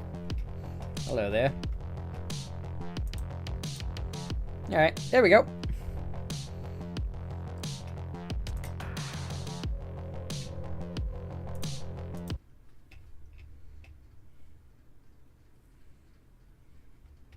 Unmute this. I look good. I got you, dog. I got you. Like we got anything else going on right now? But like, let's face it, a lot of our players at the top level of this game even are specialists of a few Pokemon that they feel comfortable with. And all of a sudden, when there's too many things to try to change around, and you're counter picking every time, you start ending up with some uncomfortable situations that get a little tricky. Now, when we're talking about teams that have legendary runs at the World Championships, have been there every year, I think that point starts to diminish quickly, right? Obviously, if you are that adaptable, if your Pokemon pool is that big, yeah, you are able to react at any given moment. But there is something to be said about just playing your own game and not even caring about what's on the other side sometimes. So, I mean, it is tricky. I do think you are right. Once we go into games, our matches that will have more games as a part of them, you will see the draft to be a little bit different, and maybe teams will be choosing. Just as a reminder, I don't know if we've ever said on broadcast, for today's games, the way the band's choices or side choices were determined was with a coin flip with the admins beforehand, with the two captains of both teams, and then whoever wins the coin flip got to choose their side. So it was determined by a coin flip. Obviously, that will be the case next tomorrow as well, but in best of 3 scenarios or best of 5 scenarios, if you lose a game, then you get the option to choose first or second draft pick. Yes, exactly. And that is part of the strategy, right? If it wasn't part of the strategy, it would always be coin flip. But that's not the case. We won the strategy, won the competitive, and we won the high level. We'll watch a few more. Team growth against Plaga is going to be your next match and final match of Unite on day 1. It's going to be exciting. Let's get into it. It's going to be North America versus We might run it LATAM closer to North. 4 today. It's gonna be a fun matchup. These are the days where I can go Obviously, longer than very normal. familiar to us. Obviously, we saw a lot But of team growth earlier, or at least 3:30 maybe. And this does confirm that these two teams did not compete, by the way. So, also, we are hitting a small issue, so we're going to jump away from the draft for a moment. Good thing we caught it in Oh, draft another quick, issue. get that real quick and get back into the matchup nice and fast. But yeah, so we're going to see another North America versus LATAM matchup. This time, LATAM North is going to be the representatives on the main stage. Yes, they will. And it's just so exciting overall because we know, being in Brazil here for LAIC 2025, we have plenty of Brazilian teams, but I'm just so excited to always watch the LATAM teams because this is how we get together and try to really understand how the enemy plays and what is good and what is not. Considering, especially for Group D, having only 5 teams, as you said, it's 4. You need to get 4 games played, and there's just even more limited time, so you got to make everything count. So LATAM North, LATAM South with Revenant that we just watched was a little difficult for them, but this is a whole different one. Plaga versus Team Growth. Yeah, I'm excited to see. I actually thought these two teams had faced off, but obviously I was incorrect about that situation. Now, we were talking about how in this tournament, it's all about finding out what the best... Yeah, we got a few guys that we just took out of state to do some kickboxing matches, and we had a good show in there. All day is any dive compositions. We've seen a little bit of Zoroark, but it has been very little double commit in the draft towards a dive composition. We honestly honestly, Team Growth might have been the closest when we saw the Greedent Dodrio build. Yeah. That might have been the closest option. Yeah, but with there's so some many there's some newer guys kind of ruling that the have just been metagame training again, for these about 6 mages, the months to a special year. attack damage dealers So they're not from bad. range, usually we start to see a little bit of the dive start to surface, but Leafeon has been a frequent ban, probably one of the best dive Pokemon in the entire game at the moment. So Leafeon being a frequent ban does dissuade teams from sometimes doubling down on the double speed surge. But no Absol, no Talonflame, some misses. You know what? You were talking about that, and I'm like, oh yes, I see a light. Day 2, 0 hours for Brazilian teams. Okay. That is so funny you mentioned. Okay, so Brazil and Zero Aura. Talk to me about the history there. We got great history here for Zero Aura because most teams, at some point or another, have one player in particular that will try to get a Zero Aura blocking, and they just get it online. It's Probably just so. insane. Sometimes, for example, for Probably this world, so. getting into it, Zero Aura's I mean, I already feel old. It was like, Zero Aura? Yeah. What are you talking about? Yeah, but we can try to get this back because it's fast, it's dive worthy, it's very strong, but it's still very squishy. So you gotta have the composition to back it up. That's why I just feel like because these Brazilian teams, they're just so well gelled together and have been playing for so long. Same goes for the other squads that have been playing for a lot of years and seasons already together, that they can make it work. It's just something that I feel like the Brazilian flair and the vibe and the blood that I have been talking about, that I just feel like coursing through our veins is just the excitement that I feel like maybe a Zero Aura can bring. Okay, interesting. Yeah, Zero Aura is one of those speedsters that when you categorize it in terms of a typical class we would see in games of this genre, You guys keep it's watching. kinda difficult because Keep listening to these it's guys. I'll be right back. paper, I gotta but go it grab does something. A lot of good AoE damage that I think kind of brings it more to the forefront. So when we see Zero Aura, I think where it really excels is into a melee-focused composition where it can hit multiple targets always with discharge. You can try to volt switch and yoink one target out of the lineup of the enemy team and pull them to your side. Of course, there's good plays there, but it is a tricky Pokemon to kind of run in that dive-centric composition. It feels like it's one of those spotlight hog Pokemon. You know what I mean? It's like, if you're gonna run Zero Aura, you need a lot of resources to make this Pokemon work. It's not exactly self-sufficient when it comes down to it, but in this metagame where attackers are extremely self-sufficient, maybe it's a good spot to try to use it. So yeah, we could see some Zero Aura in this game. That would be cool. That would. But again, I will reinforce, I'm thinking about that for tomorrow. Okay. Not today. All right. Not today. All right, we're not Maybe making the I'll be proven wrong predictions. because we've had the Mimikyu that you enjoy quite a lot. I have been talking about the Ninetales that we had, the Safeguard with the Auroraville Ninetales that I also was vouching for. So maybe it will happen. Oh yeah, we've been getting wishes granted all over this tournament, and that has been Wonder really, wish. really cool. Exactly. And I mean, the games I think have been delivering in excellence when we get to see them. There has been some super, super exciting games to be played. I mean, I'm thinking back to a few of my favorite ones. It's always good to watch Fusion just run it down in some of these events. Nouns Esports, some of their games were awesome to see. But I gotta say, I mean, that battle of NA between Luminosity Gaming and Team Growth was really exciting. One of my favorite games to cast in the tournament so far. Oh wow, that's wonderful. Yeah, I totally agree.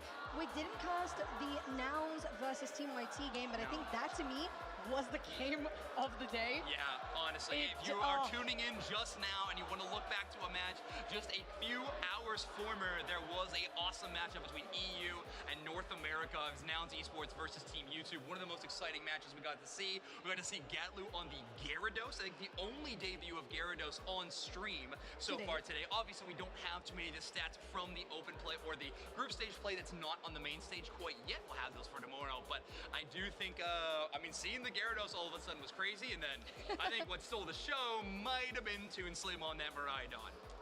Not the first time that's happened.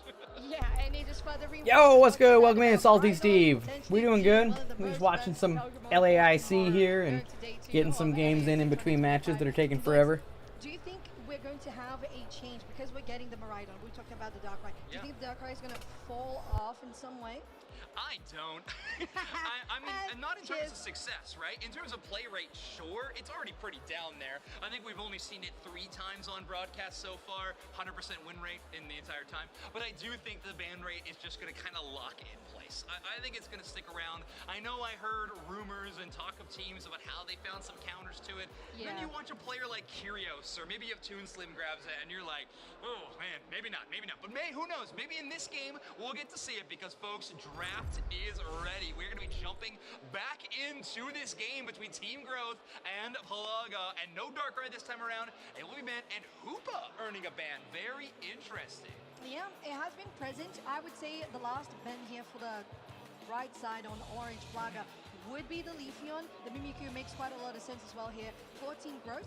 Wow, they actually lock in a Shifu. Any thoughts on that? And her Shifu ban is interesting into Team Growth. Obviously, these players will have competed quite a bit. I know Team Growth and Plaga are both online competitors at a lot of the grassroots events, so I know they have run into each other time after time. So this could be some in-game knowledge that would make sense.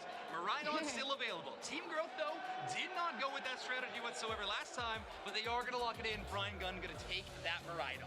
Yeah, and as you said, the versatility that comes from that attacker also comes from the defender on the side of Umbreon that gets locked in by Plaga.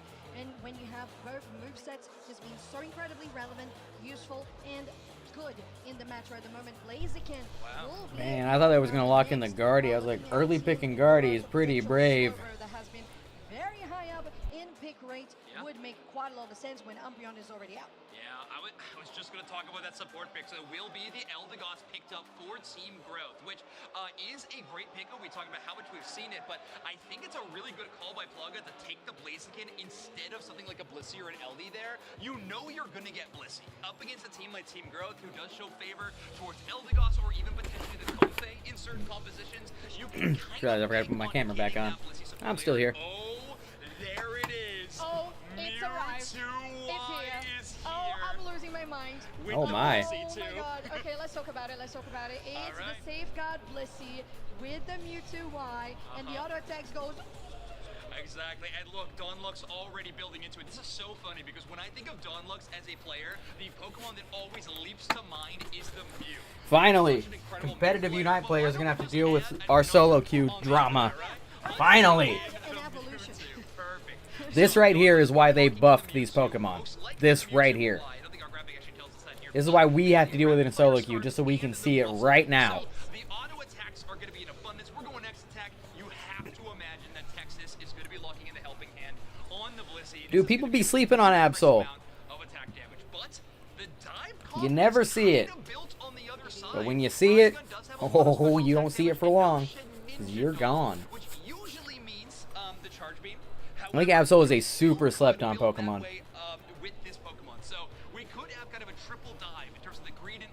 But Absol versus Leafeon. Holding on that dive front line with Miraidon for Poke is probably a perfect balance that Team Growth is going to want to hit. Yeah, it makes quite a lot of sense. And as you said, for a composition that focuses on dive, you're talking about early game. But I don't think Absol was ever meta, was it? I know the Japanese play, was it the Japanese team that ran Absol? Somebody like made a huge splash, I think year 2 with their Absol pick. I forget who it was.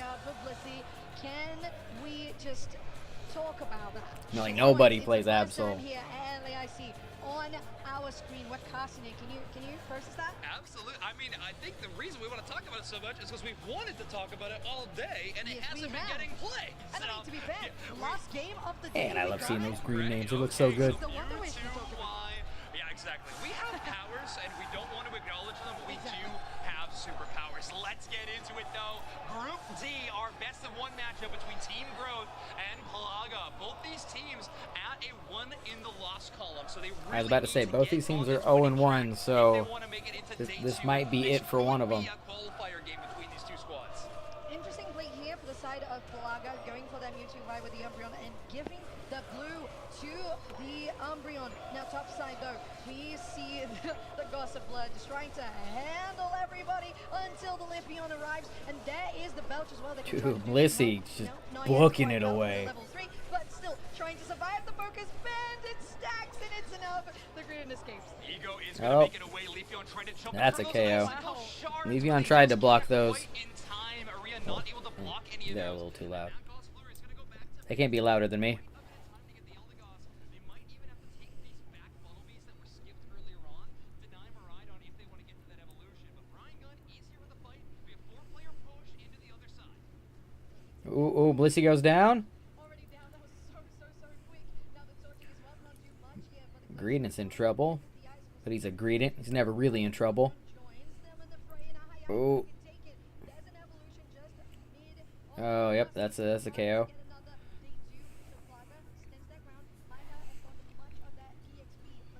It's like Mewtwo has Megan on the bottom and is just doing Mewtwo stuff down there.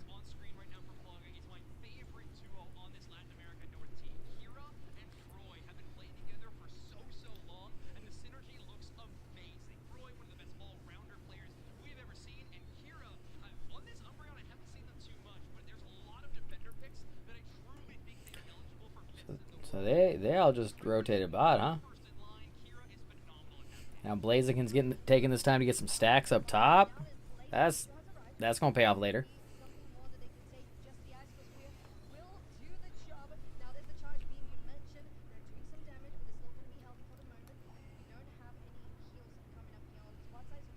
How's the cram gaming going, Beta? You still rocking the cram?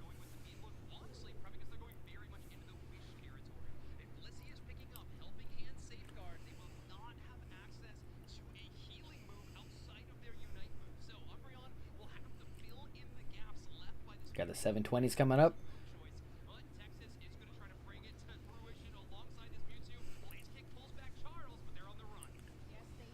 Might have been just a little early on that. But Mewtwo Y has Mega, and they are pressing their A button. Yeah, kind of thought that might happen. Cram's not doing so good right now.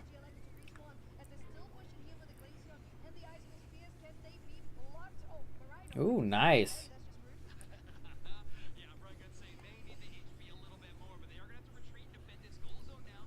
Oh, dude, they're just hammering with that icicle spears.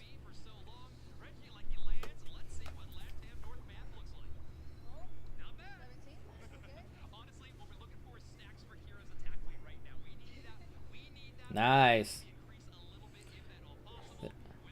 They're getting it as low as possible.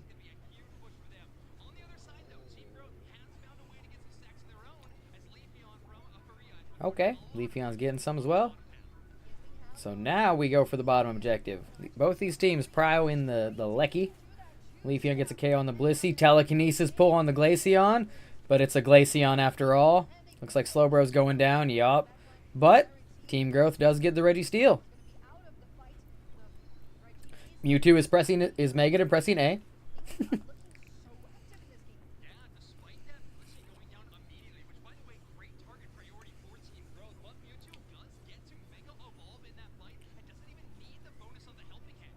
And immediately unites.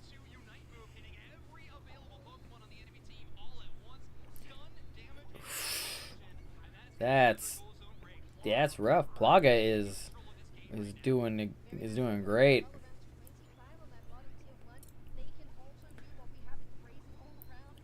It really is nice seeing pros deal with the Mewtwo Y Blissey with Glaceon and Umbreon. Like the Blaziken could have literally been anything else, and it's still the same. It's insane. It's nice. I'm usually Team Growth in this scenario.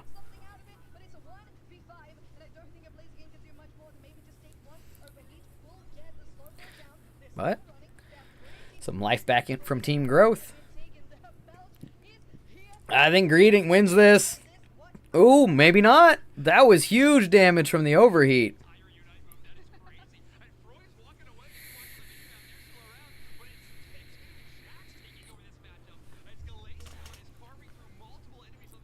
Woo! Eldegoss barely survived that. Plaga gets another Lecky.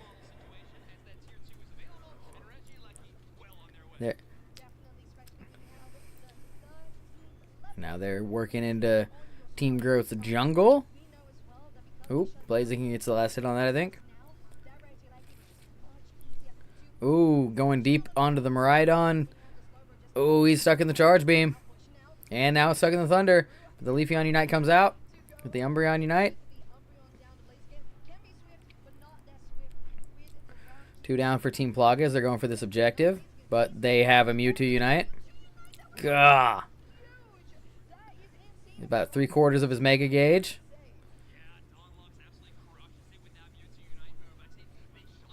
That was a good Mewtwo Unite. And another objective for Plaga.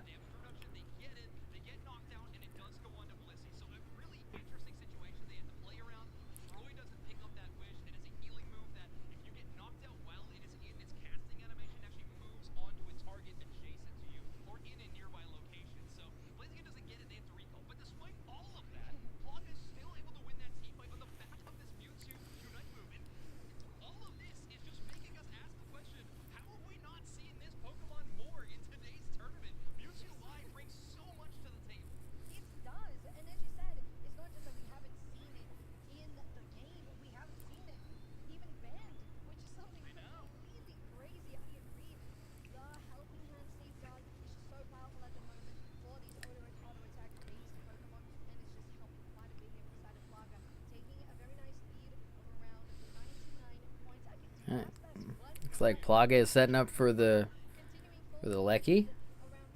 Plenty of time to do it.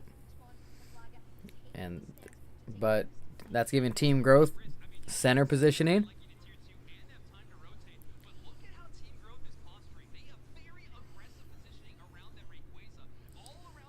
Mm-hmm.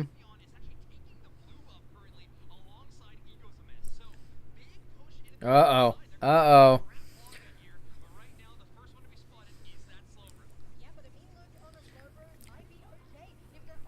Ooh, they grab the Blissey. Green Unite comes out. Mewtwo Unite. Oh my god, that was huge. That was huge. That's an ace, folks. Well, Greedent survived. But he had to base. Man. Mewtwo I Blissey, ladies and gentlemen. Mewtwo I Blissey. Huge overcap.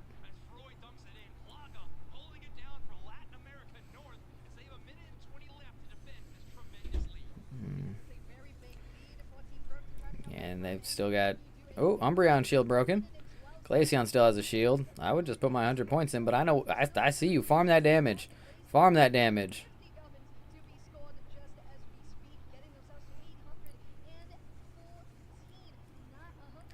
Wow, don't worry. Leafeon's putting points in the back.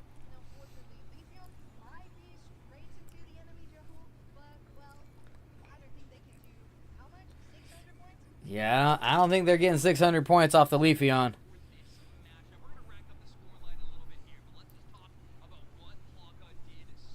Dude.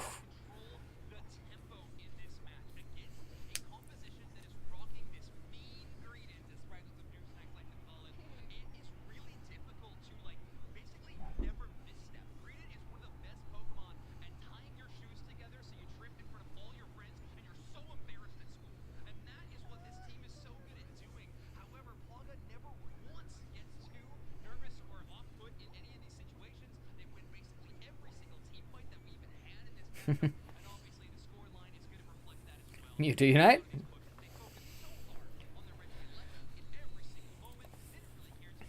Well, Mewtwo I Blissey. I guess if your tournament life is on the line, you just pull out the Mewtwo I Blissey. Done. Golly.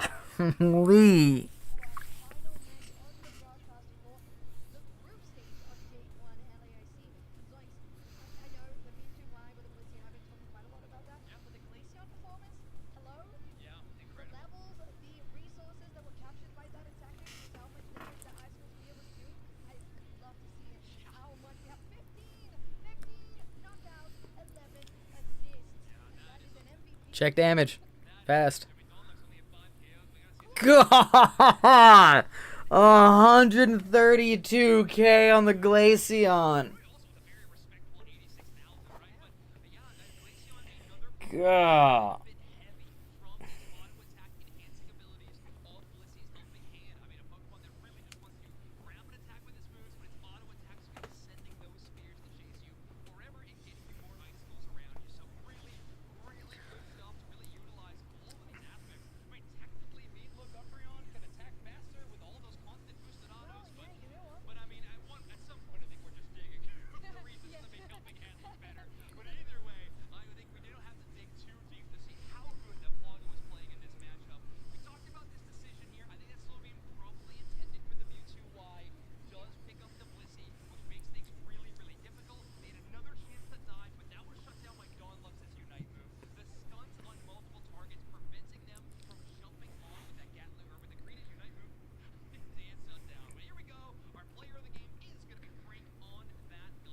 God, that's insane.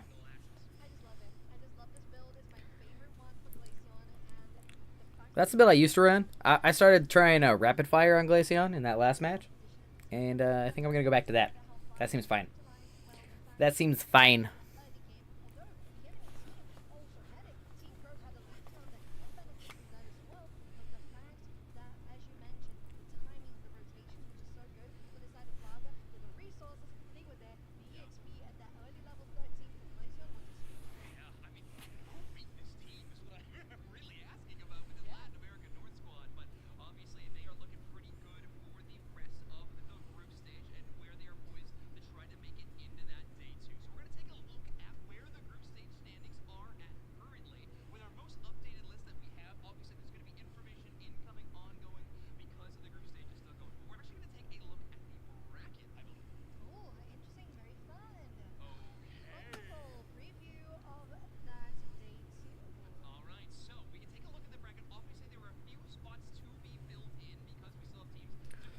Okay, okay.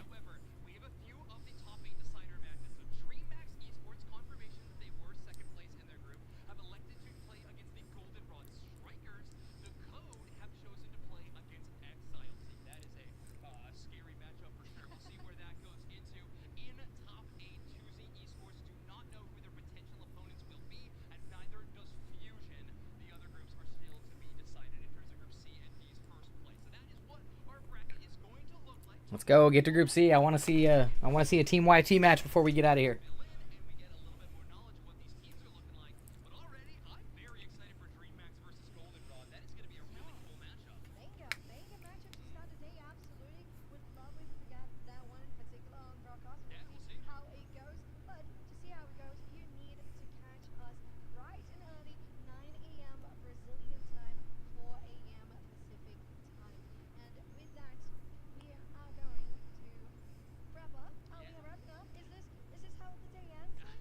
All right, that's it. We're done.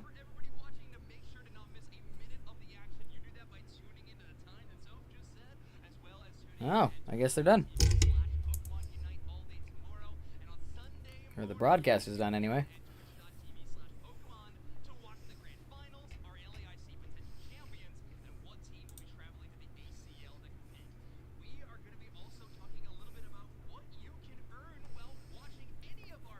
Oh.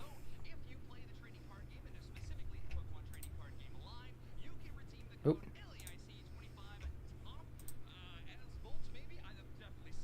Yo, you guys get that for sure. Wow.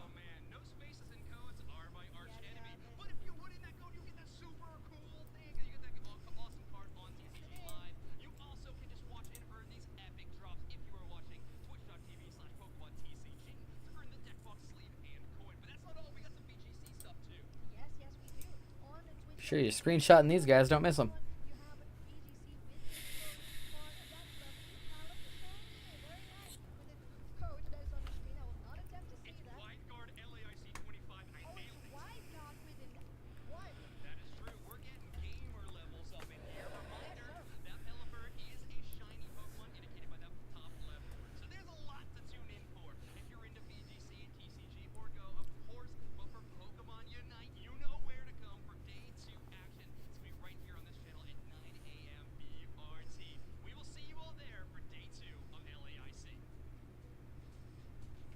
Well, okay.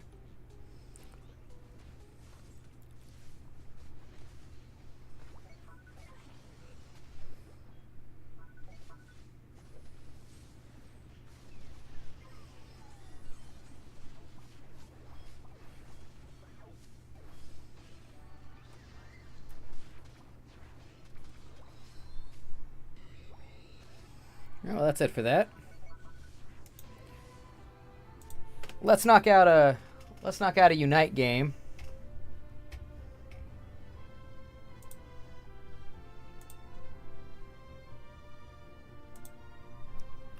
Let's knock out a game of Unite before we call it. So now I want to play. Oh my god. Watching those guys makes me want to play. Why does it keep putting me on that?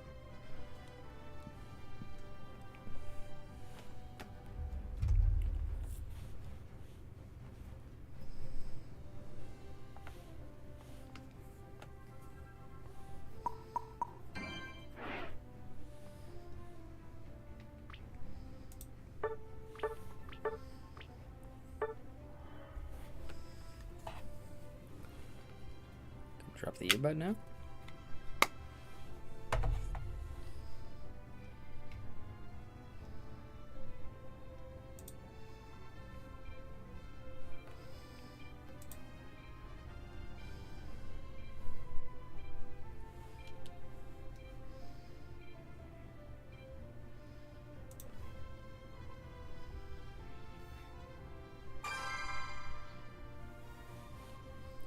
Oh, a draft.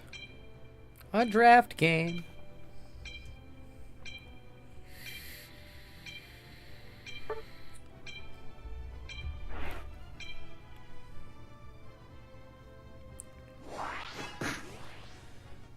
Let's see if I can get the Mewtwo Y, huh?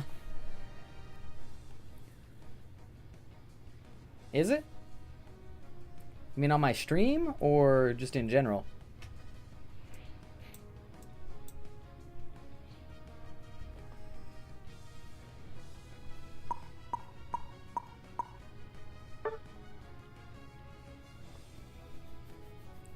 See, this is why I can't play Mewtwo. That's why I can't play Mewtwo right here.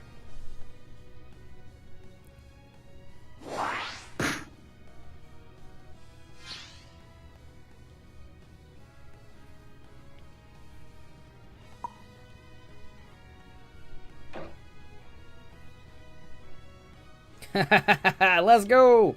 Yo, Trinity, welcome in, welcome in! I haven't had a chance to play Psyduck yet. I've played against a couple Psyducks, and it looks like a lot of fun. Oh, it looks like such a fun Pokemon.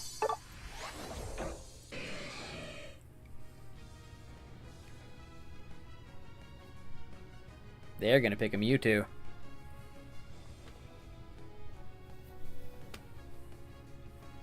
Well, that's not good.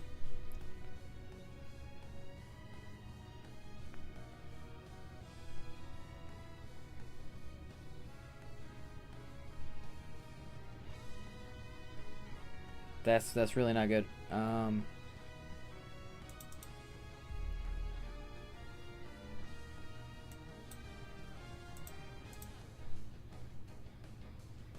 Hold on. Let me reset some stuff.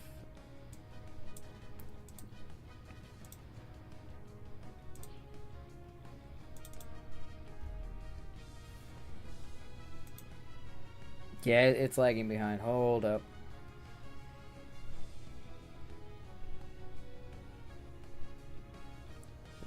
This might freeze the stream. Give me a second. Play with one hand while looking at the other screen.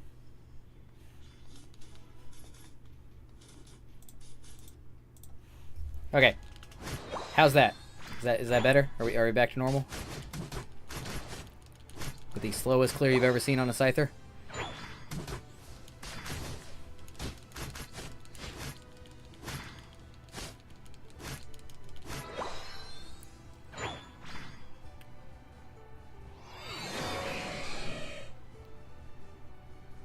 Everybody still here? And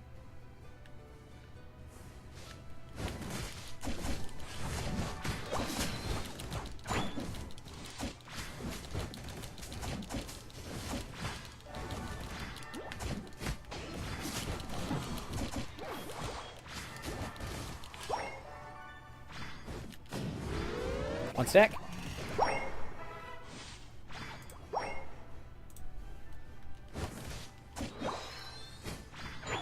Two stacks.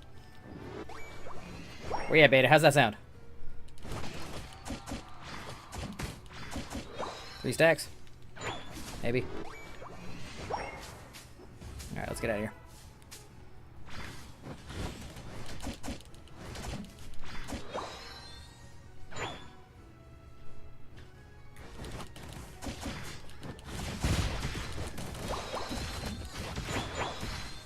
Okay.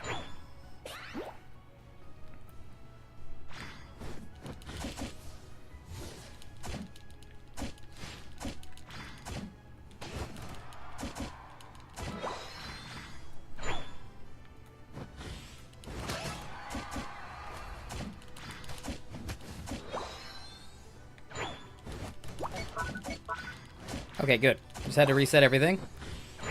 That's not, I mean, it's not good, but at least we're good now.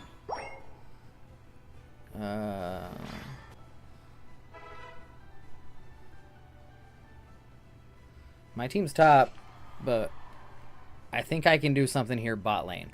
I think.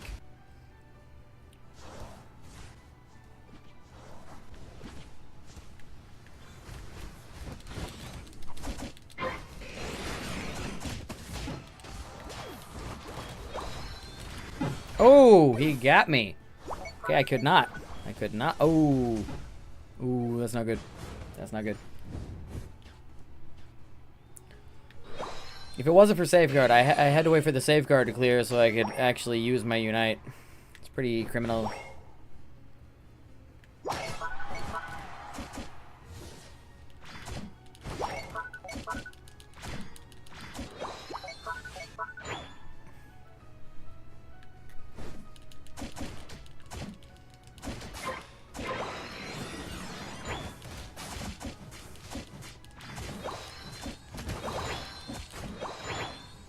Let's push.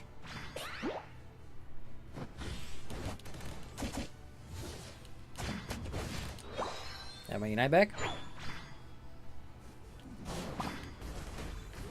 I can't move. I can't move at all. I can't move at all. I can't move at all.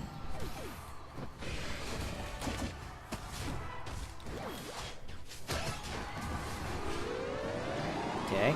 4 stacks.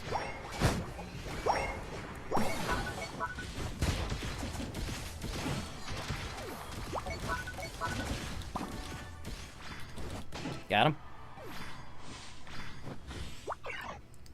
Woo!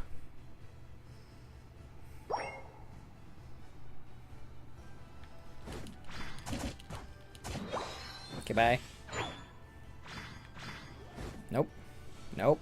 Nope. Nope. See, the attack weight in me wanted me to stack. But the Gardevoir in their team wanted me dead.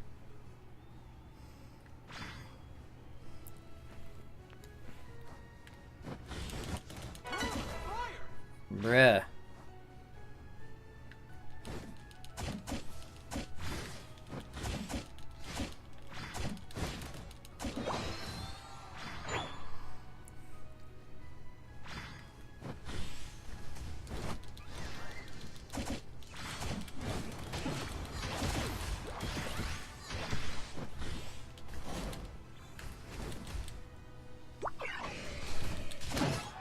Worth it.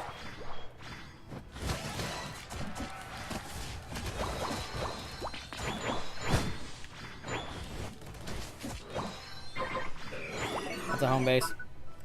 Wouldn't have done that if the Altaria hadn't been right there. Alright, I have a Comfey now.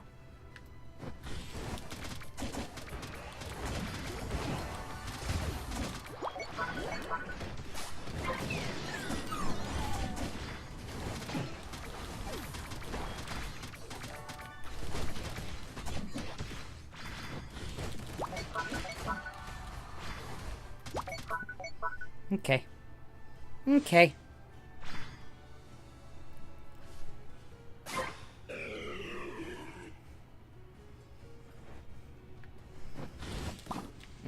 No eject.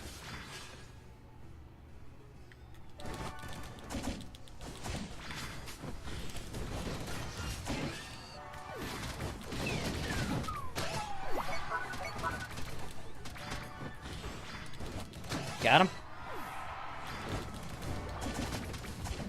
I have a comfy. I'm not worried. I'm a little worried because I can't move.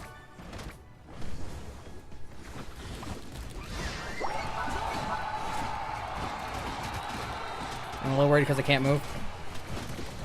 I'm a little worried because I can't move. Damn.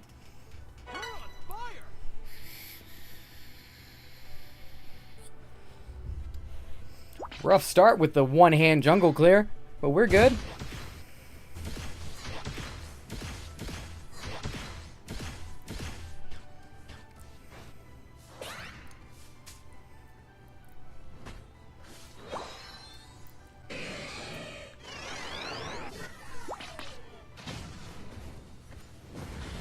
Ooh.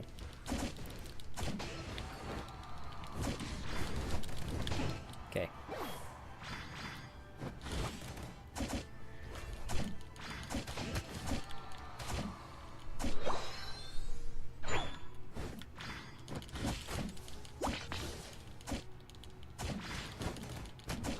Coming. I don't think we have time for that. I mean, we have Duraludon. Guess we probably did have time for that. I forgot about Duraludon.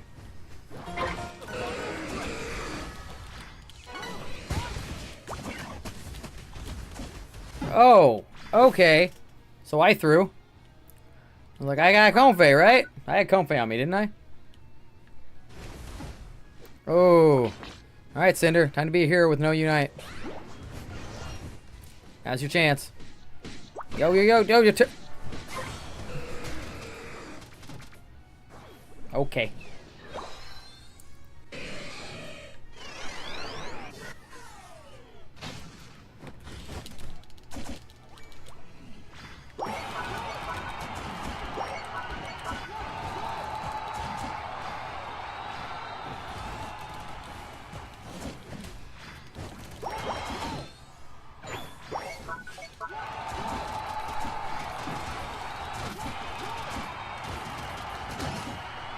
Let's go. I don't care. We're making a push.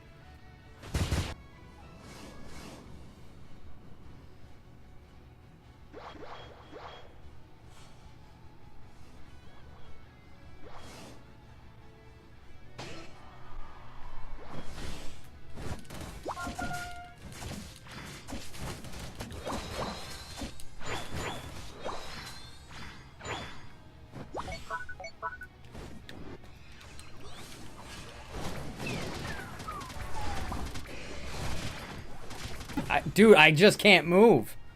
I just can't move. That's 3 times I just couldn't move. Couldn't press any buttons. I barely got my Unite activated right there. That's criminal. God. 5, 4, 3, Ah, well. 2, You can't win them all. time's up.